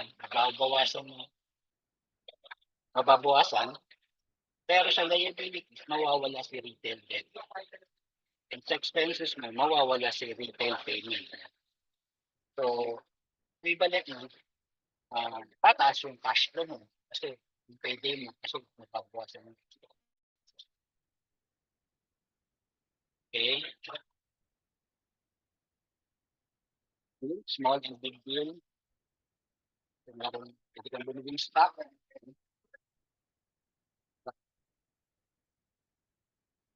Pag bumili kang stock, ah, yung halimbawa, yung kaliwang steak na wala pang stock. Yung kanan, nakabili ka na. No? So, yan, di ba? May ka ng 20 shares na stock ko. Okay. So, mababawasan mo yung cash ng 200. You compare the left and the right. Babawasan ng 200, but yung asset, madadagdagan ng asset. Ito lang naman to, basta ano lang, dinaanan lang natin. Yung cash flow is negative at any paycheck, yun, bank, ang bank, para ka mag-bankrupt, yung wala ka ng pera, yung cash flow negative na, paycheck negative. Kasi napakalaki ng saka wala ka ng asset, mabibenta pa, kunin.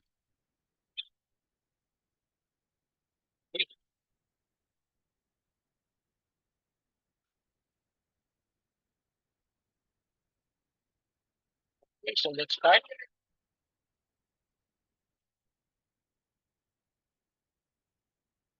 Choose.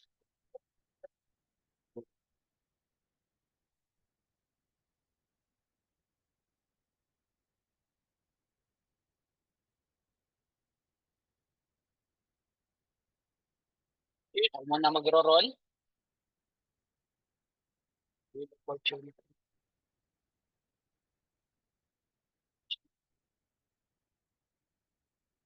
Kita niyo ba yung ano, yung deal ko?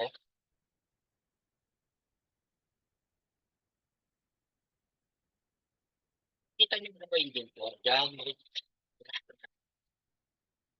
okay. Start deal deal. Small deal, cost $5,000. Big deal cost $6,000. Okay, type deal ko, small deal, gawin ko. Kasi maliit pa yung pera ko. Small deal. Ngayon, screenshot ko pala yung financial statement. Kasi baka kumuha ako ng transaction, wala akong screenshot ng financial statement. Small, small.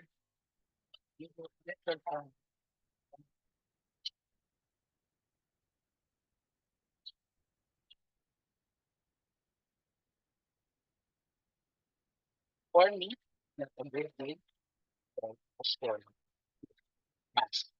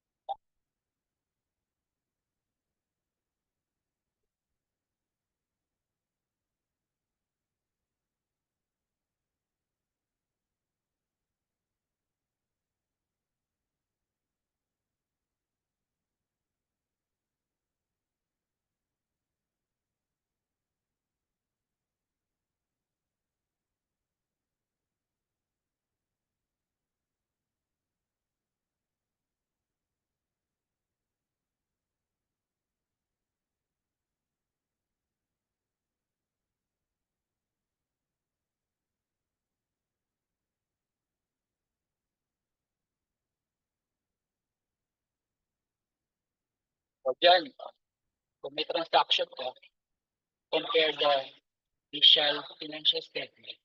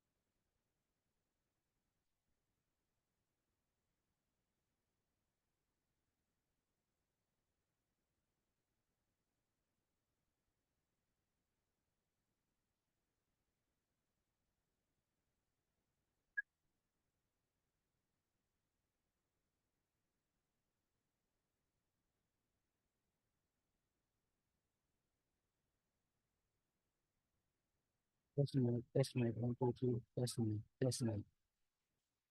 1, 2, 3.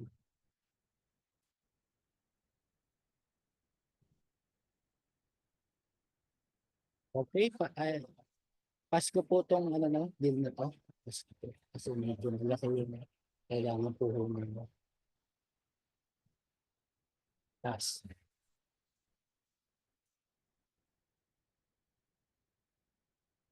Diyan.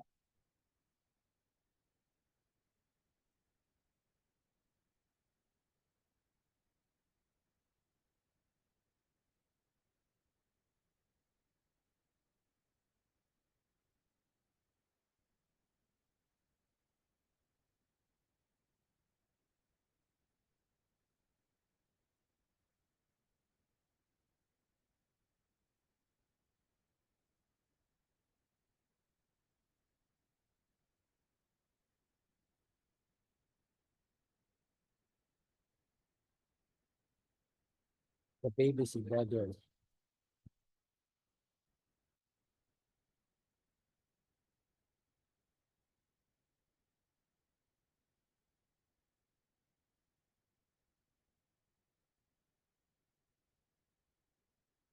Two beds.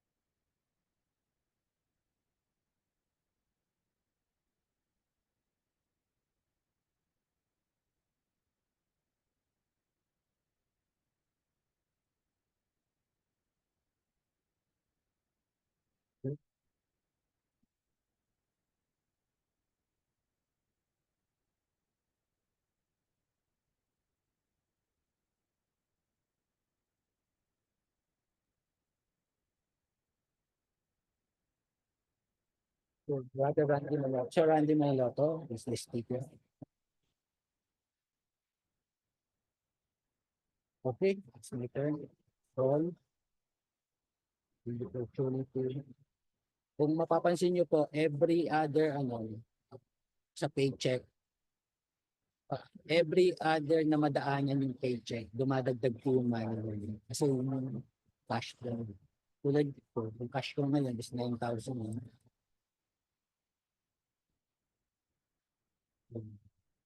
Small.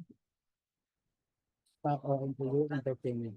Recent merger extend the market share the leading company. Cost 20, trading range 10 to 40. So ito bibili ako no kasi medyo marami na yung pera. Buy plus 20.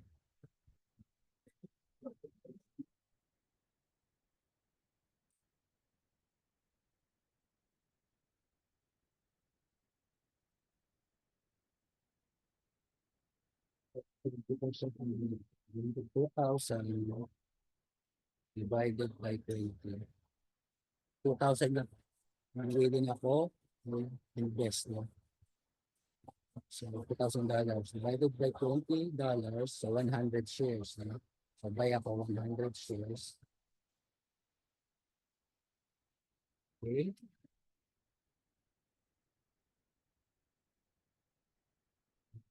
Wait lang po papakita ko po sa inyo. Okay, wait. Financial statement.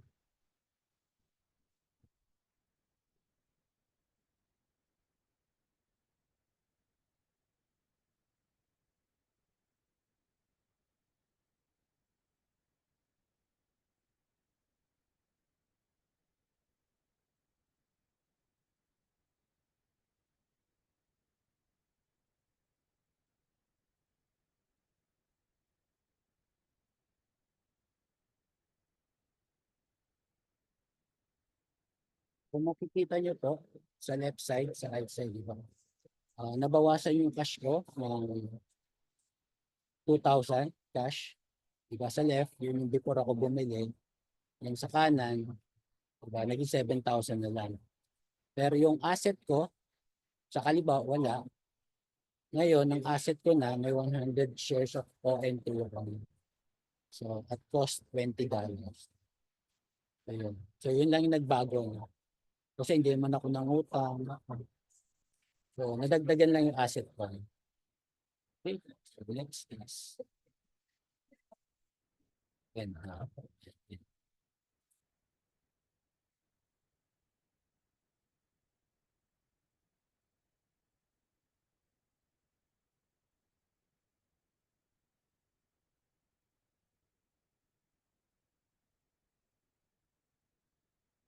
so, ngayon, medyo mabagal pero as you go by, so bibilis din yan.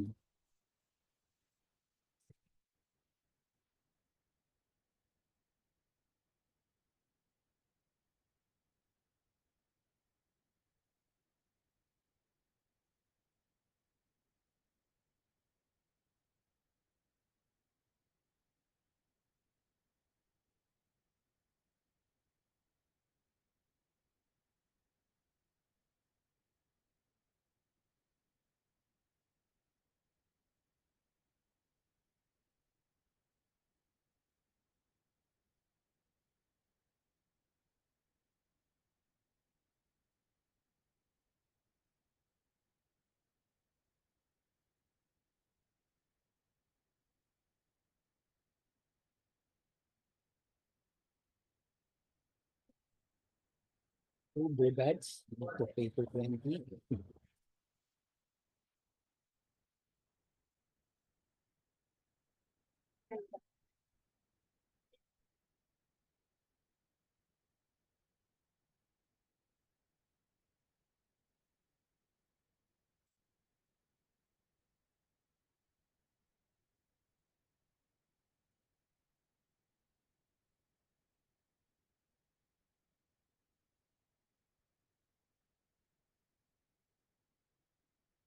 Pension.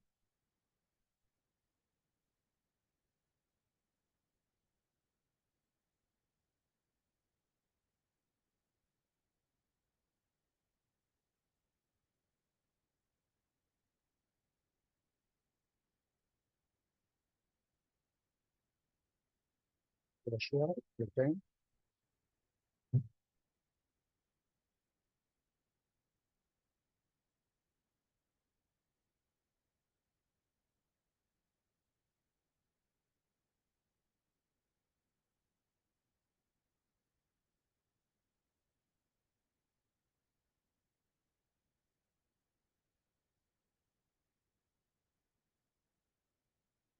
So sa atin po, medyo mabilis yung ano, no? Kasi dito po sa face-to-face, medyo sinusulat pa nila yung accounting.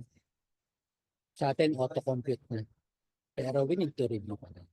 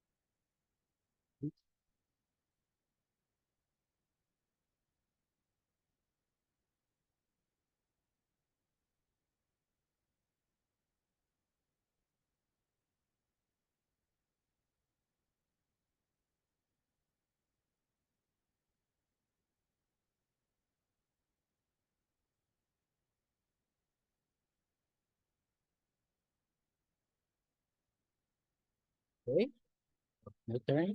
Let me review my income statement, my financial statement first. So I have 7,000 cash.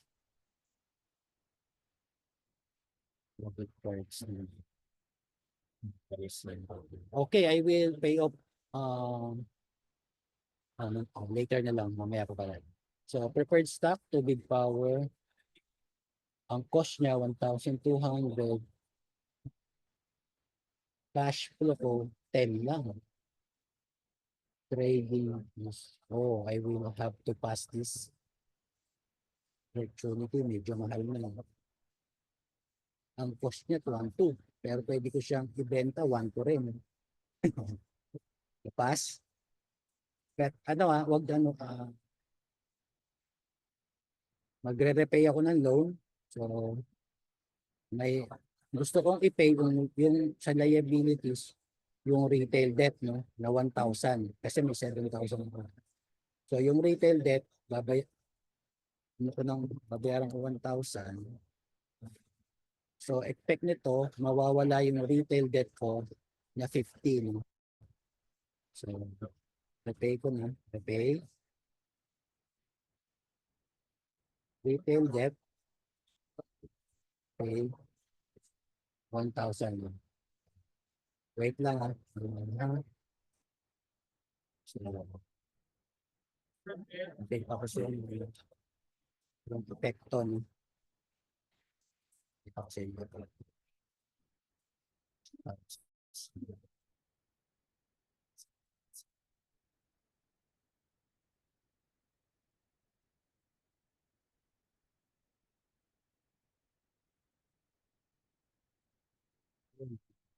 kung makikita nyo sa left, may retail debt na 1,000. Sa kanan, nawala na. No? At the same time, yung cash ko, nabawasan. No? 7,000, naging 6,000. No?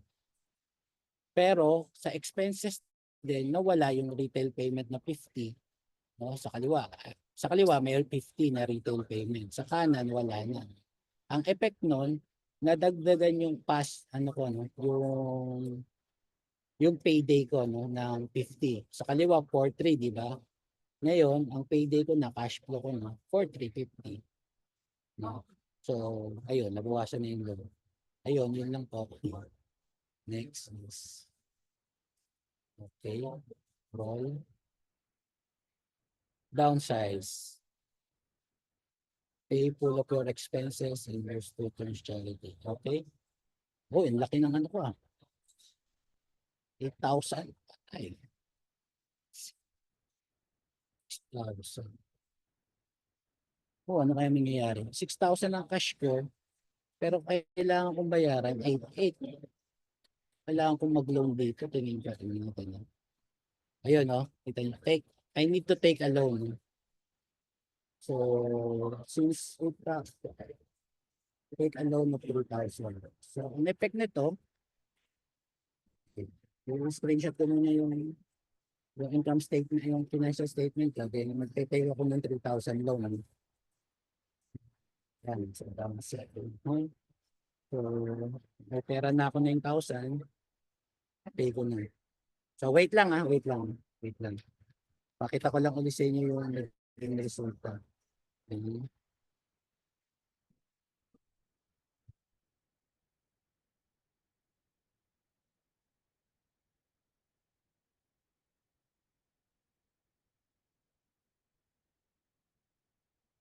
Yan. Makikita nyo, ito yung kaliwa, yan yung una kong financial statement. No? Eh, nag-loan na ako. No? So, sa kaliwa, wala akong loan sa liabilities. So, sa kanan, nagkaroon na ako ng loan na 3,000. No? So, ang effect niyan, nagkaroon ako ng expenses. No? Sa kaliwa, wala loan payment. So, sa kanan, may loan payment na 300 every month. Kasi nga, 10%. No? 10% yung computation. And effect din yan, mababawasan na yung cash flow ko. Tignan nyo yung payday ko. From 4,350, ang payday ko na lang ngayon is 4,015. So bumaba. So yun yung effect ng loan ka ng loan. Okay? So, end na ako. Now, John, it's your turn.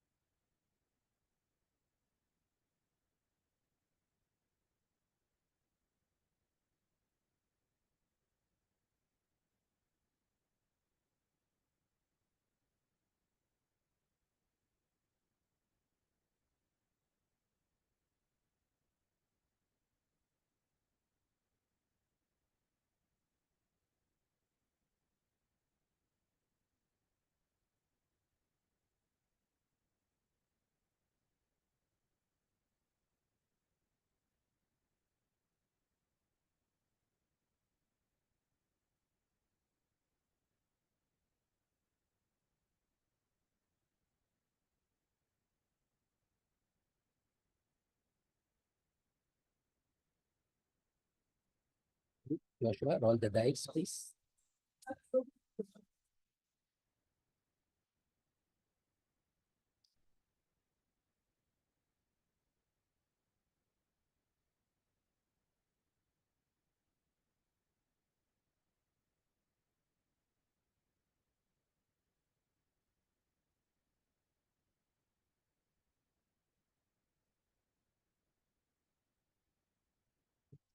Gusto mo?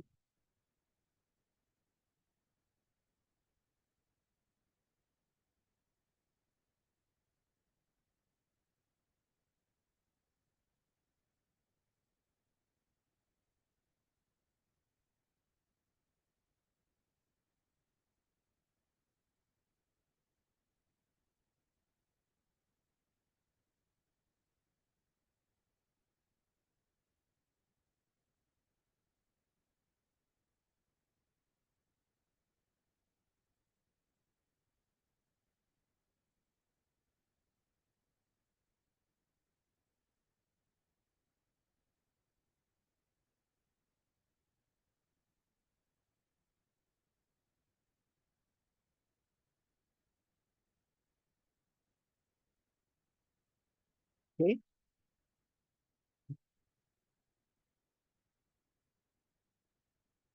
Yeah, it's you again.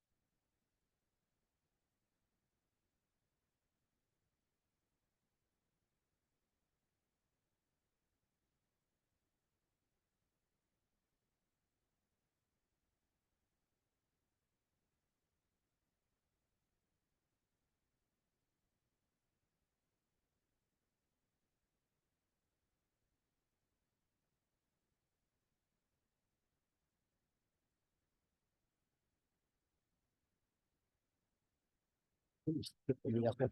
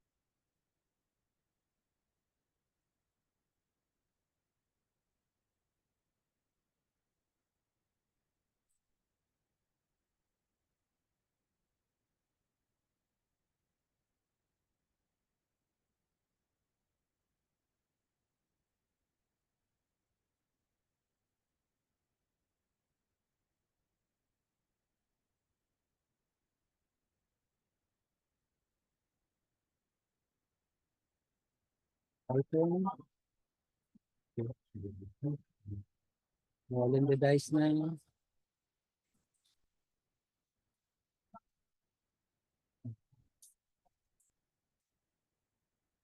Which deal will be wrong?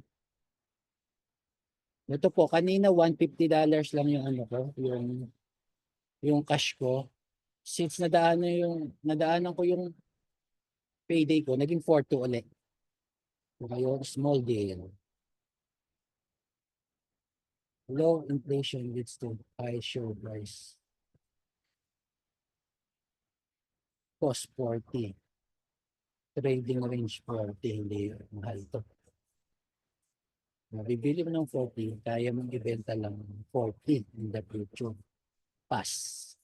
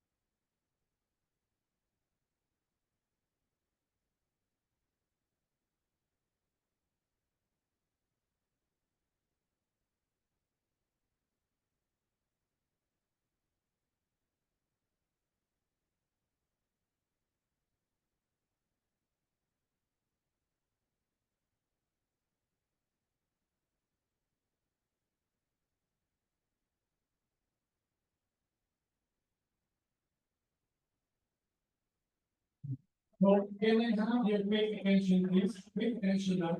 We're going to have like a quick check. So right now it is 2:15 on my watch. We actually started setting up the games, giving out instructions. So before 9 o'clock. So you've been actually playing the game for about an hour already. Ready. Okay. Now, according to the creator of the game, Robert Kiyosaki, so this came from Robert, this did not come from me. So he said that playing 1 hour of Cash Flow 101 is equivalent to 10 years in real life. So is anyone out of the rat race already? Wala pa. So remember my promise earlier, diba? I told you that you will know now if you will be financially free in 10 years. Okay, so right now, with the level of your gameplay, with the level of your knowledge, mukhang hindi pa. Diba? So we will give you 5 years to play. So 30 minutes, another 30 minutes because we still have a few speakers in the afternoon. So let's try to get out of the rat race. Let's try to play faster, move faster within the game, and let's see if there will be people who will be able to get out of the rat race in the next 30 minutes.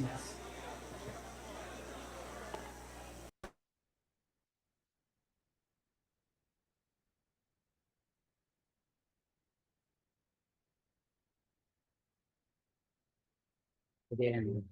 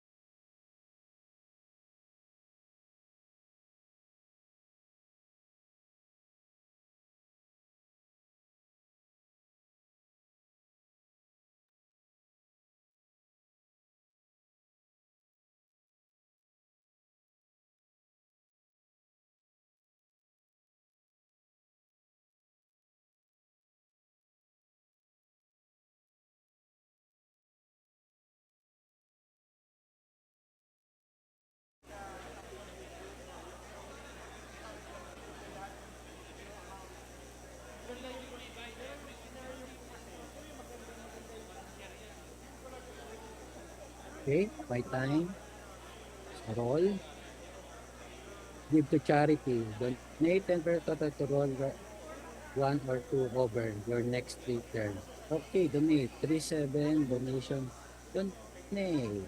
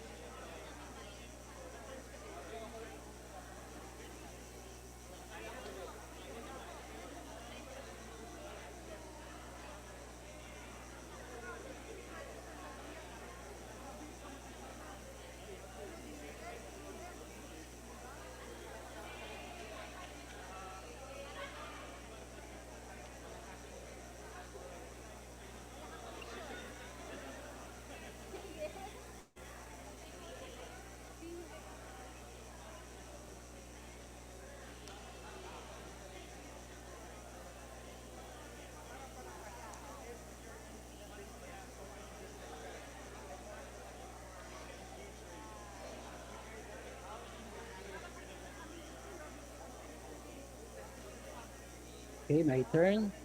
So, stock to you, entertainment. So, trading range 30. On to you. Meron akong on to you, binili ko ng $20 na 100 shares. So, pwede ko siyang ibenta na ngayon ng 30. So, ibig sabihin, 30, 50% yung dadagdag ng pera ko. So, 3,000. So, expect ko, yung cash ko, madadagdagan ng 3,000. Okay, sell. 100. Oh, benta ko na, nadagdagan na yung cash ko. Ng 50% ng asset ko. Yung investment ko pala, nag-increase ng 50% kasi tumaas yung presyo ng stock market. Okay? Roll the dice. Deal opportunity. Small deals. Since cash ko, 7,000 na, let me try a big deal. 8 flex for sale. Retiring investor on office's 8 current appraisal value. Professional loan service and management. Ang cost ko, 240,000. Cash flow, 950. Ang down payment ko, 40,000. So, kung maglo-loan akong 40,000, ito po kung maglo-loan po, since 7,000 yung cash ko, so okay, kailangan ko mag-loan ng 40,000 minus 7,000. So, kailangan ko i-loan 33,000. Equivalent niyan, 3,300 monthly expenses. Ang mag-a-add lang sa cash flow mo kung paparentahan mo, 950. So, parang not a good deal, di ba? Kasi nga, good, not good din talaga. Kasi nga, mapaparentahan mo lang siya ng 950.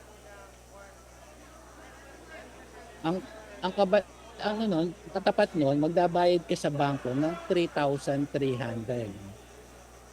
Kasi nga, ang ilo-loan mo kailangan, 33,000. Kasi maliit pa lang yung cash ko. So, I need to pass this, kailangan ko i-pass tong opportunity na to.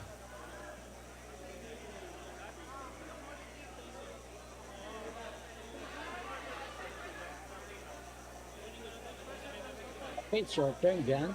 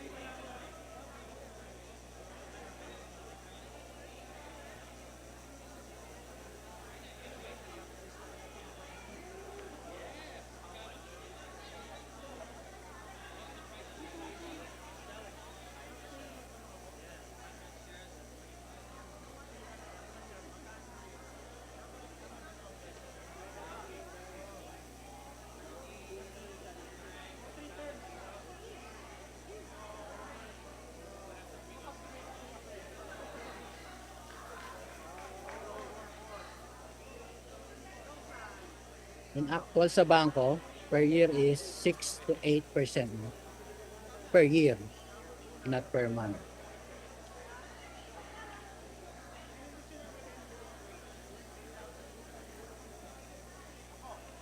Okay, my turn, 2 dice. Okay, paycheck. So, tingnan natin kung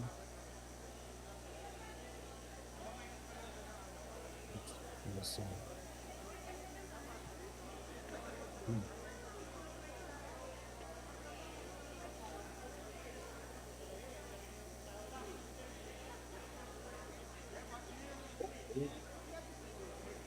congratulations, Rika, for getting out of the rat race.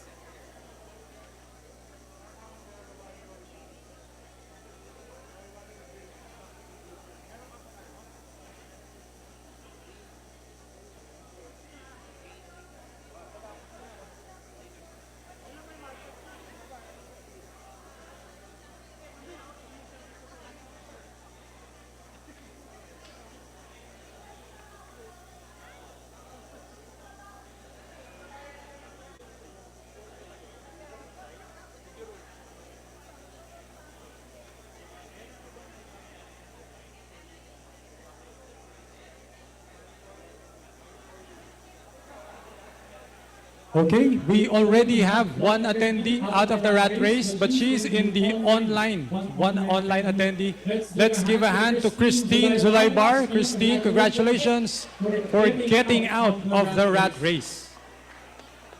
I'm sorry, Rika Zulaybar. I'm sorry, thank you. Congratulations, Rika, for getting out of the rat race. We still have 15 minutes here for this group.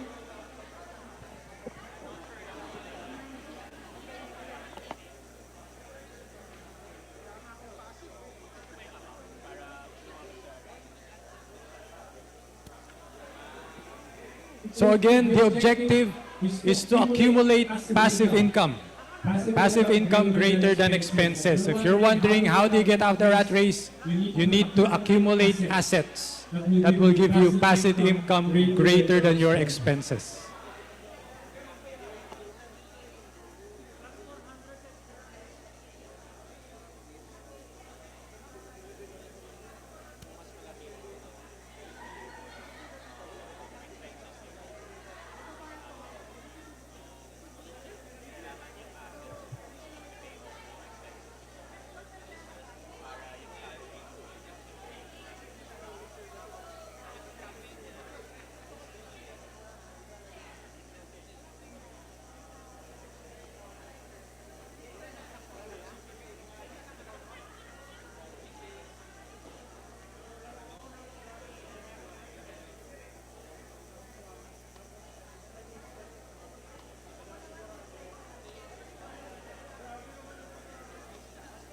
Hold the watch, your turn.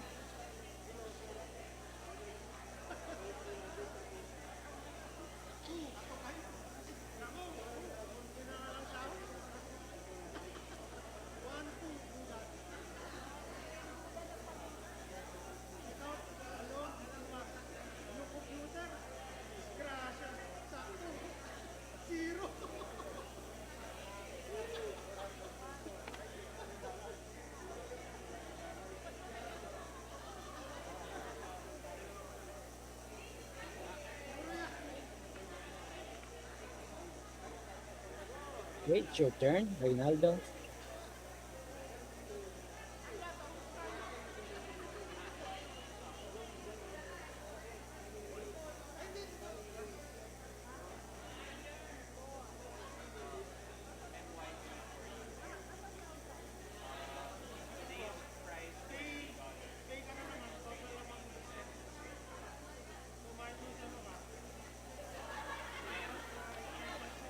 My turn, $2.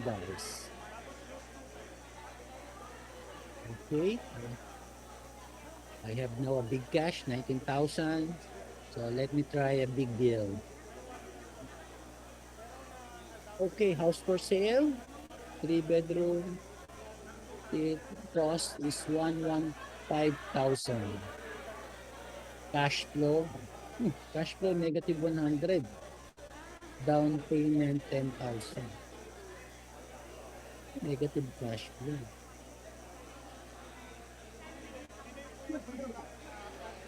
So, dalawa lang to. Pwedeng may bumili sa akin down pay cost. Walang bibili kasi cash flow negative 100. Wala rin sa akin bibili. Lugi sila. Ayaw ko. Although tataas yung asset ko, pero pass.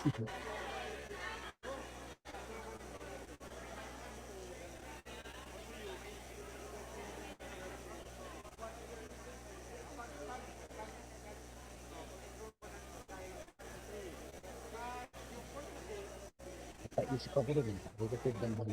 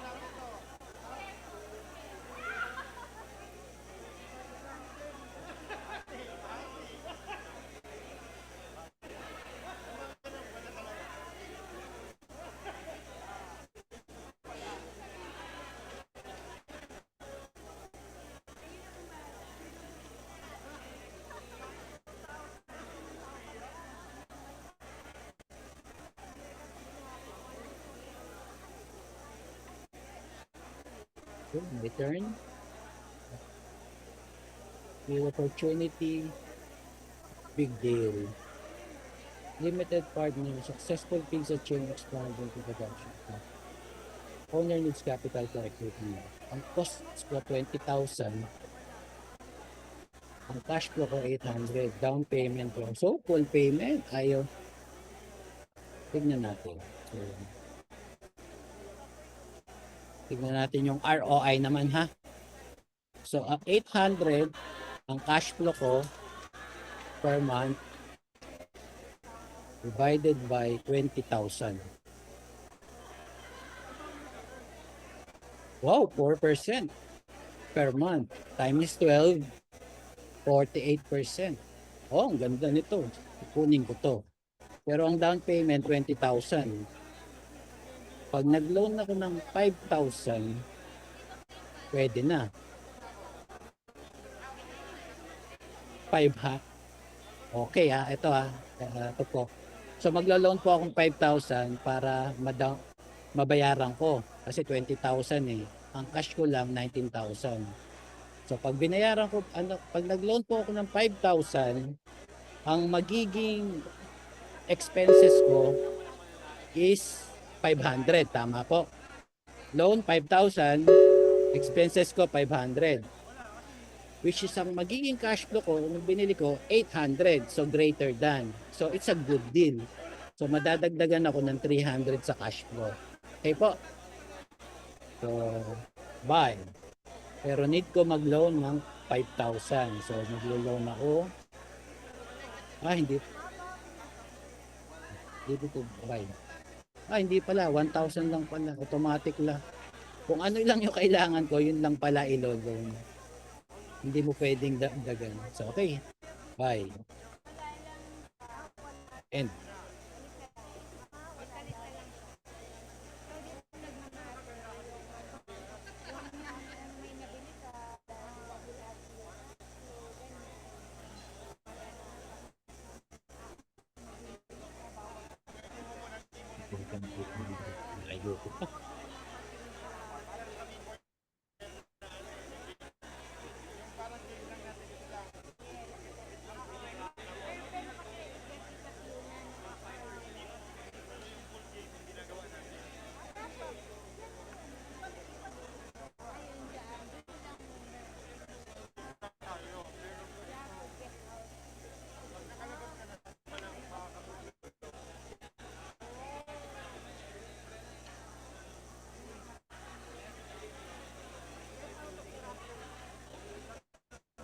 ito po, financial statement ko. So, yung passive income ko, nadagdagan po ng 800. All right, we have one person in this room who got out of that race. Let's give a big round of applause to May. May, can you please raise your hand? And so nandun siya. Ang profession niya, her profession is police officer. Officer. And so meron pa. Pwede pang humabol. We still have 5 minutes. Last 5 minutes. Ayan po, kung makikita nyo, 800, no? Yung passive income ko na. Pero dahil doon, nagkaroon ako, nadagdagan yung loan ko. No?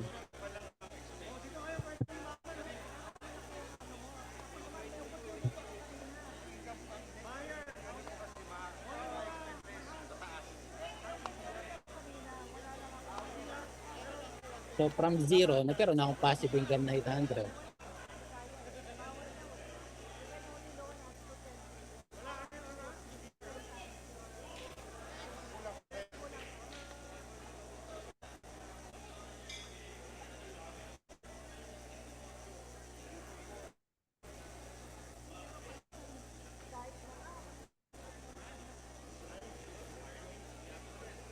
Congratulations, Nika. Rika.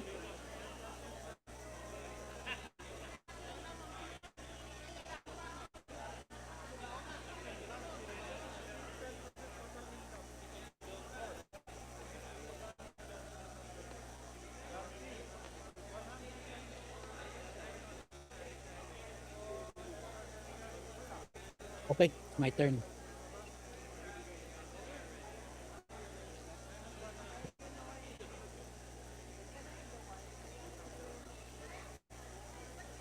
Roll. Deal opportunity again. So big again. Ay, sorry, di na pa. Cash ko na lang pala is 5.3, no? So, small lang, small lang. House for sale. Ang cost niya, 50,000. Ang down payment niya, 4,000. Kaya ko. Then, ang cash flow, 200. So, pwede. So, madadagdagan ng cash flow ko ng 200. Tignan nyo, ha. Ang passive income ko, 800, no? So, magiging 1,000 na yan, no? Sige, buy ko na. Pero mababawasan ng cash ko ng 4,000. Okay, buy.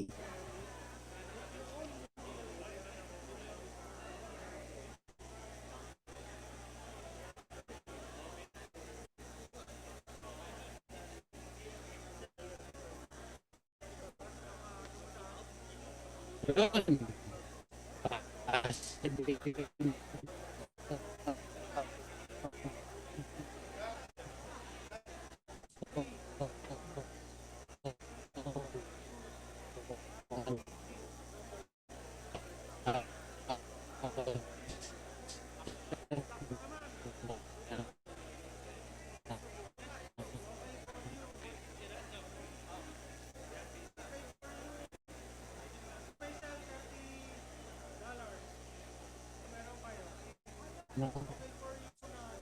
So, nabawasan na yung cash ko. Okay. And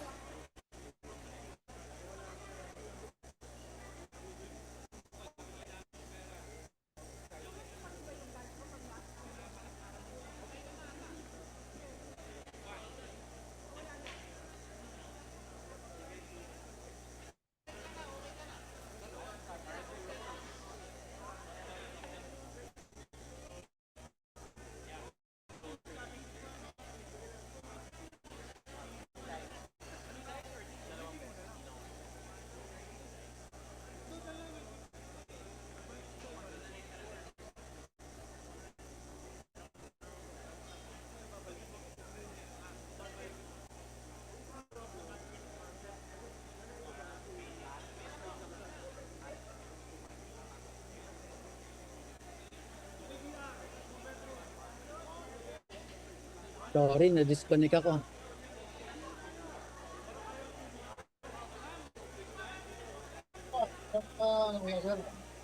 Thank you.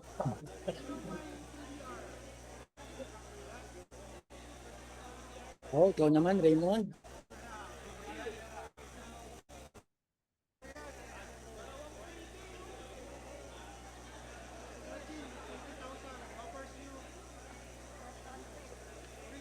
Sam, it's your turn.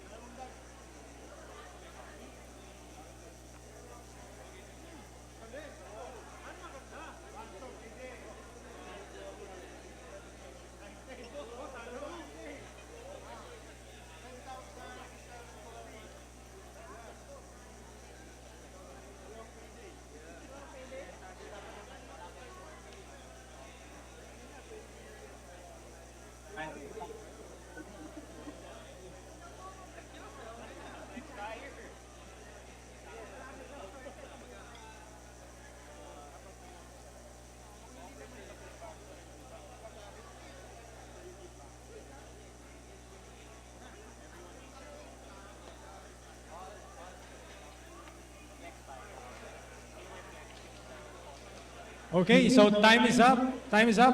Did anyone also got out of the rat race? Wala na, wala na? All right. So time's up. We're going to process the game now. But first question. First question. So active player, complete your turn. Complete your turn. We're going to wrap up this game session now. But my first question is, did you enjoy playing the game? Yes, so some people enjoyed. Some people baka hindi, ano? Were you frustrated? You did not get out of the rat race? Okay. So let's process the game.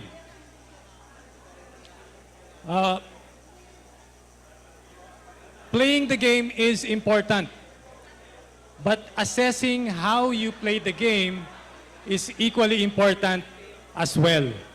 Okay, so that's where we learn. You're going to have to assess, you're going to have to check, what did you do wrong, what can you do better next time. So we're going to go through. I'd like to ask some of you lang, ano, I'd like to ask some of you, what is the one lesson that you got from this session? What is the one lesson that you got from this session? Whether you got out of the rat race or not, what is the one lesson that you got out of here? And I'd like to ask a few volunteers, maybe I'll just get 2 or 3 to share. Yes, sir, can you please go to the mic, introduce yourself, and share what you learned in this session. Can you also tell them what was your profession in the game? Yeah.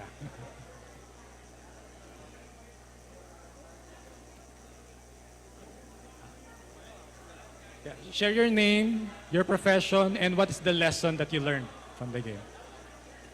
Good afternoon, everyone. My name is Amy Cragen. Amy? I'm a contractor. I build, and I'm also an interior designer. I'm also a property developer. Nice. Great lesson I learned from the game. What is it? Cash flow game. Of course, very obvious. Number 1 is, of course, financial management.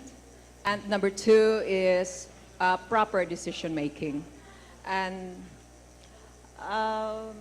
knowing your inflow and outflow, you will know what to do with your cash. And first of all, I've learned is the balanced portfolio. And you have to spread your investment, not just in property, but mostly properties, because it appreciates. I shy away from investing in condominiums. It depends on the location.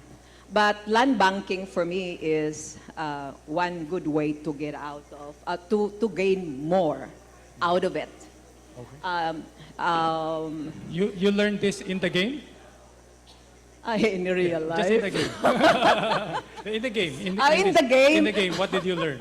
I learned decision making mostly. Decision making. Yeah, and I shy away from borrowing money, especially, and building my cash and waiting the right time to get the right investment. And I think that's it. Okay. Thank you. Let's give a hand to Amy. What's up? Amy Cragen. Amy. My husband. All right. So thank you, Amy. So I'd just like to point out, decision making. Yeah. So decision making, very important. No, we had a lot of speakers earlier here that can easily assess if a deal is good or not. Diba? And that comes with experience. And I guess it's the same for you guys. For most of you, since this is your first time to play this game, decision making was a bit hard because you did not know the rules, you did not know how to proceed. But I will give you some suggestions on how you can improve on that later.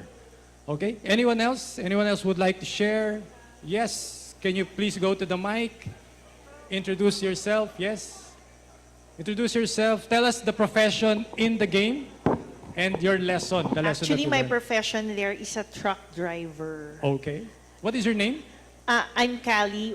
Actually, Maricar, but guys, call me Cali na lang. Kasi Cali. Maricar, controversial yung name. So, Cali na lang. Anyway, I was a truck driver ever since I've been a very low-risk person. So, I've also did that with the game. Yeah. I play Monopoly with my children, even my grandchild. So they always beat me because I'm very conservative. I don't loan. I make sure that I have more cash than loans. And then I invest more on conservative like stocks. So I noticed na all of my group mates, they don't have that much cash, but I have more cash. Kasi mahirap pag walang cash. And then that's what my dad told me, who is also into the real estate, that you should always have cash, never borrow, use whatever you have, use your network. So yeah, that's what I did with the game. So I didn't get out of the rat race, but I have more cash. Okay. Cash is good. All right. Thank you. Thank you. Let's give a hand to Carrie. So, of course, cash is good, but not enough to get out of the rat race yet. So I would suggest that maybe the next time you play the game, try to take some risks. Because you already know that you're risk averse, maybe try other strategies. Because right now, the risk averse strategy did not allow you to get out of the rat race. Okay, so one thing that maybe you can try the next time you play is try taking on some risk. All right. Okay, so would you like to learn how the only person who got out of the rat race, how she got out of the rat race? Yes, so parang konti lang yata yung interested. Wag na lang, kanya na lang. So can we just call? Ayan.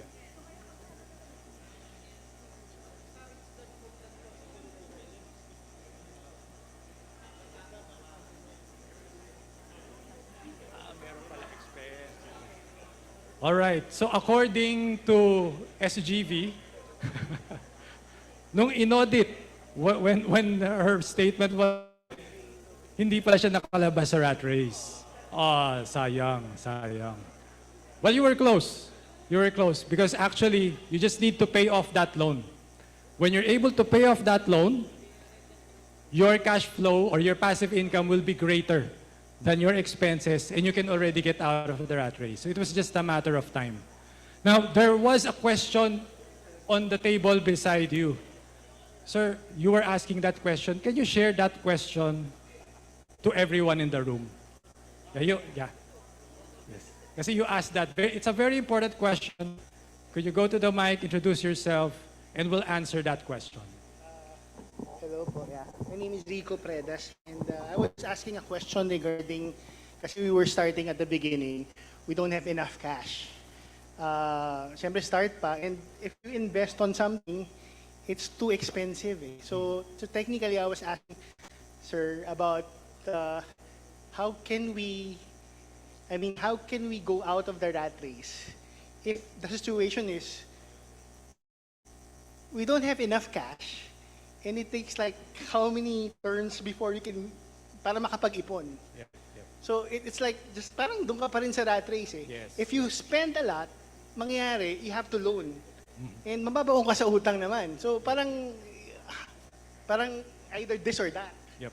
At the end of the day, parang ako, ang ginawa ko, I just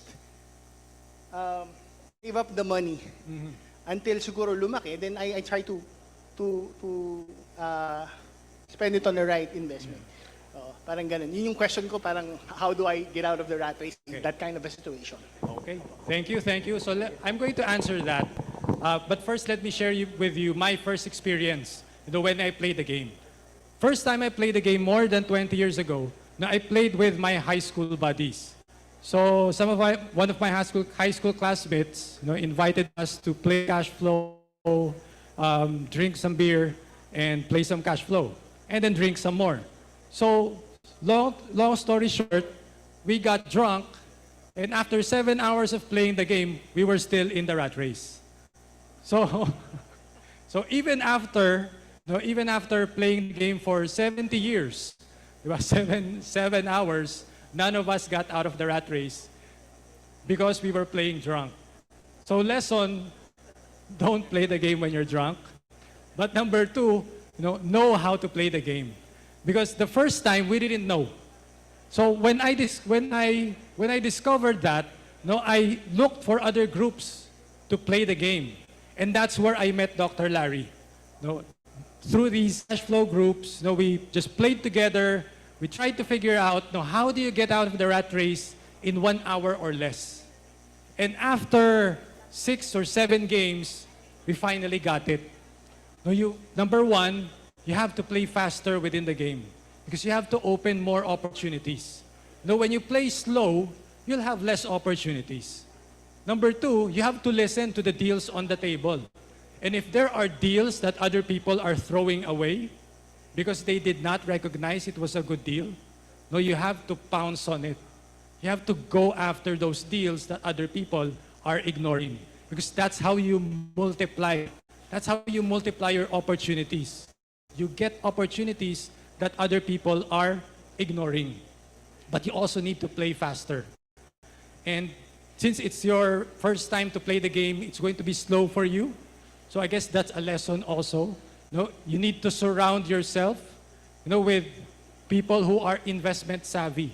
Someone that you can play the game with in real life and who can go as fast as you. Because if you're all slow, then of course, all of you will not move forward.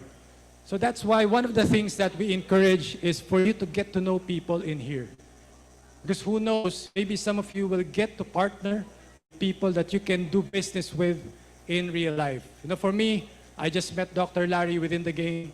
He told me how to, we learned together how to invest in real estate. And because of that association with him, eventually I was able to make some deals, which I will share with you. I'm going to share with you how do you apply this cash flow 101, in real life. First, play the game 9 more times. So this is recommended by Robert Kiyosaki. Now, when you play more, of course, you'll learn more. You learn more about yourself. You learn new strategies. Parang si Kari kanina. Because right now, maybe some of you are risk averse. Maybe the next time you try to take on more risk. Maybe you try to play faster so that you can turn more cards. Get more opportunities. And number 2, you need to know your numbers. You see a lot of numbers here, but for most of you, it was a mystery.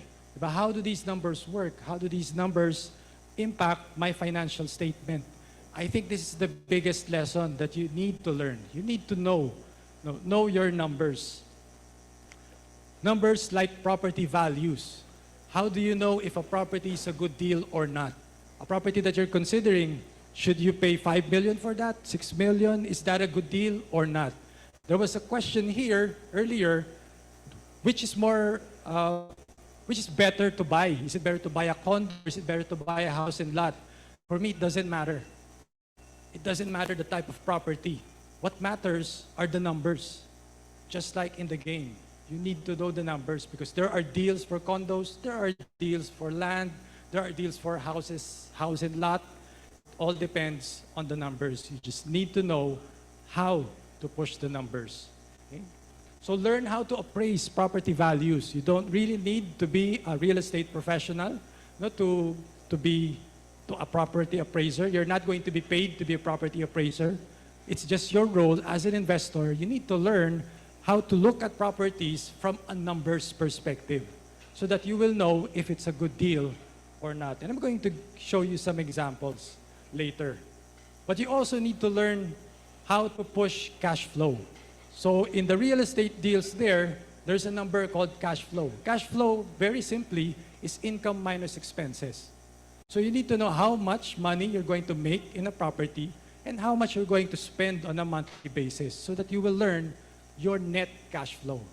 Then that helps you to make a decision making, makes you better at making decision, at evaluating investments if they're good or not. So know your rental rates. In that area, there are other properties, there are other similar properties that are being rented out. So you just need to research the rental rates and know your expenses. How do you compute your amortization? How much dues are you going to pay, etc., etc. So you just need to this is really accounting. This is really plus minus. You just need to learn how much is coming in and how much is going out. Very, very simple numbers to learn. So, because when you know your numbers, you will know if the deal that's in front of you is amazing or not. So, I'm going to show you some properties and guess the prices. How much do you think was this property sold for? Just shout out some numbers. Sorry? Louder, louder. Magkano? So marami na. So, I can't understand the numbers that you're saying, but this old house was in Makati. It's in Poblacion. It was in Poblacion. So year 2014, that was a 190 square meter house, and it sold for 7.9 million. 7.9 million in Makati.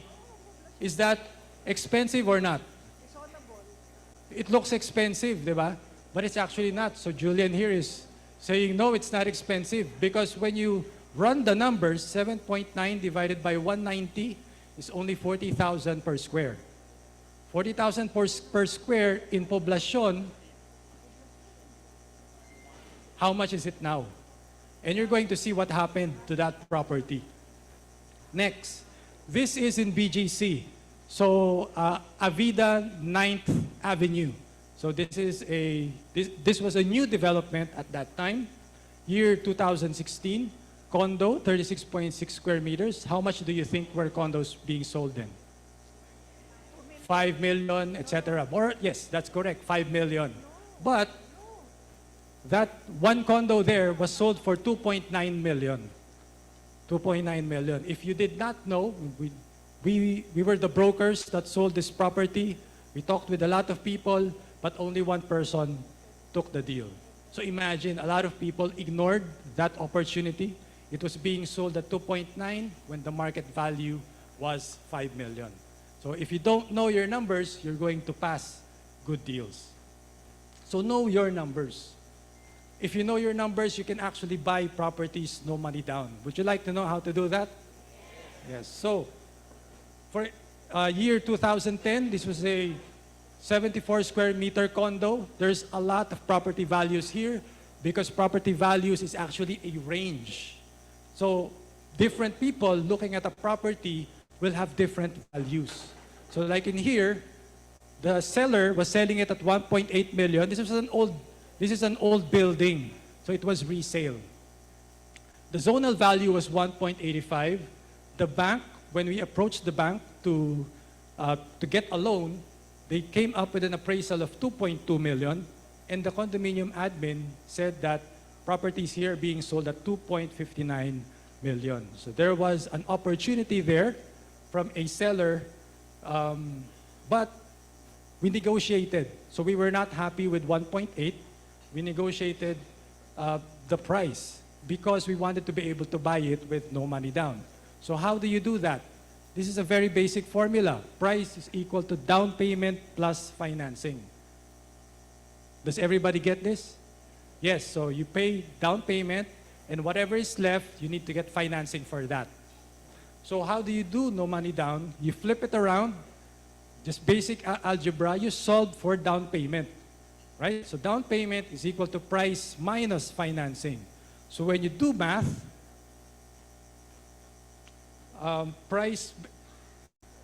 what would be the price if you can get a financing of 70% of 2.2 million? Remember, the bank that we approached valued the property at 2.22 million. So how much is 70% of 2.22? 1.554. 1.554. So, sorry. So if you bring down the price to 1.5 or 1.554, and you can get financing for 1.554, how much is the down payment that you're going to make? Zero. Zero, right? So, well, in actuality, we made the offer first. So we offered and we put a reservation or an earnest money of 25,000 pesos first. And then we told them that we will pay the down payment after we get the loan. But we agreed on a price of 1.5 million. So we negotiated with the seller. So we brought down the price from 1.8 to 1.5. So that's how we made a no money down deal. And that's what I actually shared in my book, No Money Down Formula in Real Estate. Unfortunately, it's also out of print, but you can buy that online. So I have an online version of that. So know your numbers and remember the number one rule in real estate. What is the number one rule in real estate? Can you shout it out? So location, location, location. Yan. But if location was really the number one rule in real estate, then we should not have properties like this. Okay? This property is at the back of Robinson's Galleria. Robinson's Galleria in Ortigas, Central Business District. This was an unfinished building for a long time. It was supposed to be 55 stories, but they had to stop construction at 32 floors. So, and up now, that is not fully rented out. This is one of the hardest buildings to rent out. Now, we do office leasing in the Ortigas area, and more expensive buildings are actually filled out, but this one, very, very hard. If location was really the number one rule in real estate, this property should not have a lot of value. Do you know this property? Is this familiar? This was actually discussed in earlier this morning. This is Club Balay Isabel.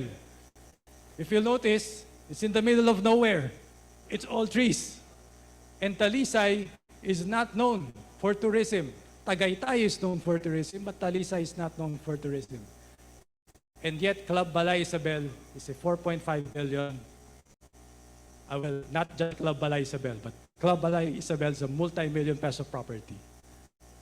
So, this gets hit whenever Taal explodes. So imagine that. This should not exist if the number one rule is location, location, location, right?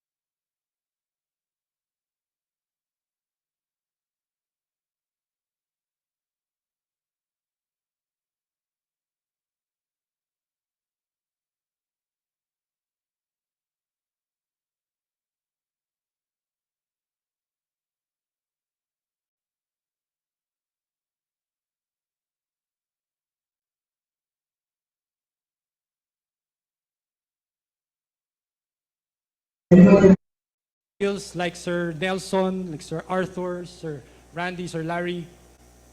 Like Frank is a former stuntman, no savings, no money. I taught him how to do no money down. He was able to buy his first property with no money down. Aris was the Google engineer who bought the condo for 2.9 million in Avida Towers.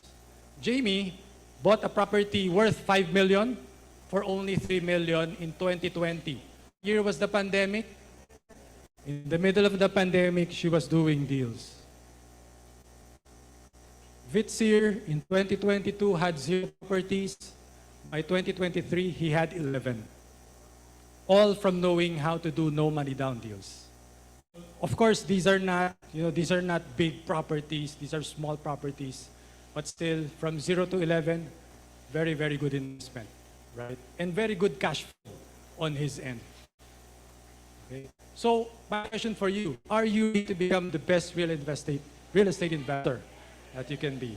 So if you are, I'd just like to invite you, to play cash flow 9 more times, know your numbers, and remember the number 1 rule in real estate is people, people, people.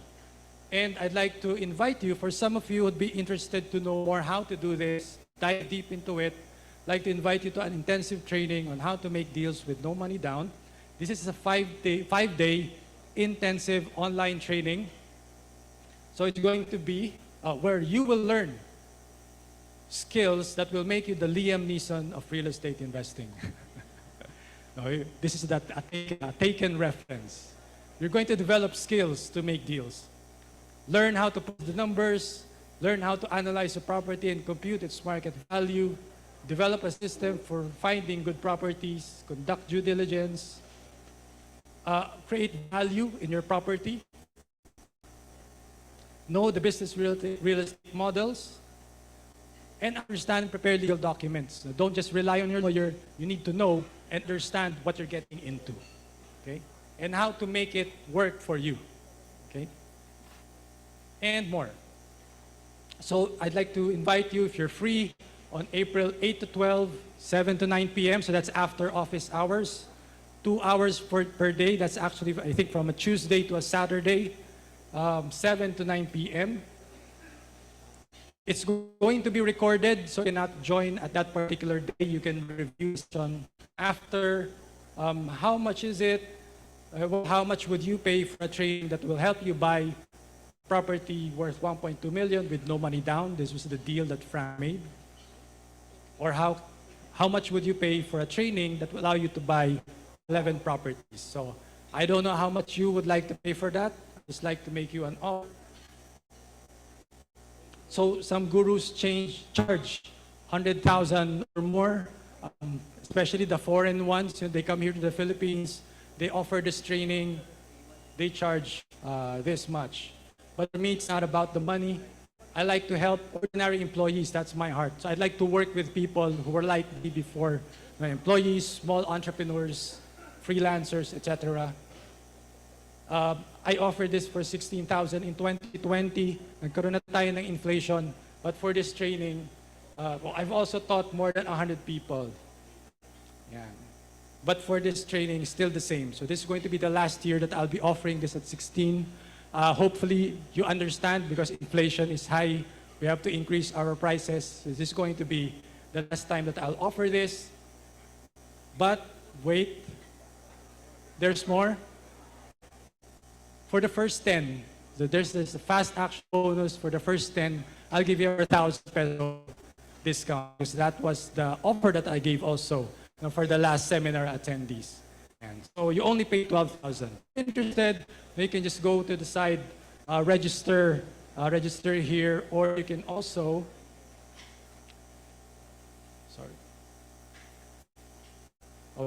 there is QR code there, so you can pay cash, GCash, or credit card. There's QR code on the side. I hope to see some of you. I hope I'll be able to work with some of you, do no money down deal. And that's it. Thank you. Thank you for participating. And now, maybe I can call on Mavs. Or maybe I'll just introduce. I'll introduce the next speaker. The next speaker is someone that you probably already know. He's going to work you through.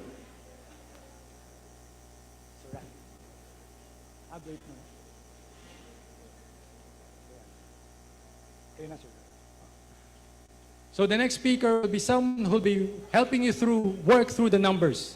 Going to go through an actual deal that you can reference, and this is someone that you already know. But just in case you don't know him, you have to listen to him because he has thousands of rental units. So not just tens, not just hundreds, he has thousands. So this man knows his numbers very well. So I'd like you to give a loud round of applause to Sir Randy Manaloto. Thank you.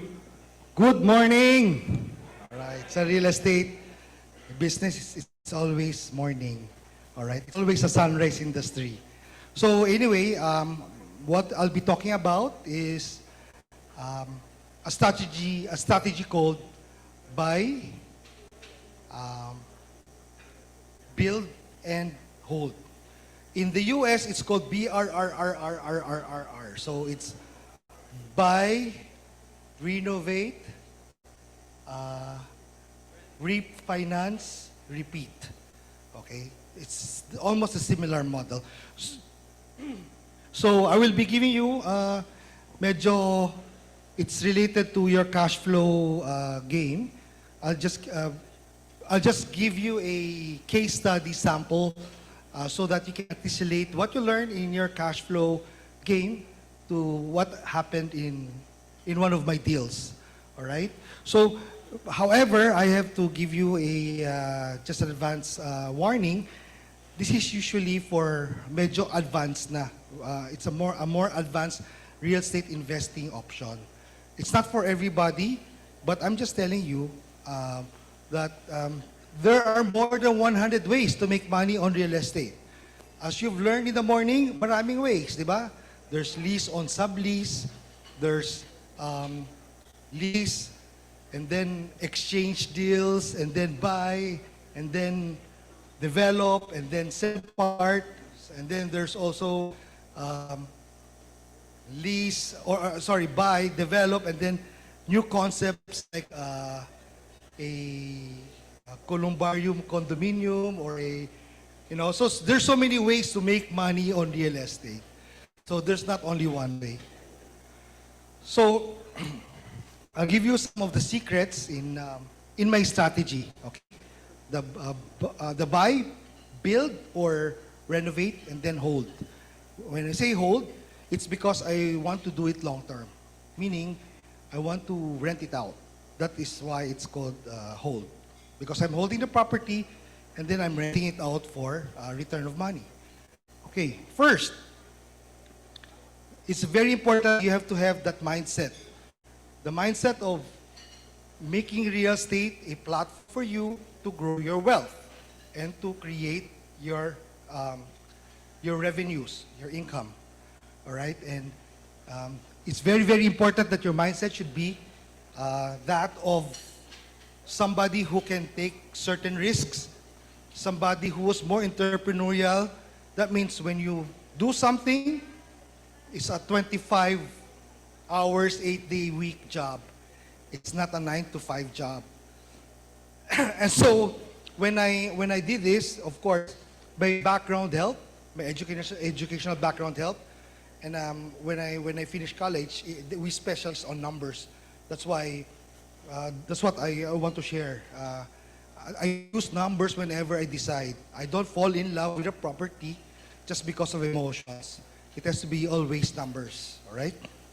And of course, my background, I was raised in a family of entrepreneurs, so risk is part of our everyday mindset, except that parents don't like to borrow money, okay? And so they told us not to borrow money because it is bad. So in the first part of my formative business career and entrepreneurial journey, I did not borrow money simply because I wanted to make sure that I'm doing things safely and conservatively correct. All right. So, in one of the I mentioned before about WOFEX, the trade show business. So, I love going to trade shows because I learn a lot from the products that's offered, the services, the technology, and the way people sell, the way people share their information. So, because I'm in the real estate industry, I attended a trade show on real estate, and it just so happened that when I visited one of the exhibitors, which is a bank, which is one of my bankers, I saw her there. She approached me and said, "Sir, I have an opportunity property for you. We just were able to resolve the cases here, and this might interest you." So, what's the lesson here? The first lesson was, why did the banker remember me? Okay, so what I do is I go visit my bankers, meaning these bankers are the ones who are in charge of foreclosed properties or non-performing asset division divisions of the bank. These are the ones in charge of foreclosed properties who want to dispose of their foreclosed properties from previous clients who could not pay their loans. So I visit at least 5 or 6 banks. Once in a while, I ask what for their updated listing.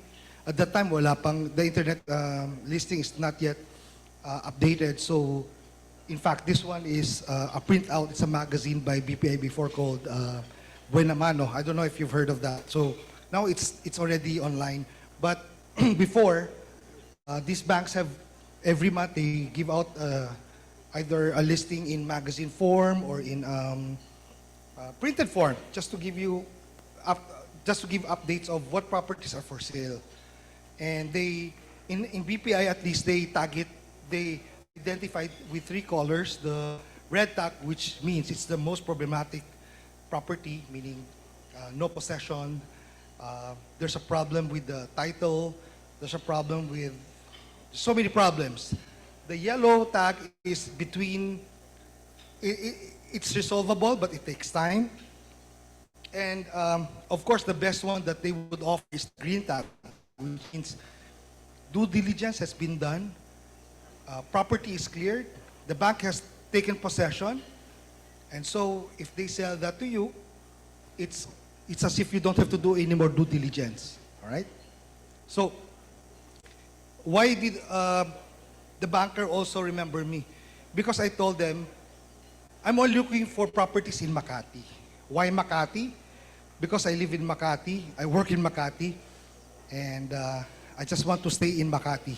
So, it's not because it's Makati, it's because of the fact that this is where I live, this is where I work, and if I want to do business, it's only within this area because I'm familiar with the area.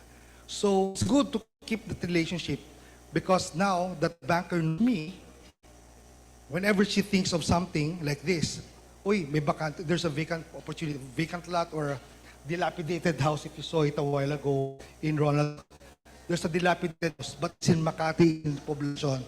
Are you interested? So the next question will always be from me, and I'll say, is it clean? Or are there problems? So, very important, my network knows I just deal with Makati. So if you're, you guys are from Caloocan and you would like to just limit your niche to Caloocan, then at least tell your brokers or your network or your friends you're just interested in Caloocan.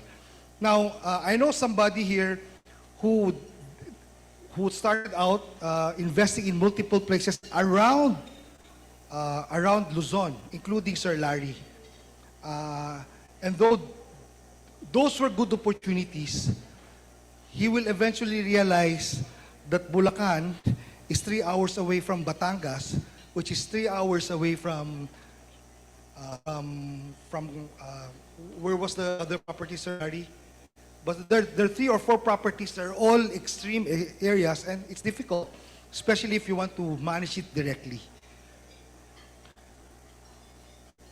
So in this case, the banker told me, sir, there's this property, became green tag, so this one, and there's opportunity here.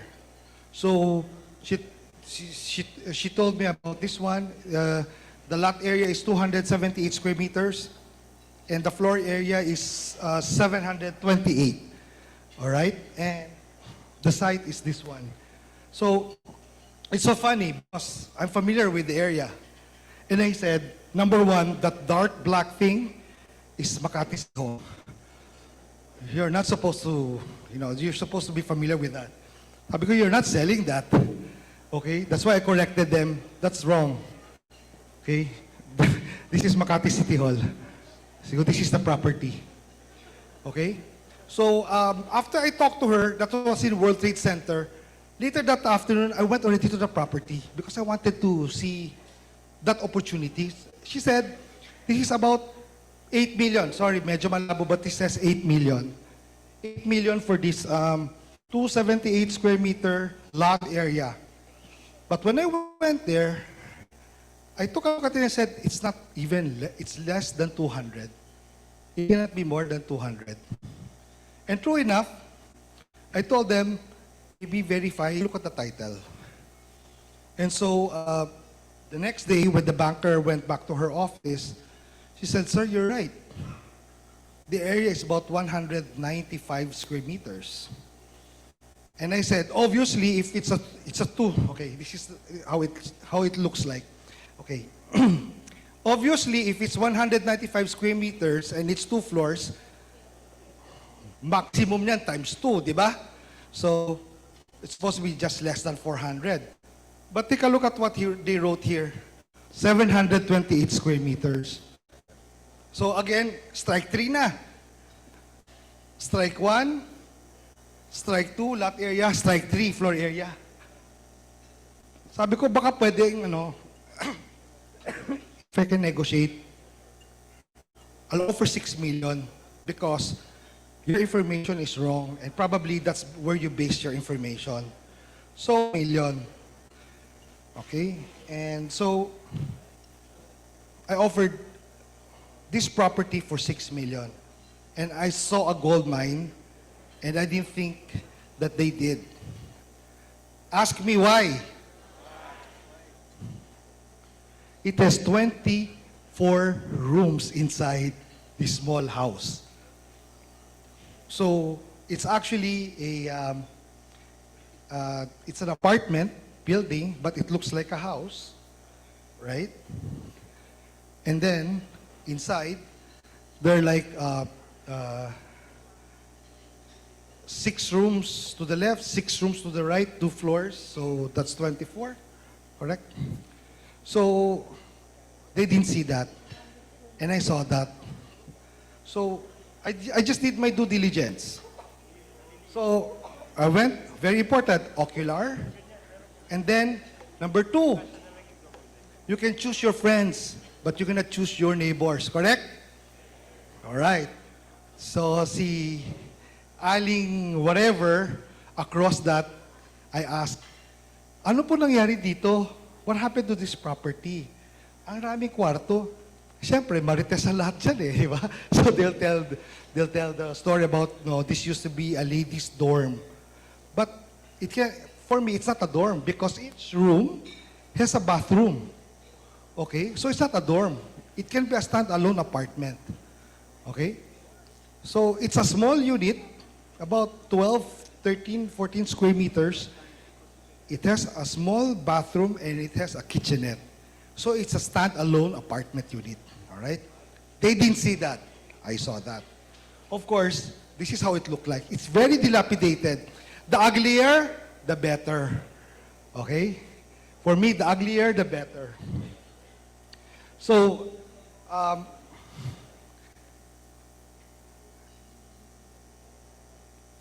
I asked the neighbor, so the background, what happened. Siguro umutang yung may-ari, and then use it for something else, and then could not pay back, and then this was foreclosed by Prudential Bank, which was eventually bought by BPI. That's why I dealt with BPI.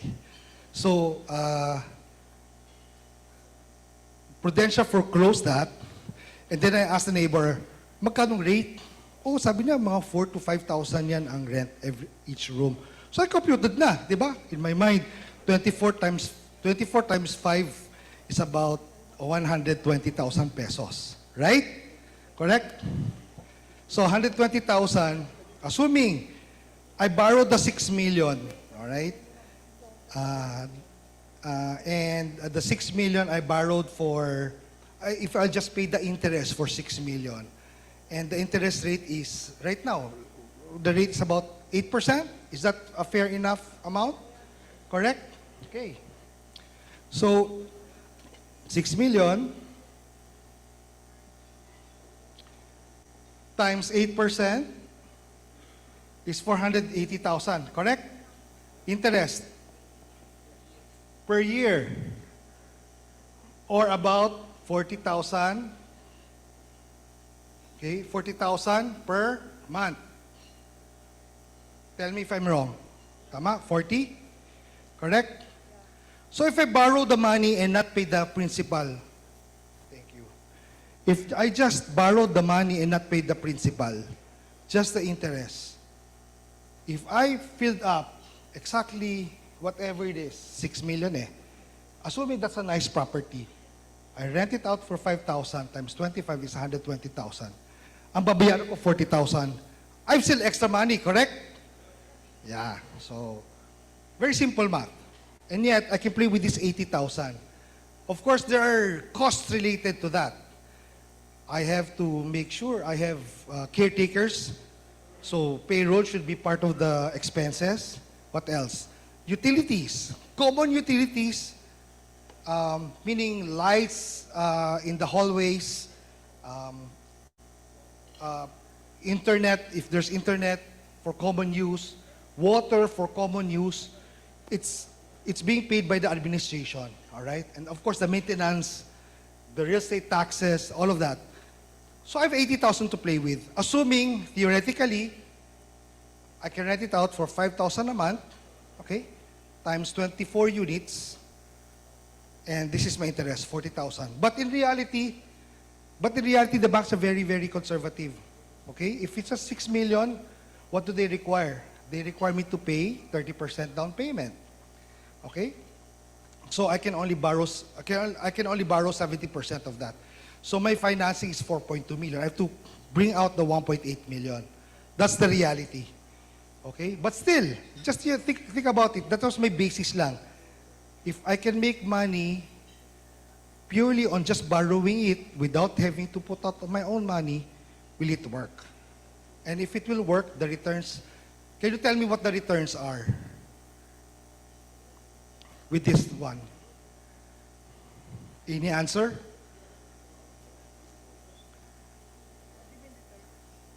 Ian, you know the answer already.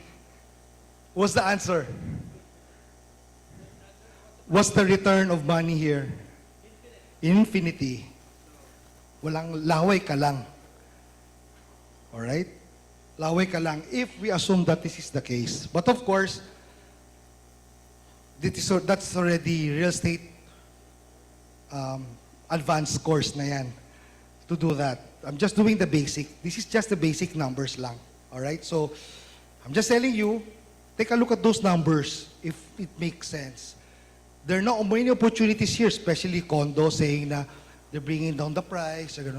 Always do the math. Always first do your due diligence. Just don't say, cheap to, I'll buy it. You always to ask, magkano ba renta dati? Magkano ba renta ngayon? Mapupuno ko ba yan? May kukuha ba yan? Magkano ang magiging rate? Okay? Versus how much you will be spending. Very important, rate of return on your money. Okay?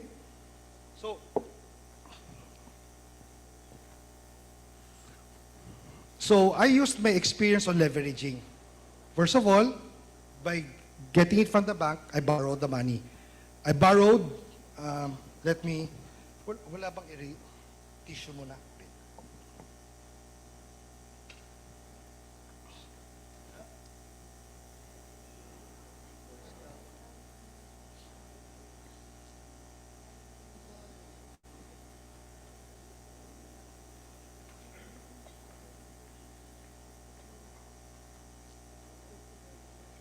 If you have any questions on the numbers and need clarification, I can repeat it.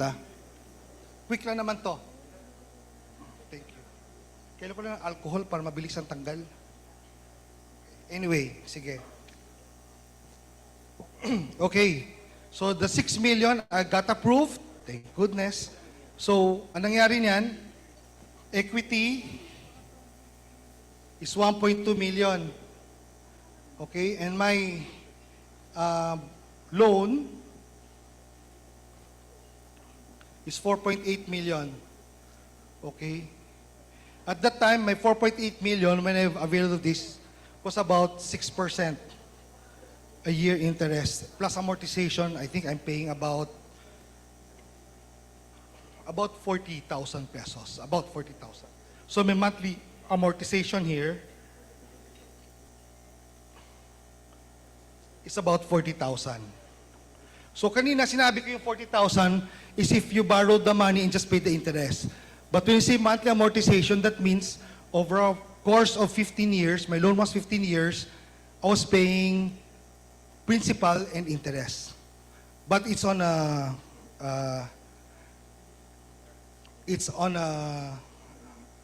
every month it changes, the amount of interest and principal changes. At the very first part, the interest is high and the principal is low. But over time, the interest becomes lower and the principal becomes lower and the interest expense becomes lower and your principal amount becomes higher. So in 15 years, this is extinguished already. Okay, now, but take a look at this. When I renovated this, it costed me another 1 million to renovate, okay? So, an additional equity improvement, I call it improvement, 1 million, okay? And then I borrowed the money for the 1 million, okay?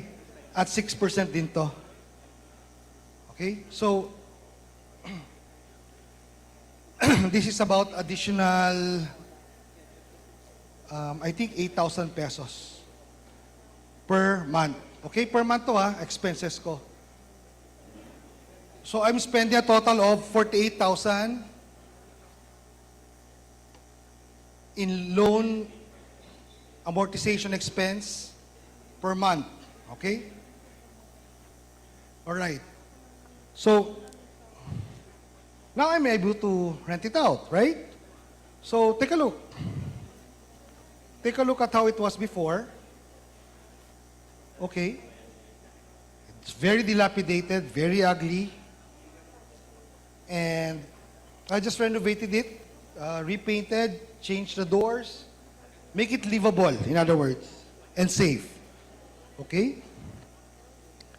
So I didn't do a major renovation at all. It's just to make sure it's ready to be occupied and to be rented at the price that I want. Okay.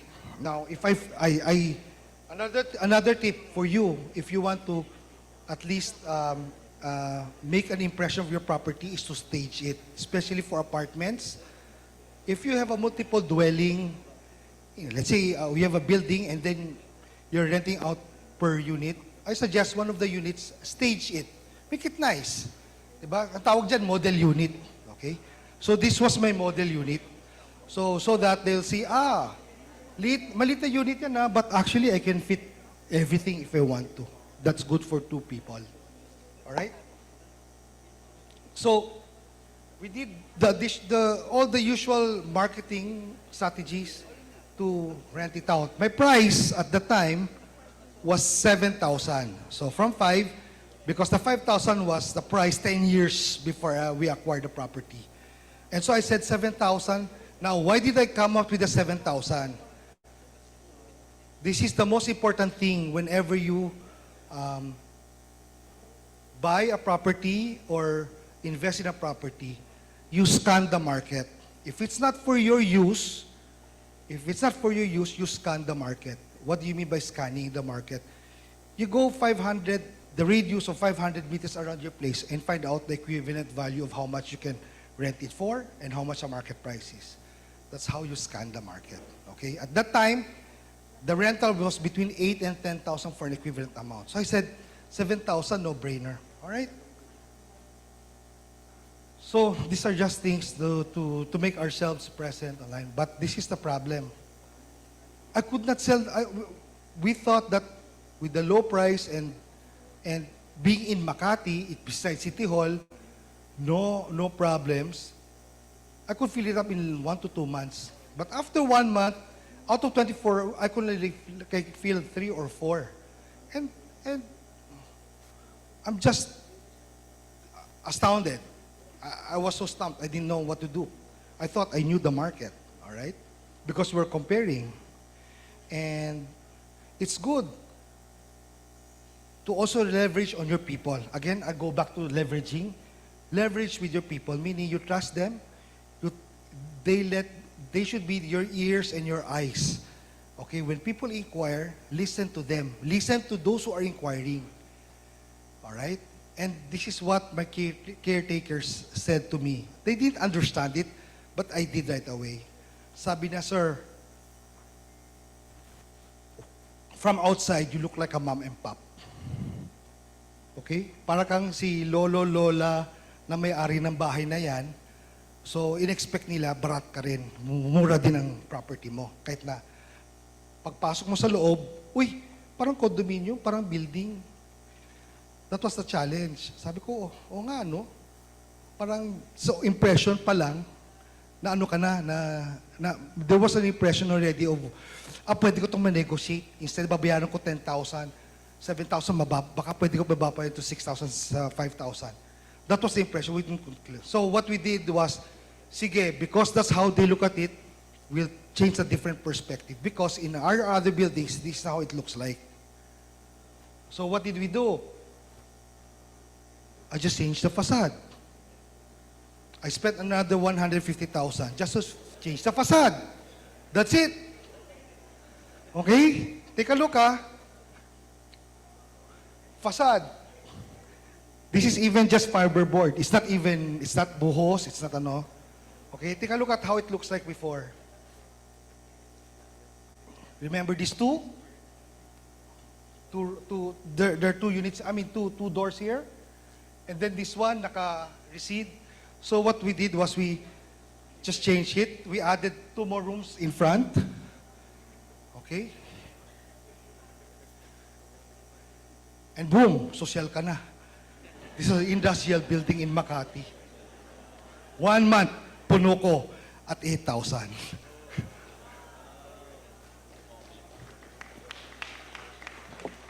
So, what's the lesson here? 24 units times 8, no, 26 na pala kasi nag-add ako ng 2. 26 units at 8,000. Sabihin ko na lang, I have vacancy of 26. Sabihin lang natin, 20 na lang.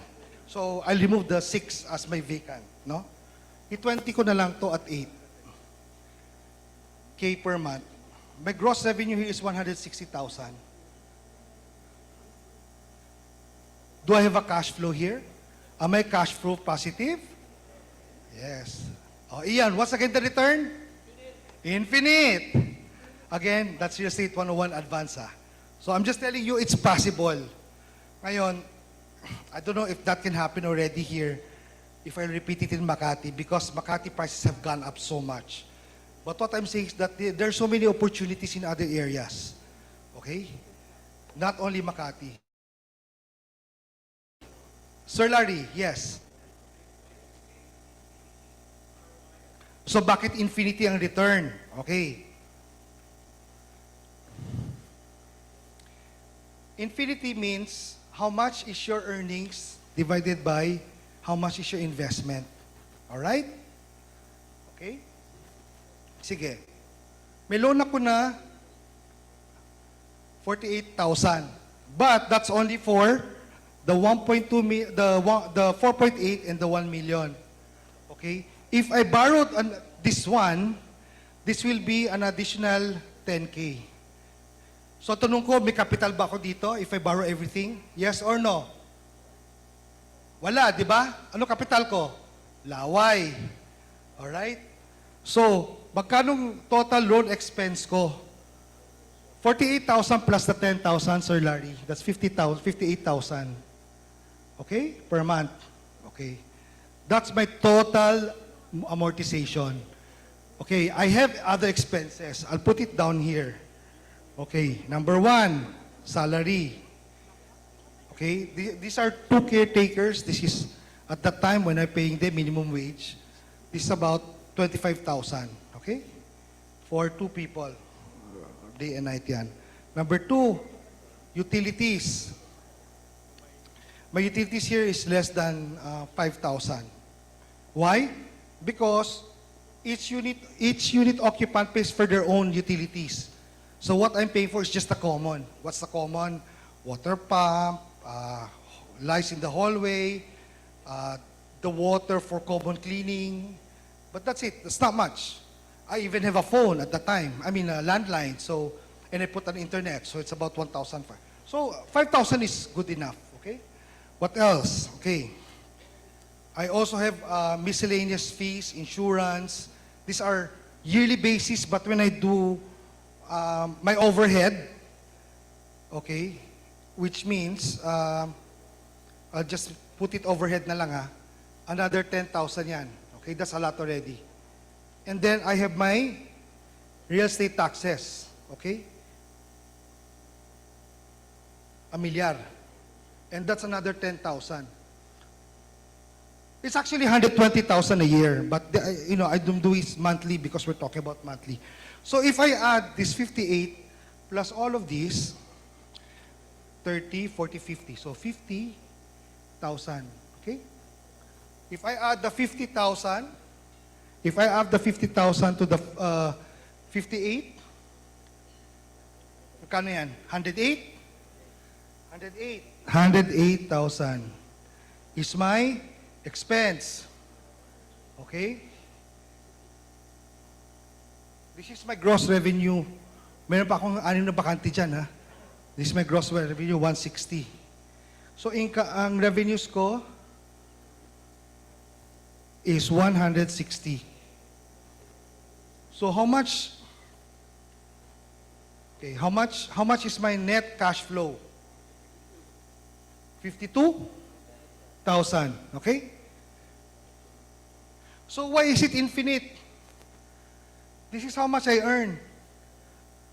58,000 a month. Okay? You divide it by the investment. How much investment did they put? What? 0. Ilagay nyo sa calculator kung anong labas. Limit is not defined. So it's infinite. Clear, Sir Larry? 15 years.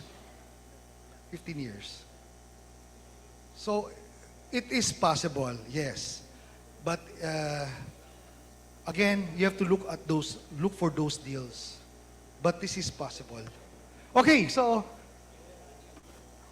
very important, cash flow. That's why I said, very important numbers talaga, cash flow. And anything you do not speculate. Always think of cash flow. Magkano ba ang kikitain ko dito? Okay? Now, if you want a return of money talaga na wala ka pang, if you're not known by the bank, because the bank knows me already, but if you don't have any collateral with the bank, okay? What is the return of money? Meaning, meron kang pera. Okay? Your total money is, we invested 7 million. Okay? 7 million, 58,000 to ha, a month. Kahit i-times 12 mo to, okay, divide by 0 is still infinite, ha? Okay?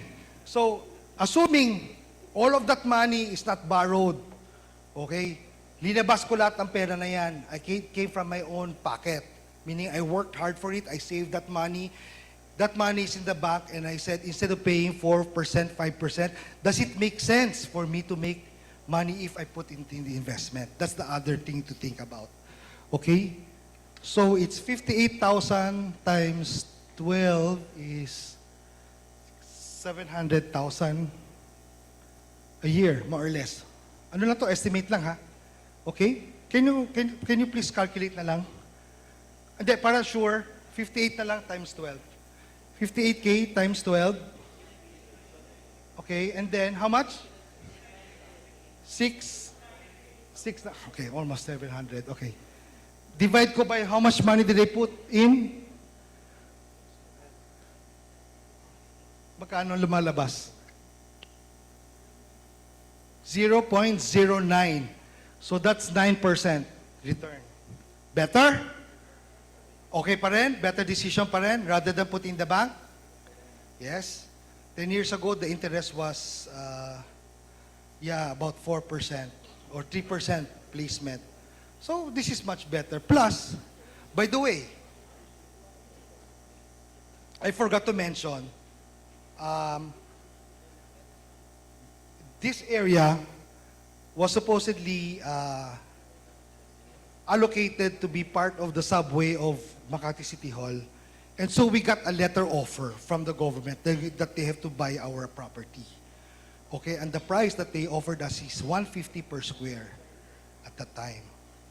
So 150, okay, compute natin ha. My cost was, can you compute? Sabihin lang natin 7 million. 7 million divided by 195 square meters. How much is that?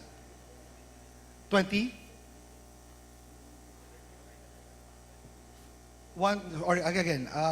It's 7 million divided by 195 square meters. Per square meter tayo eh. 35? Sabi natin 35K. This was 2010 eh. This is 2010. Okay, this was 2010.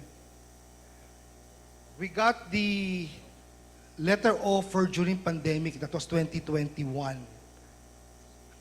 That the city government was buying it at 150 per square. So I didn't even think about the capital appreciation at that time. Good decision to buy? Yes or no? All right. So, last na lang. So, what happened during the pandemic? The business model that I did was, you live near where you work, but pandemic happened, and I lost that very business model I wanted to. That I was so confident that I will not make a mistake, because everybody went home to work from home. I lost more than half. The other half stayed behind because they're from the provinces. And so they still have to be in Manila for once a week report. So, but I lost more than half. So I had to pivot. So what I did was, for the half of the tenant, I told them, the government wants me to do a quarantine. And I cannot make it a quarantine unless I make it completely vacant. All right? So we asked our occupants to move to another building, which is about 2 blocks away, to be transferred. We have another apartment building there. It's a 4-story modern building. So they gladly moved out. And so I was able to pivot and make this a quarantine hotel for 2 years. All right? And if I'm not mistaken, my monthly here was 2,000 per day times 24 units times 30 days. Magkano yan? 2,000 a day, ah. So that means 60,000 a month yan. Ha? 1.4 million versus my 160. So that was my pivot. So for every black one, there's always a white swan. All right. So thank you. Hope you learned something.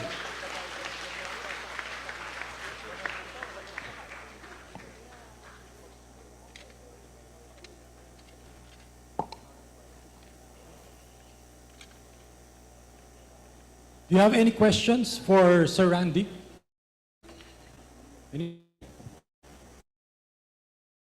It was very clear. Was it clear? Pagod na ba? See how important knowing how to run numbers is. So even if the property was dilapidated, it doesn't have any value. When you run the numbers, it shows up. You can actually see that it's a good value property. So very important, learn to push your numbers. Okay, so we still have a few more speakers who are going to share their experiences. Very important that you listen to the next one, because in terms of background, her background is very interesting, to say the least. Why do I say very interesting? Because she was a former NPA.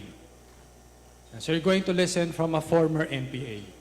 So from being an NPA to now being a property developer, and one of the leading minds, in Centro Mavens, one of the leading movers in the boutique hotel industry in the Makati area. So are you excited to listen to her? Yes? O takot kayo na, kasi baka NPA ito, nakakatakot. So she's going to tell you more about her background. Let's give a loud round of applause to Mavs Angeles. Thank you so much, Ronald. And by the way, before I start, nasabi ba kanina yung nagsasalita dito sa harap, si Sir Randy Maloloto, kung magkano yung income niya? 1.8. Para dito sa building na to? Ilang units to? Ay, ilang units? 16? 26 lang. Hindi yata nasabi, sir. Sabihin ko ba? Si Sir Randy, he has more than, ilan yung gusto niyong sabihin ko? Hulaan niyo muna, more than how many units of these 26 units? 26 units lang to, 1 point something na. Ilan? Hulaan niyo. 1,000? O sige, pwede na. Baka pagalitan ako. More than 1,000 units in Makati. Isn't it amazing? Please do give a round of applause to our mentor, our chairman, Sir Randy Manaloto. So the way he discussed to you these numbers, so we were so blessed and honored that he was the one mentoring us and our chairman for our company, Centro Mavens Corporation. But before I really dig in more in mentoring and learning, can I ask everyone to stand up, please? Stand up muna tayo. And, face the back of your friend or, yan, ganyan kayo, face the back. Ronald, nasan ka? Ayan, face the back and tap it. Tap, tap, tap, learnings, love, Thanksgiving, thank you, someone. 5 seconds, Tap, tap, tap, thank you. Thank me, Ronald. And I thank you. And let's give back the Thanksgiving. Thank you, Ronald. Thank you for the sharing. Thank you for the learnings. Thank you for being here with me. Thank you for hosting with me. All right? Ayan. So, and let's move around, and just pick one person. What's your learning so far? Just one message. Pick one person outside of your table. One learning again. One lang. Tapos pick another. Let's have 2 minutes.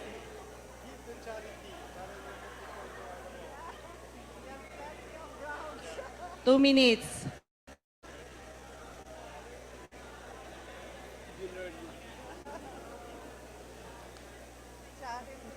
Tapos yung gustong break, CR break, no, we can extend another 2 minutes. Another 2 minutes for CR break. But 2 minutes sharing, no? So that's your option. Can break, share, break.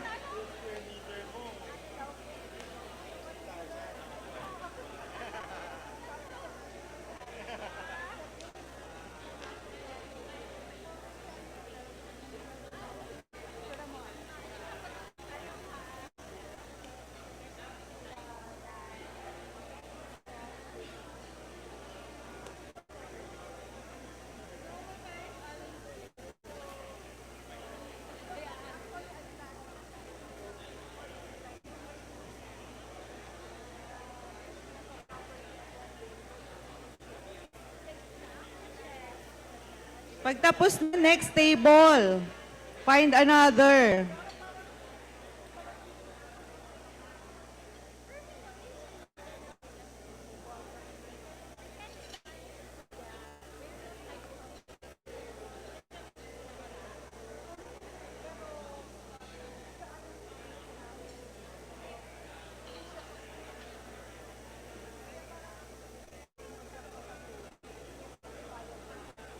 Move around. Walk.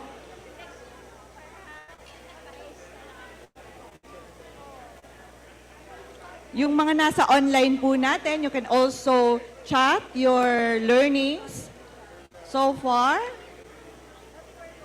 Chat in the chat box. Oh, it's your time to shine. Time to share. It's your time to share. Share your learnings. The more you share, the more you learn.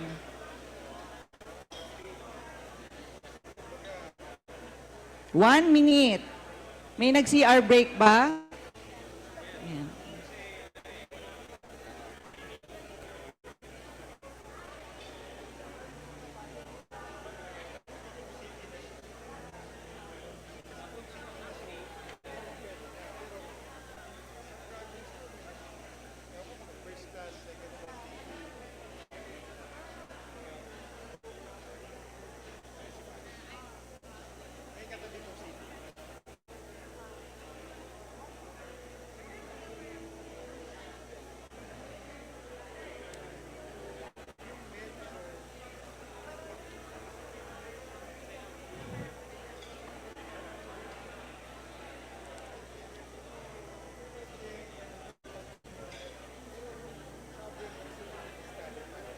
Wrap up, and go back to your chair. Go back to your chair, last 30 seconds. Wrap up na po tayo. And then continue natin later. Thank the person that you are talking to. Kamayan nyo if needed.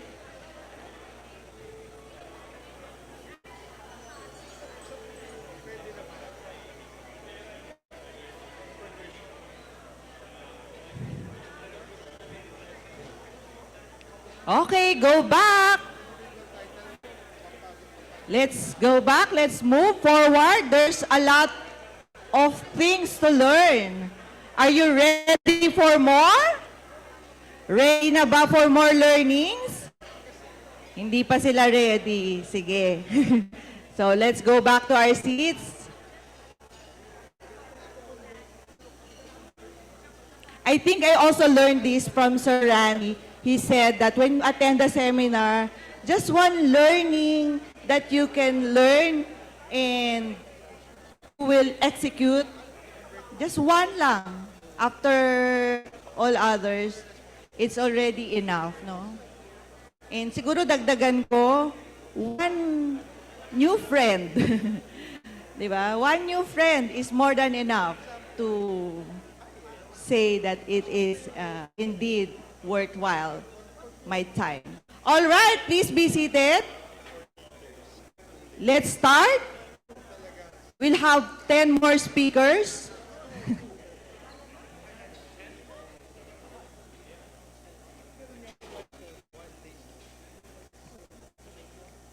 Magpapakilala po ako ulit. I'm Mavs Angeles and I'm one of the managing director of Central Mavens Corporation. So I'll be sharing with you a very quick story how we ended up this company. Okay? But before that, let me give you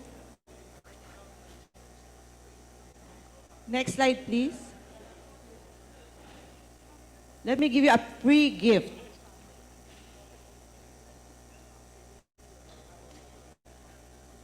Wait lang daw. Let me give you a gift that you can download. Yan. Meron po ako, kung si Sir Larry meron siyang book, meron po akong e-book. Meron akong e-book of the stories in real estates that you can share, that you can read with. Ayan. You can take photo. Ayan. And next, so I will start na. In the beginning, in the beginning, yes, as mentioned by Ronald Gagape, I came from the slum area. I grew up, during my younger years, I grew up in somewhere in Caloocan. And that time, we literally live above, beside the creeks. No? We also transferred houses more than 15 times in the span of 20 years. My father was a street vendor. He sells paintings. And I also sold plastic bags in the public market. No? Nagbibenta. While my brothers are selling vegetables. So, but growing up, dahil lipat kami ng bahay more than 15 times, when I was in, I think, what was teenager, I told my mother, Nay, may foreigner, let's not remove the clothes in our boxes. Boxes lang yan. Anyway, we have to transfer again. Tapos our cabinet, hindi pala cabinets kasi isa lang siya. One big cup served as the divider, bedroom to living room and dining area. And then when we move out and move into another house, we have to cut it in the middle. Why? Because hindi siya kasya pagpasok sa susunod na bahay. But God is good, no? And then one time sabi ko, Nay, huwag na natin tanggalin. Anyway, lilipat naman tayo ulit. Huwag na natin palipat-lipat tayo, no? Huwag na natin tanggalin yung gamit. And then I told myself that time that I will not marry until we buy our own house.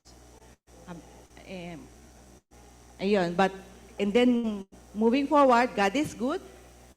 We were blessed after 27 years of my existence. Finally, meron na kaming bahay. Ayan siya. Baka mas malaki pa yung inyong garden dyan. Yan. But for us, for someone who live in the slum, for someone who transferred house more than 15 times in 20 years, no? And this is our mansion, a palace for us, no? So dahil may bahay na kami, anong next? Ayan. And moving forward, I have this post in my bedroom nung nagkabahay na kami. And habang palipat-lipat kami, I have this post in my bedroom. I hope that you can read this with me. In Matthew 6, verse 33 says, "But seek first the kingdom of God and His righteousness, and all these things shall be added unto you." So ito yung dala-dala ko. Ito yung pinangahawakan ko while facing those challenges that we had growing up and early part of my career. Ayan. So, dahil may bahay na kami, anong next? Mag-aasawa na ako, di ba? Alangan naman. Sabi ko, ayan. After 13 long years, finally, sinagot na ako ng husband ko. Ayan. So, siya, very me because he has a very crucial role in real estate investing. And then in 2010, I was seated there in the seats meron kayo. I was seated there, attended this seminar. And at that time, I was already a real estate broker when I attended this seminar. No? And then I was open to the different ideas that real estate, hindi pala brokerage lang. Ano pala akong pwedeng gawin? Diba? I'm open to buying and selling properties. And then in 2010, and then in 2011, I experienced, I think, pinakamahirap na real estate challenges that I can experience, no? While starting the business of real estate. So, move forward tayo agad, no? As mentioned, I got married in 2009, no? Siyempre, namatay yung mother-in-law ko. My mother-in-law died and we inherited. Yes, may pamana. Diba? House and lot. Wow. Rental properties. Yes. Vacant lots. Yes. And cash. Inherited. Court cases. Loans. Illegal settlers. Ko dati.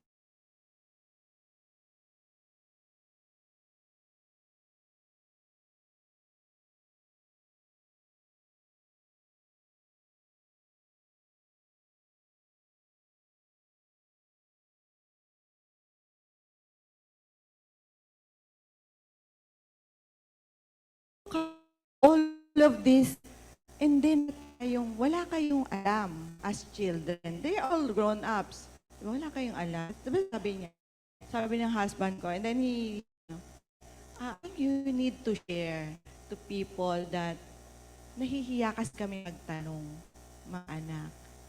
So, okay. Kasi kapag kami came from someone na naman kaming mga promise, diba? Sabi ko, ako kasi bawat hiyang pera sila pupunta, anong gagawin nila, anong oras sila umuwi, alam ko lahat ng sa kanila. So pag may ganitong problem, I should have known. That's why I would always tell to people, grown-up children, mga anak tayo, no? Tayong lahat anak tayo. Let's ask our parents, families, their challenges in properties that you can be of help. Especially now that you are learning real estate. Okay? Ayan. So, hindi mo kailangan maging expert talaga. Just the maven of your own property. Take charge. No, it's just the one who takes charge. That's yan. Because of that, I was buying and selling of properties for more than a year. Nung namatay yung mother-in-law ko, I did not do anything. Akala ko lang I did not do anything. I was really roaming around the properties that they have. I was doing my market research na pala. By the way, I'm a graduate of business economics, but I'm studying business in economics in master's in business and economics, no? So I'm not an architect. I'm not an engineer. But we were able to build and sell these townhouses. Okay ba yun? Yan. So we were able to, yan. Sinihantay ko yun eh. Ayan. So because of that advocacy, I wanted to help my spouse, my husband, and the brother to move to these so many challenges in real estate. Ayan. So yun. Then when I learned to build, natuto na ako, I remember Sir Randy, pumunta siya dun sa isang blessing ng bahay namin. At that time, he was our mentor in Truly Rich Club. In the blessing, ginagawa. Yung tinitingnan niya kami. I'll share it. Tinitingnan niya na ako. So I'll share it. Ayan. I learned to build, nag-build and sell na. Sabi ko, hindi na pala buy and sell lang, pwede pala mag-build and sell. So build and sell na bahay, nag-build and nag-contractor na rin as rental apartment, consultancy. Ayan. And then now, town development, tiny homes development. Ayan. So these are all the over the years, these are all the learnings that we gained over time. That these are some income strategies that you can do. No, as a as a maven of your family, no, you can have bed space, lease and sublease, kagaya ng tinuro ni Sir Jomag kanina, become a referrer or real estate broker, build and sell townhouse, or house and lot, diba? Buy and sell towns and house and lot. Yan, so buy, renovate and sell, build and sell boutique hotel, no? Yun yung ginagawa namin with rentals. Build and hold, no? Katulad ni Sir Randy, holding more than 1,000 units of rental properties, diba? And of course, income strategy, yung real investment trust. This is among all of those. Ito naman yung in a form of stocks, no? So, but at least in real estate. Ayan. So these are all the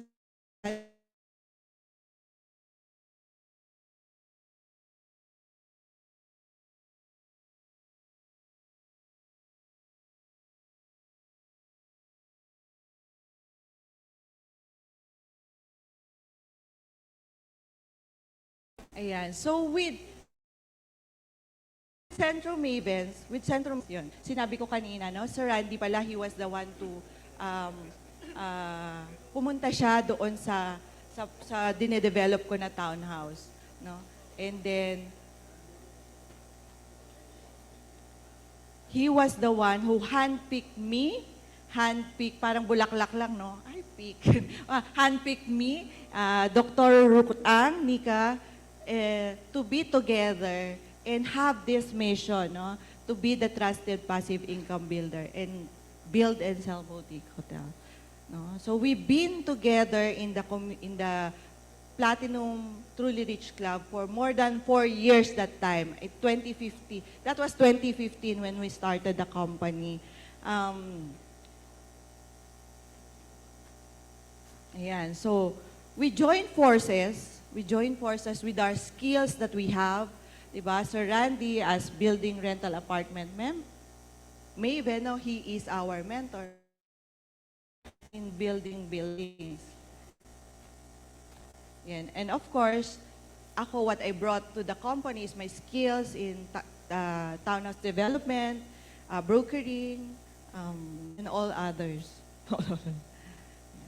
And later, Dr. Ruth Ann, she's into dormitory. No? She's the dormitory maven. She's also our finance maven of the company.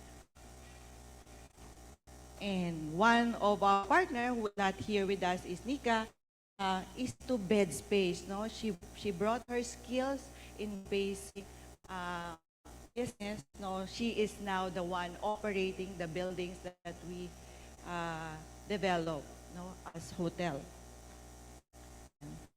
So we started the company in 2015.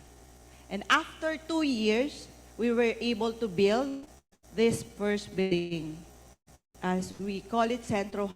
No? It is a 54 units hotel poblacion. And after 2 years, we were able to build units of boutique hotels in Fort Village. It's in Guadalupe Nuevo. No? We call it Fort because it's serving the Fort Market BGC. You know, when you market a property or when you market a hotel, diba, who are you serving is very important. Who are your markets? Very important. When you position your building, that's why we call it Nest Nano Suite Fort. No? Nest Nano because, diba, the smallest measure of, ano nga yan? Basta small siya. To manage naman the expectation of people who are staying in the hotel, diba? It is a Japanese-inspired boutique hotel, diba? When you go to Japan, their hotels are small, no frills, and yet very comfortable, and you can use it. Again, inspired by our mentor, Sir Randy Manaloto, who lived and worked in Japan for many years before he came back here in the Philippines. Ayan. So in 2017, we built one building. In 2019, we built another building. And today, 2025, we have our third location. We have our third location, but we will not be building anymore. What we are going to do is that we're going to share with you the learnings. Okay ba yun? No? Parang we were part of the Truly Rich Club, the Platinum of Brother Bo Sanchez, there where we meet with the mission of helping financial literacy to people. And it just so happened that we formed together the company as real estate mavens so that we can also share the learnings. At the same time, we're earning. So the company is the Centro Mavens is now on its 10th year. Palakpakan nyo naman yon. 10 years na kami. And we believe we have served and shared enough to everyone of our stakeholders. And this year, 2025, the board decided that we will be sharing the learnings that we gained over time. Combined learnings. By the way, when we were building the hotels, hindi naman kami lang yon. We also asked the guidance of our dear mentor, Dr. Larry Gamboa, where he helped us navigate the business model canvas. Ayun. So, nakatayo kami ng unang building. We built the first building. We had our business model canvas. Diba parang isipin mo, ay okay na kasi nakatayo na sila, alam na nila yung gagawin nila. Diba? No. With the humility of our partners, diba? And with Sir Larry, when we built our second building, nagpa-business model canvas ulit kami kay Sir Larry. So also again, he helped us navigate again with our mission, whatever we wanted to do about the property. Okay.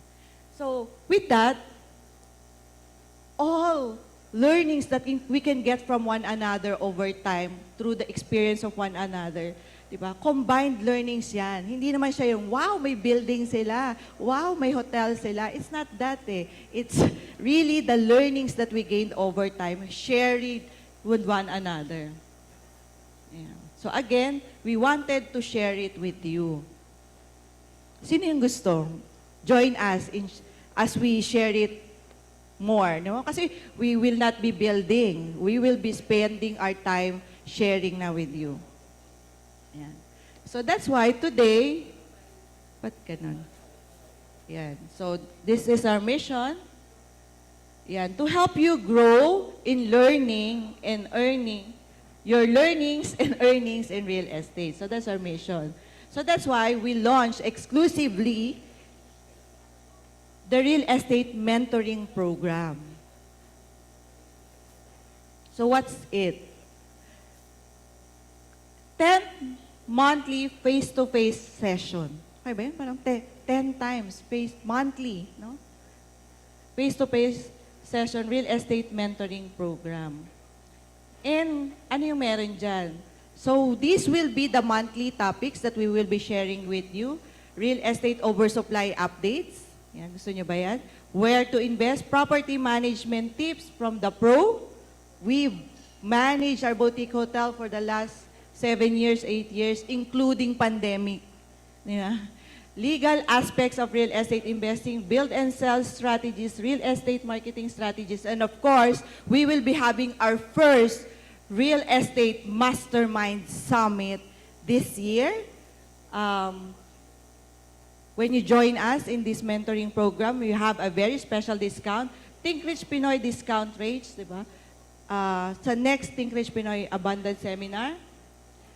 And then we will again be revisiting business model canvas, real estate marketing strategies, build and sell, constructing, rental apartment, estate planning, and of course, meron tayong property development site visit.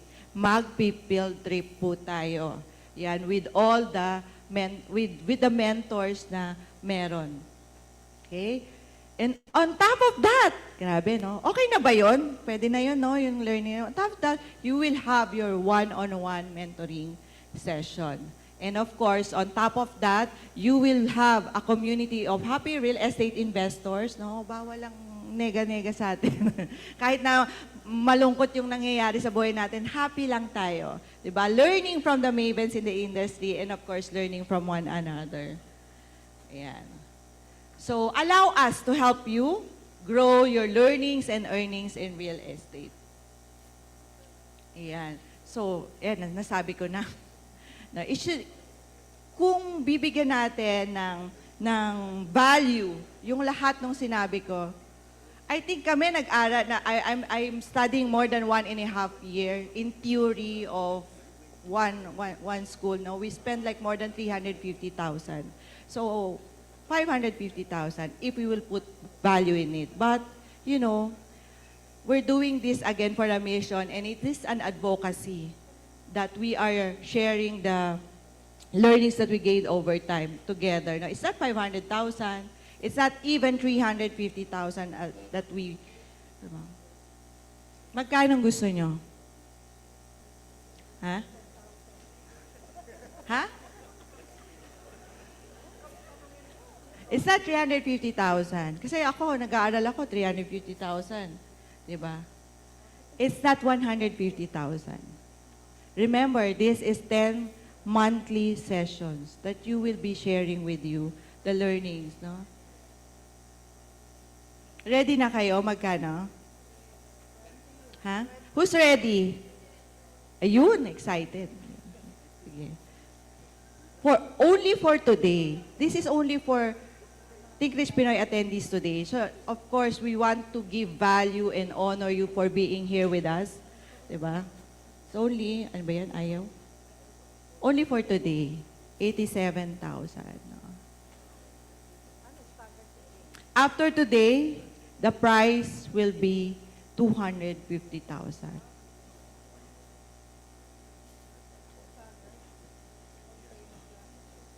Only 50 seats, no? We cannot be with everybody, no?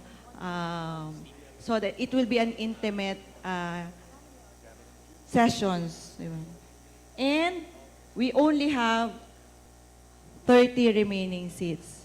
For only 30 remaining seats, no? Yeah. So reserve 20,000 today, and then after 30 days, you can make the full payment. And then we will be starting the mentoring program by May. We'll send you the information. So you can approach our our registration table for the reservation. And then after, they will give you the account number, PayPal, whatever, on how you will be registering to our mentoring program. Ayan. So we hope that you'll join us in our mission. So with that, thank you so much, and God bless you all.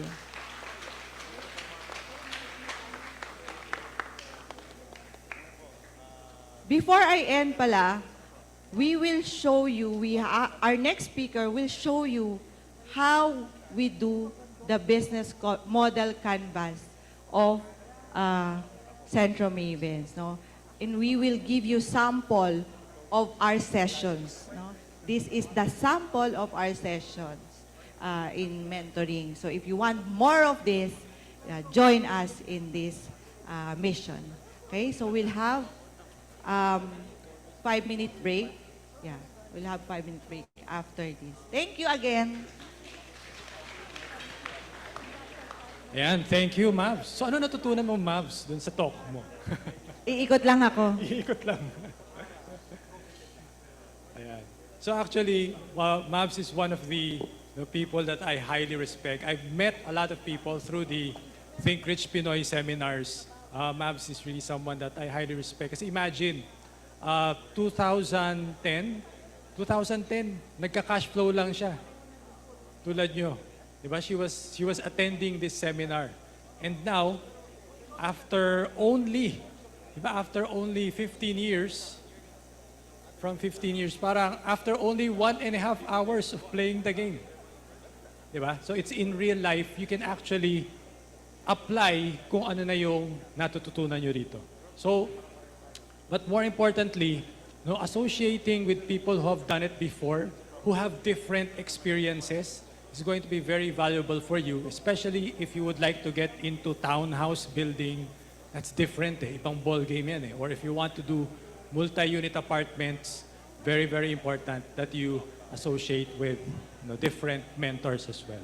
So, at this point, I'd like you to talk again, talk with your seatmates, maybe meet with someone that you haven't met before, maybe look for someone that may be interesting to get to know, and share with them what is that one thing that you have gotten so far, from Mavs or maybe even from Sir Randy's talk, and get to know people. So we're going to have just 5-minute break, sabi ni Mavs, and then we'll go on to our next speaker.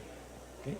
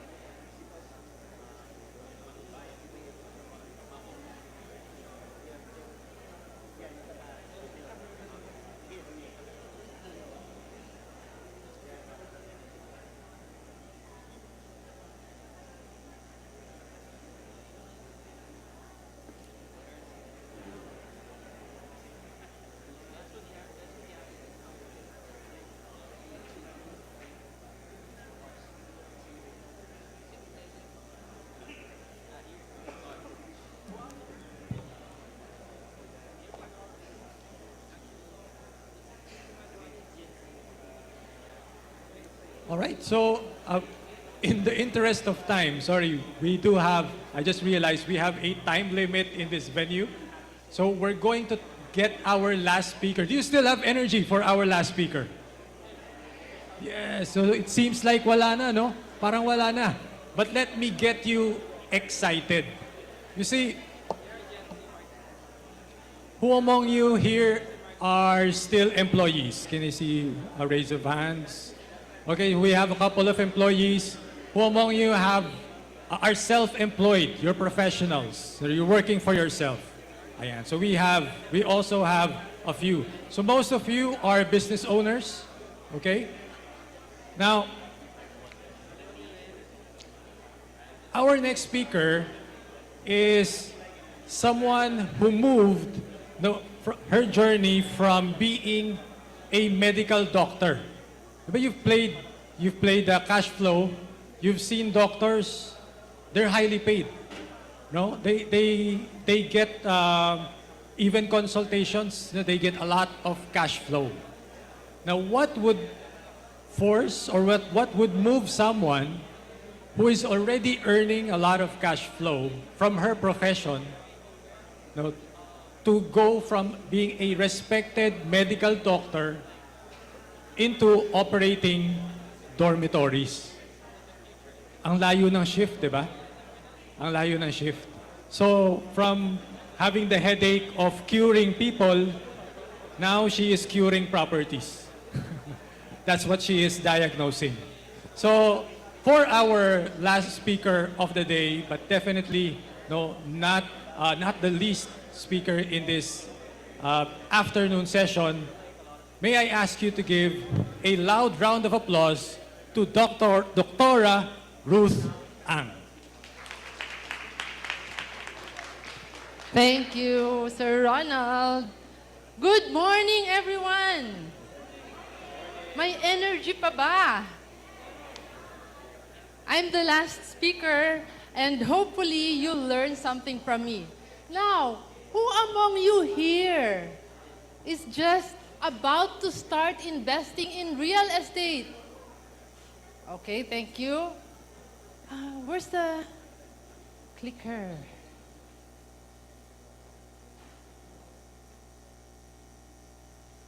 Sorry? Parang not working? Now, who among you bought one or more property already and wants to learn how to expand their real estate investment portfolio? Mas marami. So, you can observe that we are all in different stages in this real estate investing journey. And do you agree with me that you will learn something from the billionaires to up to those who are just starting? We learn something kasi there are several ways to earn in real estate. And we have different resources. We have different capabilities. Baka naman your resources and capabilities matches with one of the speakers. So, you get that idea and execute, implement. So, yun po ang pinaka-important kasi you might be overloaded with information already, but just get one major idea and implement. So, pakisabi sa neighbor, okay, huwag maging seminarista. Okay. So, hindi ito. Yung isa. Mali ito. Yung updated.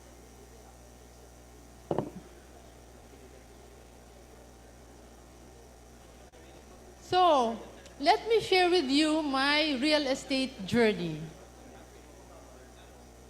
Well, after passing the board exam, I realized that I have minimal time for my family, no time, and no money. Meron bang nakaka-relate dito nung fresh grad sila? Diba?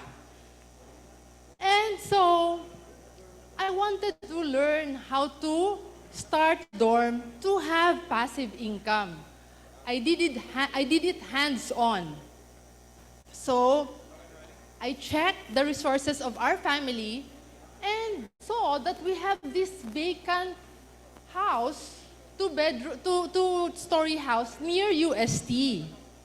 So, I managed it, converted it into 24-bedroom dormitory, and then after 7 years,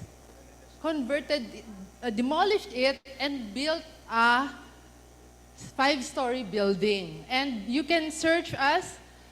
The brand is Athena Dorms. So this is near UST. Any one of you have properties near schools, near offices that can be turned into dormitories? Meron ba? So, you might be able to join our mentoring program and I'll share with you all the knowledge that I got through these 22 years. Sorry, mukhang ma-reveal na yung age ko. 22 years of managing the dormitory. Okay, so this is our brand. And another thing that I did is something like lease and subs. This building we didn't own. So I leased the whole building and then subleased it. So very minimal capital as mentioned this morning, pero this one is medyo small scale. Kay sino ba yun? Si Sir Nelson Terrible ba yun? Yung, no? No, si Jomag. Medyo hectares, ibang level. For someone who's a medical doctor, walang a business, for me, this is a good starting point. I leased the whole building, I subleased, bought double decks, did the marketing, so that's lease and sublease model. I expanded to another building. This is near UST also. And then also expanded to another location. This is in Katipunan, near for targeting Ateneo. So Ateneo students. And later on, I met my partners, my business partners. So Mavs, Nika, Sir Randy, we met in the truly rich club of Brother Bo Sanchez. And we formed the Centro Mavens Corporation. So, who knows, baka yung mga katabi nyo dyan maging future business partners nyo, kunin nyo yung mga cellphone numbers. That's how we started. So, through Centro Mavens, hands-on learning experience, I learned how to have passive income through build and sell of hotel units. Okay? So this is Nest Fits Makati and another one near BGC.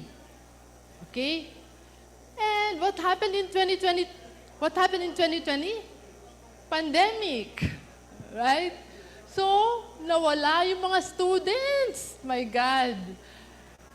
And so, syempre, I have to help fundraising and everything. Baka matawag ako eh. Di ba? And then, that time, I have bank loans. So, God, I was able to pass through this stage in my life. But we'll be happy to share all my learnings if you enroll in our mentoring session. So, next, during the pandemic, I learned how to buy and sell properties because I'm a licensed real estate broker. So, I went into brokerage. And, buti na lang, my boyfriend is a top-notch real estate broker, appraiser, top 1 environmental planner, and top 1 real estate. So, together, bigla akong napa-YouTube. Bigla akong nag-house tour. Pero sa totoo lang, I'm an introverted person. Pero I have to do it because it's pandemic and I have loans to pay. So, the word is pivot. We need to learn how to pivot in times when there's crisis. Akala ko, hindi ko kaya, pero kinapalan ko na lang yung mukha. May mga backers sa YouTube. But, well, I have employees that I have to pay. So, ayoko naman na i-terminate sila because I cannot pay for their salary. But just because there's no students in the dorm. So, pati sila nag-pivot. They learned how to assist me in the brokerage. Okay? So, you can like and subscribe. See properties. Okay? So, and if you join our mentoring, you will learn how love moves in mysterious ways through real estate. Meron ba ditong mga single in the house? Ayan, later. 2 years ago, we got married. So, also, we learn from other countries. So, we went to Dubai last Feb 25 to look at properties there. Study the best practices in other countries. A few years ago, we went to Bangkok, Thailand also. Check out their units, properties for sale. We also went to Hong Kong with our group of mentoring mentees.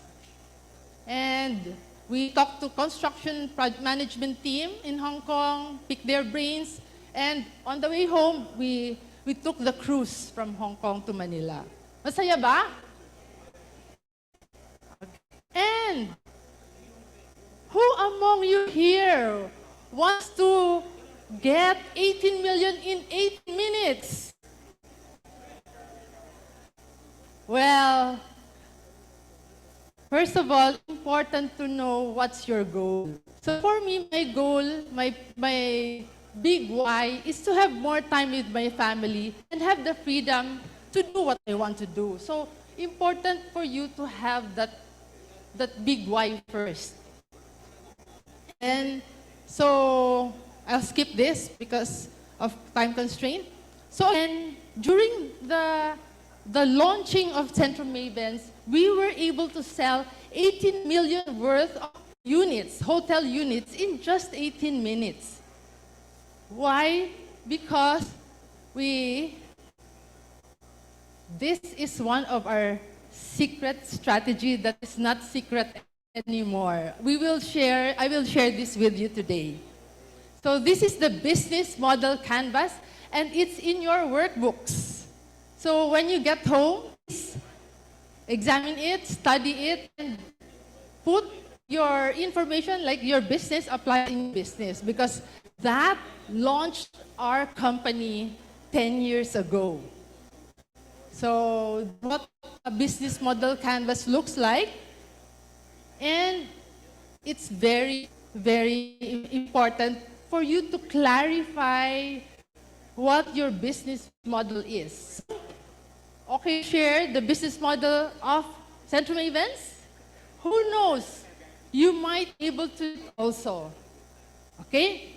So for key partners, we need to identify that they are the investors, the suppliers, employees, and brokers. Remember, we were able to target that we want cash buyers. Because what we did is Centrum Mavens bought the lot, but we pre-sold the units in cash, and the cash of the unit owners is the one used to build the hotel.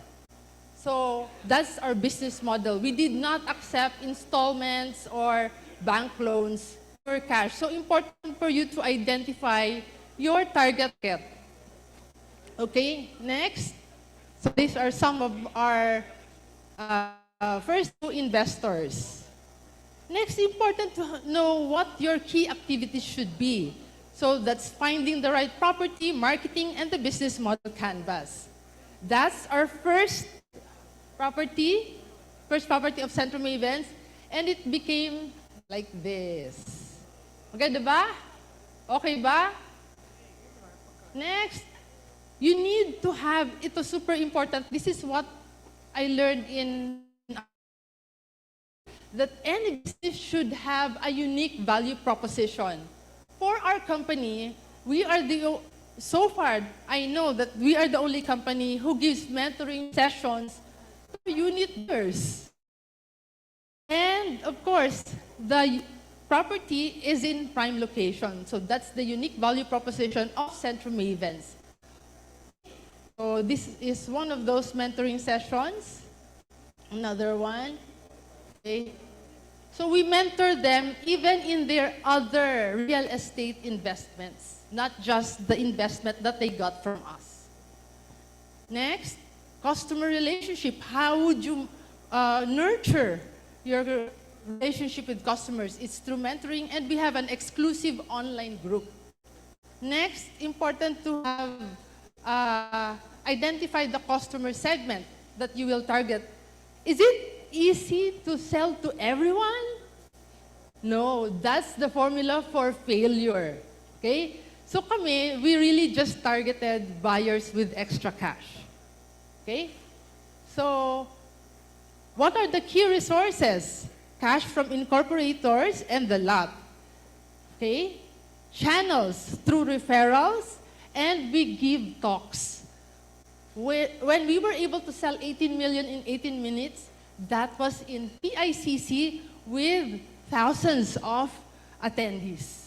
So after our talk, they reserved, and that's how we were able to sell 18 million worth of units in 18 minutes. Okay? This is the picture of that event. Okay? Next, important to identify your cost structure.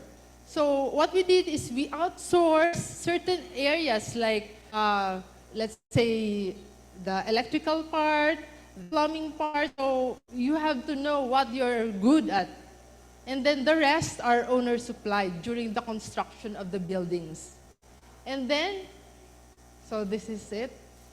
Important to know your income stream. So for Centro Mavens, the income stream is in selling the units, and we get some fee in the hotel management.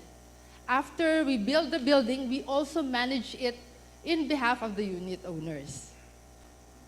So that's, again, sold out the first building, and then the second building,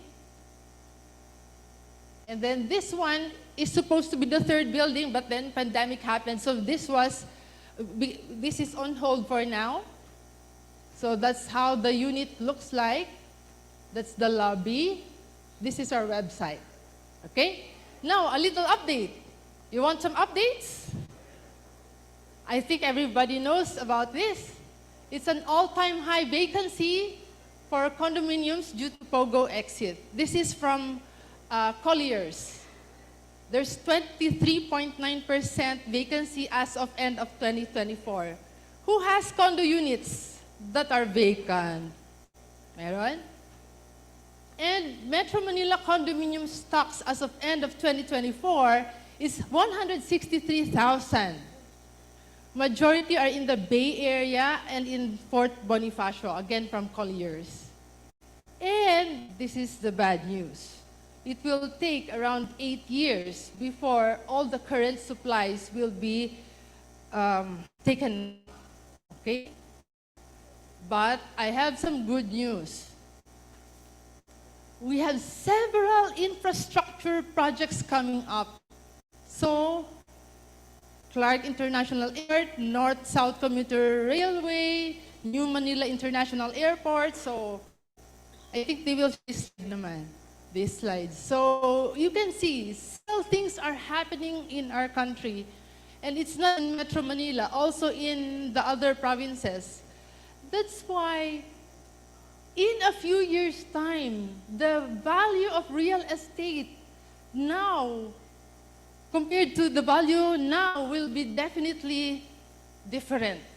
So if you don't invest now, magsisisi kayo. Pakisabihan sa katabi nyo, if you don't invest now, magsisisi kayo. Okay? And the good news is, according to Colliers, there's a hotel sector is back on track. So occupancy as of second quarter of 2024 is 61, 62, 63, 67% in 2, 3, 4, 5 star. Okay?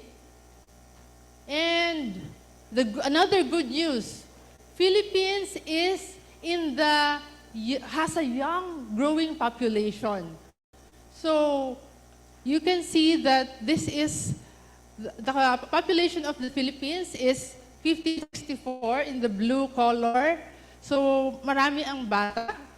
And that's what you call the demographic sweet spot. So between 2010 to 2030, super robust, we have a young population, working population compared to other countries. So we have a lot of things going for our country. So it's really good news. So this, let me share with you what Centro Mavens does. So these are our projects near BGC. And again, these are our rooms and our community. We build a community of happy investors, and we give these treats, 7 nights free, 7 nights 50% off for unit owners. So grab this chance to own a hotel unit and be part of Centro Mavens' growing family. Secure your monthly passive income through real estate. Allow Central Mavens to be your passive income builder. You can now start earning passive, not at 3 million. And we will give free 10 mentoring sessions to the unit buyers. So you can now start earning passive income by investing 2,698,000 pesos for a fully furnished hotel unit. And we require cash in 30 to 60 days. Okay? So only for 3 serious buyers because those are the only remaining units. Okay? So you may also refer a friend and earn referral fees. The reservation is 20,000 pesos. So you can approach us later. And that's it. So again, if you want to learn how to have 18 million in 18 minutes, please join our mentoring sessions. And throughout my real estate journey, this is what I learned. The real return on investment is not just how much you earn. It's who you become as a person. Do you agree? So let's stand up. If you agree with me, please, let's together say, I commit to having financial freedom. Sabay-sabay. I commit to having financial freedom through real estate for my family. I commit to becoming a better person every day. Thank you very much. Thank you so much, Dr. Ruth Ang Bagyo de la Cruz.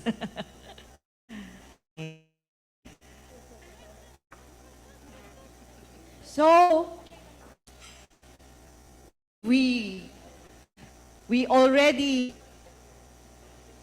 had our last speaker for this today, but now, can I ask if you have other questions? We can take 1 or 2 last questions from everyone. No? Parang pahabol na tanong, na learning pa. Sa online, po may questions pa?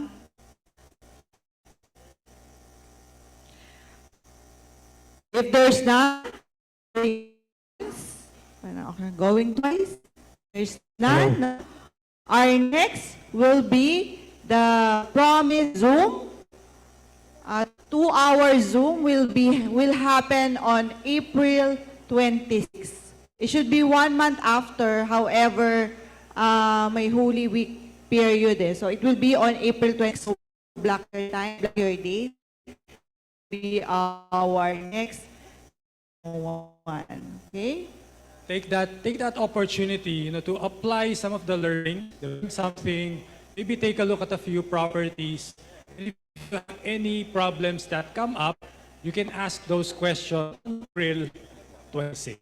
So again, just watch your email, check your email for the Zoom links and the reminders. And so, what's that? For you to really remember the things that you learned here, because I'm pretty sure you absorbed a lot. There's a lot of information that was thrown to you, but the chances are you'll probably forget a lot of it. But there's something that just 1 or 2 ideas that you apply right away, put it into action, and then see the results. And if there is work for you, go back to us on April 26th. And Yes. let's All see your questions. So before we end, please your comments, your feedback form. We will be giving you your certificates for today. And also, it's very important for us to improve this seminar, as mentioned in the last 10, 15 years. In 21. 21 years already. Ayan. Okay, so if wala na, please, can you say thank you to the person beside? Thank you for being with me. Ayan. And please do give a round of applause to all our speakers from the morning, in the afternoon to evening. Thanks also to our facilitators who are volunteers, also our real estate investors and entrepreneurs themselves. They volunteer time to be us and share with you their cash flow skills. All right, and lastly, please do give a round of applause to the founder of Think Rich Pinoy, Dr. Larry Gamboa. It is an honor for us to be here right now because he has the wisdom. Alright. And our mentor, chairman of Central Maven, Sir Randy Manaloto, please give a round of applause for. And syempre, kasali kami dyan. Ang technical team, no, who help us here in our microphone, in our league, give them an applause. The registration team, diba, who giving the certificates, no, and patiently sharing with you yung patiently attended to your needs. And of course, thank you, Ronald Capel. I think what you will notice is we're different from other education companies in that we are real estate practitioners who are just sharing what we know. So we're not really educators. We're not really, seminar. That's not our main business. Our main business in real estate, but this is an advocacy for us that we try to continue improving. So it's really important that you give us feedback. We know we're not perfect, but we can only improve by you giving us honest feedback on what we can improve, how we can make this better, and how we can serve other people better. And when you give this feedback form, you'll get the certificate of attendance as well. Okay. So that's it. Thank you again. We hope to see you around. We hope to make deals with. Let's in prayer. We started in prayer. Please do stand up. Oh, let's stand up. Let's stand up again. Of course, we started in prayer, and I started in prayer. Ronald. I will close. Alam mo na. So there. Let us put ourselves in the holy presence of God. Heavenly Father, we praise and glorify your name. May your name be praised through all our days. And through this very word, we thank that you have allowed this to happen smoothly, that you have poured out your Spirit to everyone here. We pray that everyone here will accept the knowledge, the wisdom that you have so allowed everyone to experience in this day. I hope that you will bless everyone here a journey, protect their families, protect their businesses, protect their careers, and expand borders, Lord. Give them promotions, give them expansion of their businesses, and bless the opportunities that they will come across. Give them wisdom as they apply the lessons that you have so generously showered this day. We hope that will be with us in every endeavor, that we bless all the works of our hands and make us a channel of your blessing. All of this we ask in Jesus' name. Amen. Thank you so much, and God bless. Ay, photo op, sir. Photo op with everybody here, Sir Larry. Before I forget, please, come closer po dito sa harap. Ayan, come closer lang, Sir Larry, yung as we always do. Ayan, closer lang para may attend tayo. So yung wala sa picture, alam. Opo, di po yan. Sir ayan. So next, by August 18 na si Sir, we will have our next Pinoy seminar on August. Yes, birthday celebrator niya. Birthday celebration. Kaya 80 minutes din bago makarating sa araw. Yan. Diyan ba kayo, sir? Okay? Okay, come closer, everyone. Okay. Picture, video. I'm Think Rich Pinoy. Okay. So, okay. Picture daw muna. And then, I'll check muna kung everybody is here. So, please come closer. Ayan. Para masayo sa picture ni Sir pag 80 niya. Come closer. Tapos, let's say grace. Ayan, grace. Ayan. Okay. Ready na? Okay. At the count of 3. James.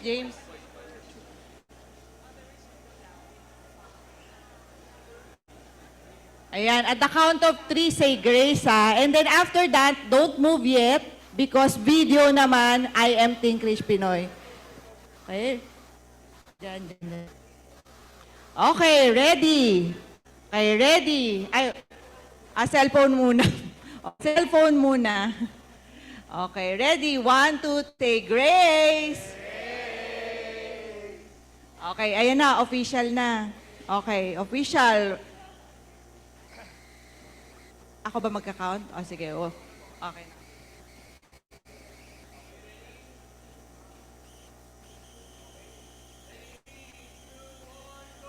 Grace! Okay, video na.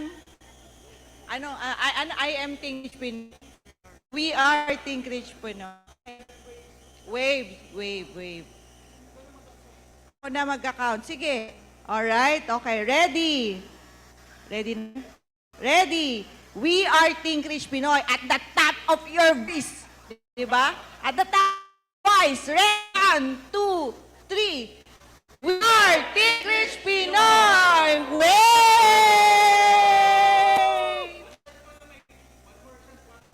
May wave? Wave lang. O, edi taas lang yun. May.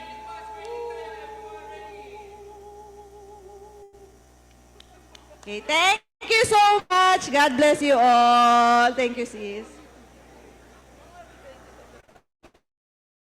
How are you going to check the proof? Please like the Think Pinoy page because they will be uploading the videos and the photos. Ayan. If you bought the book, kaya po, sir, pwede pa siya mag-sign ng book. No? Please, yung forms po natin, please give the forms, feedback forms.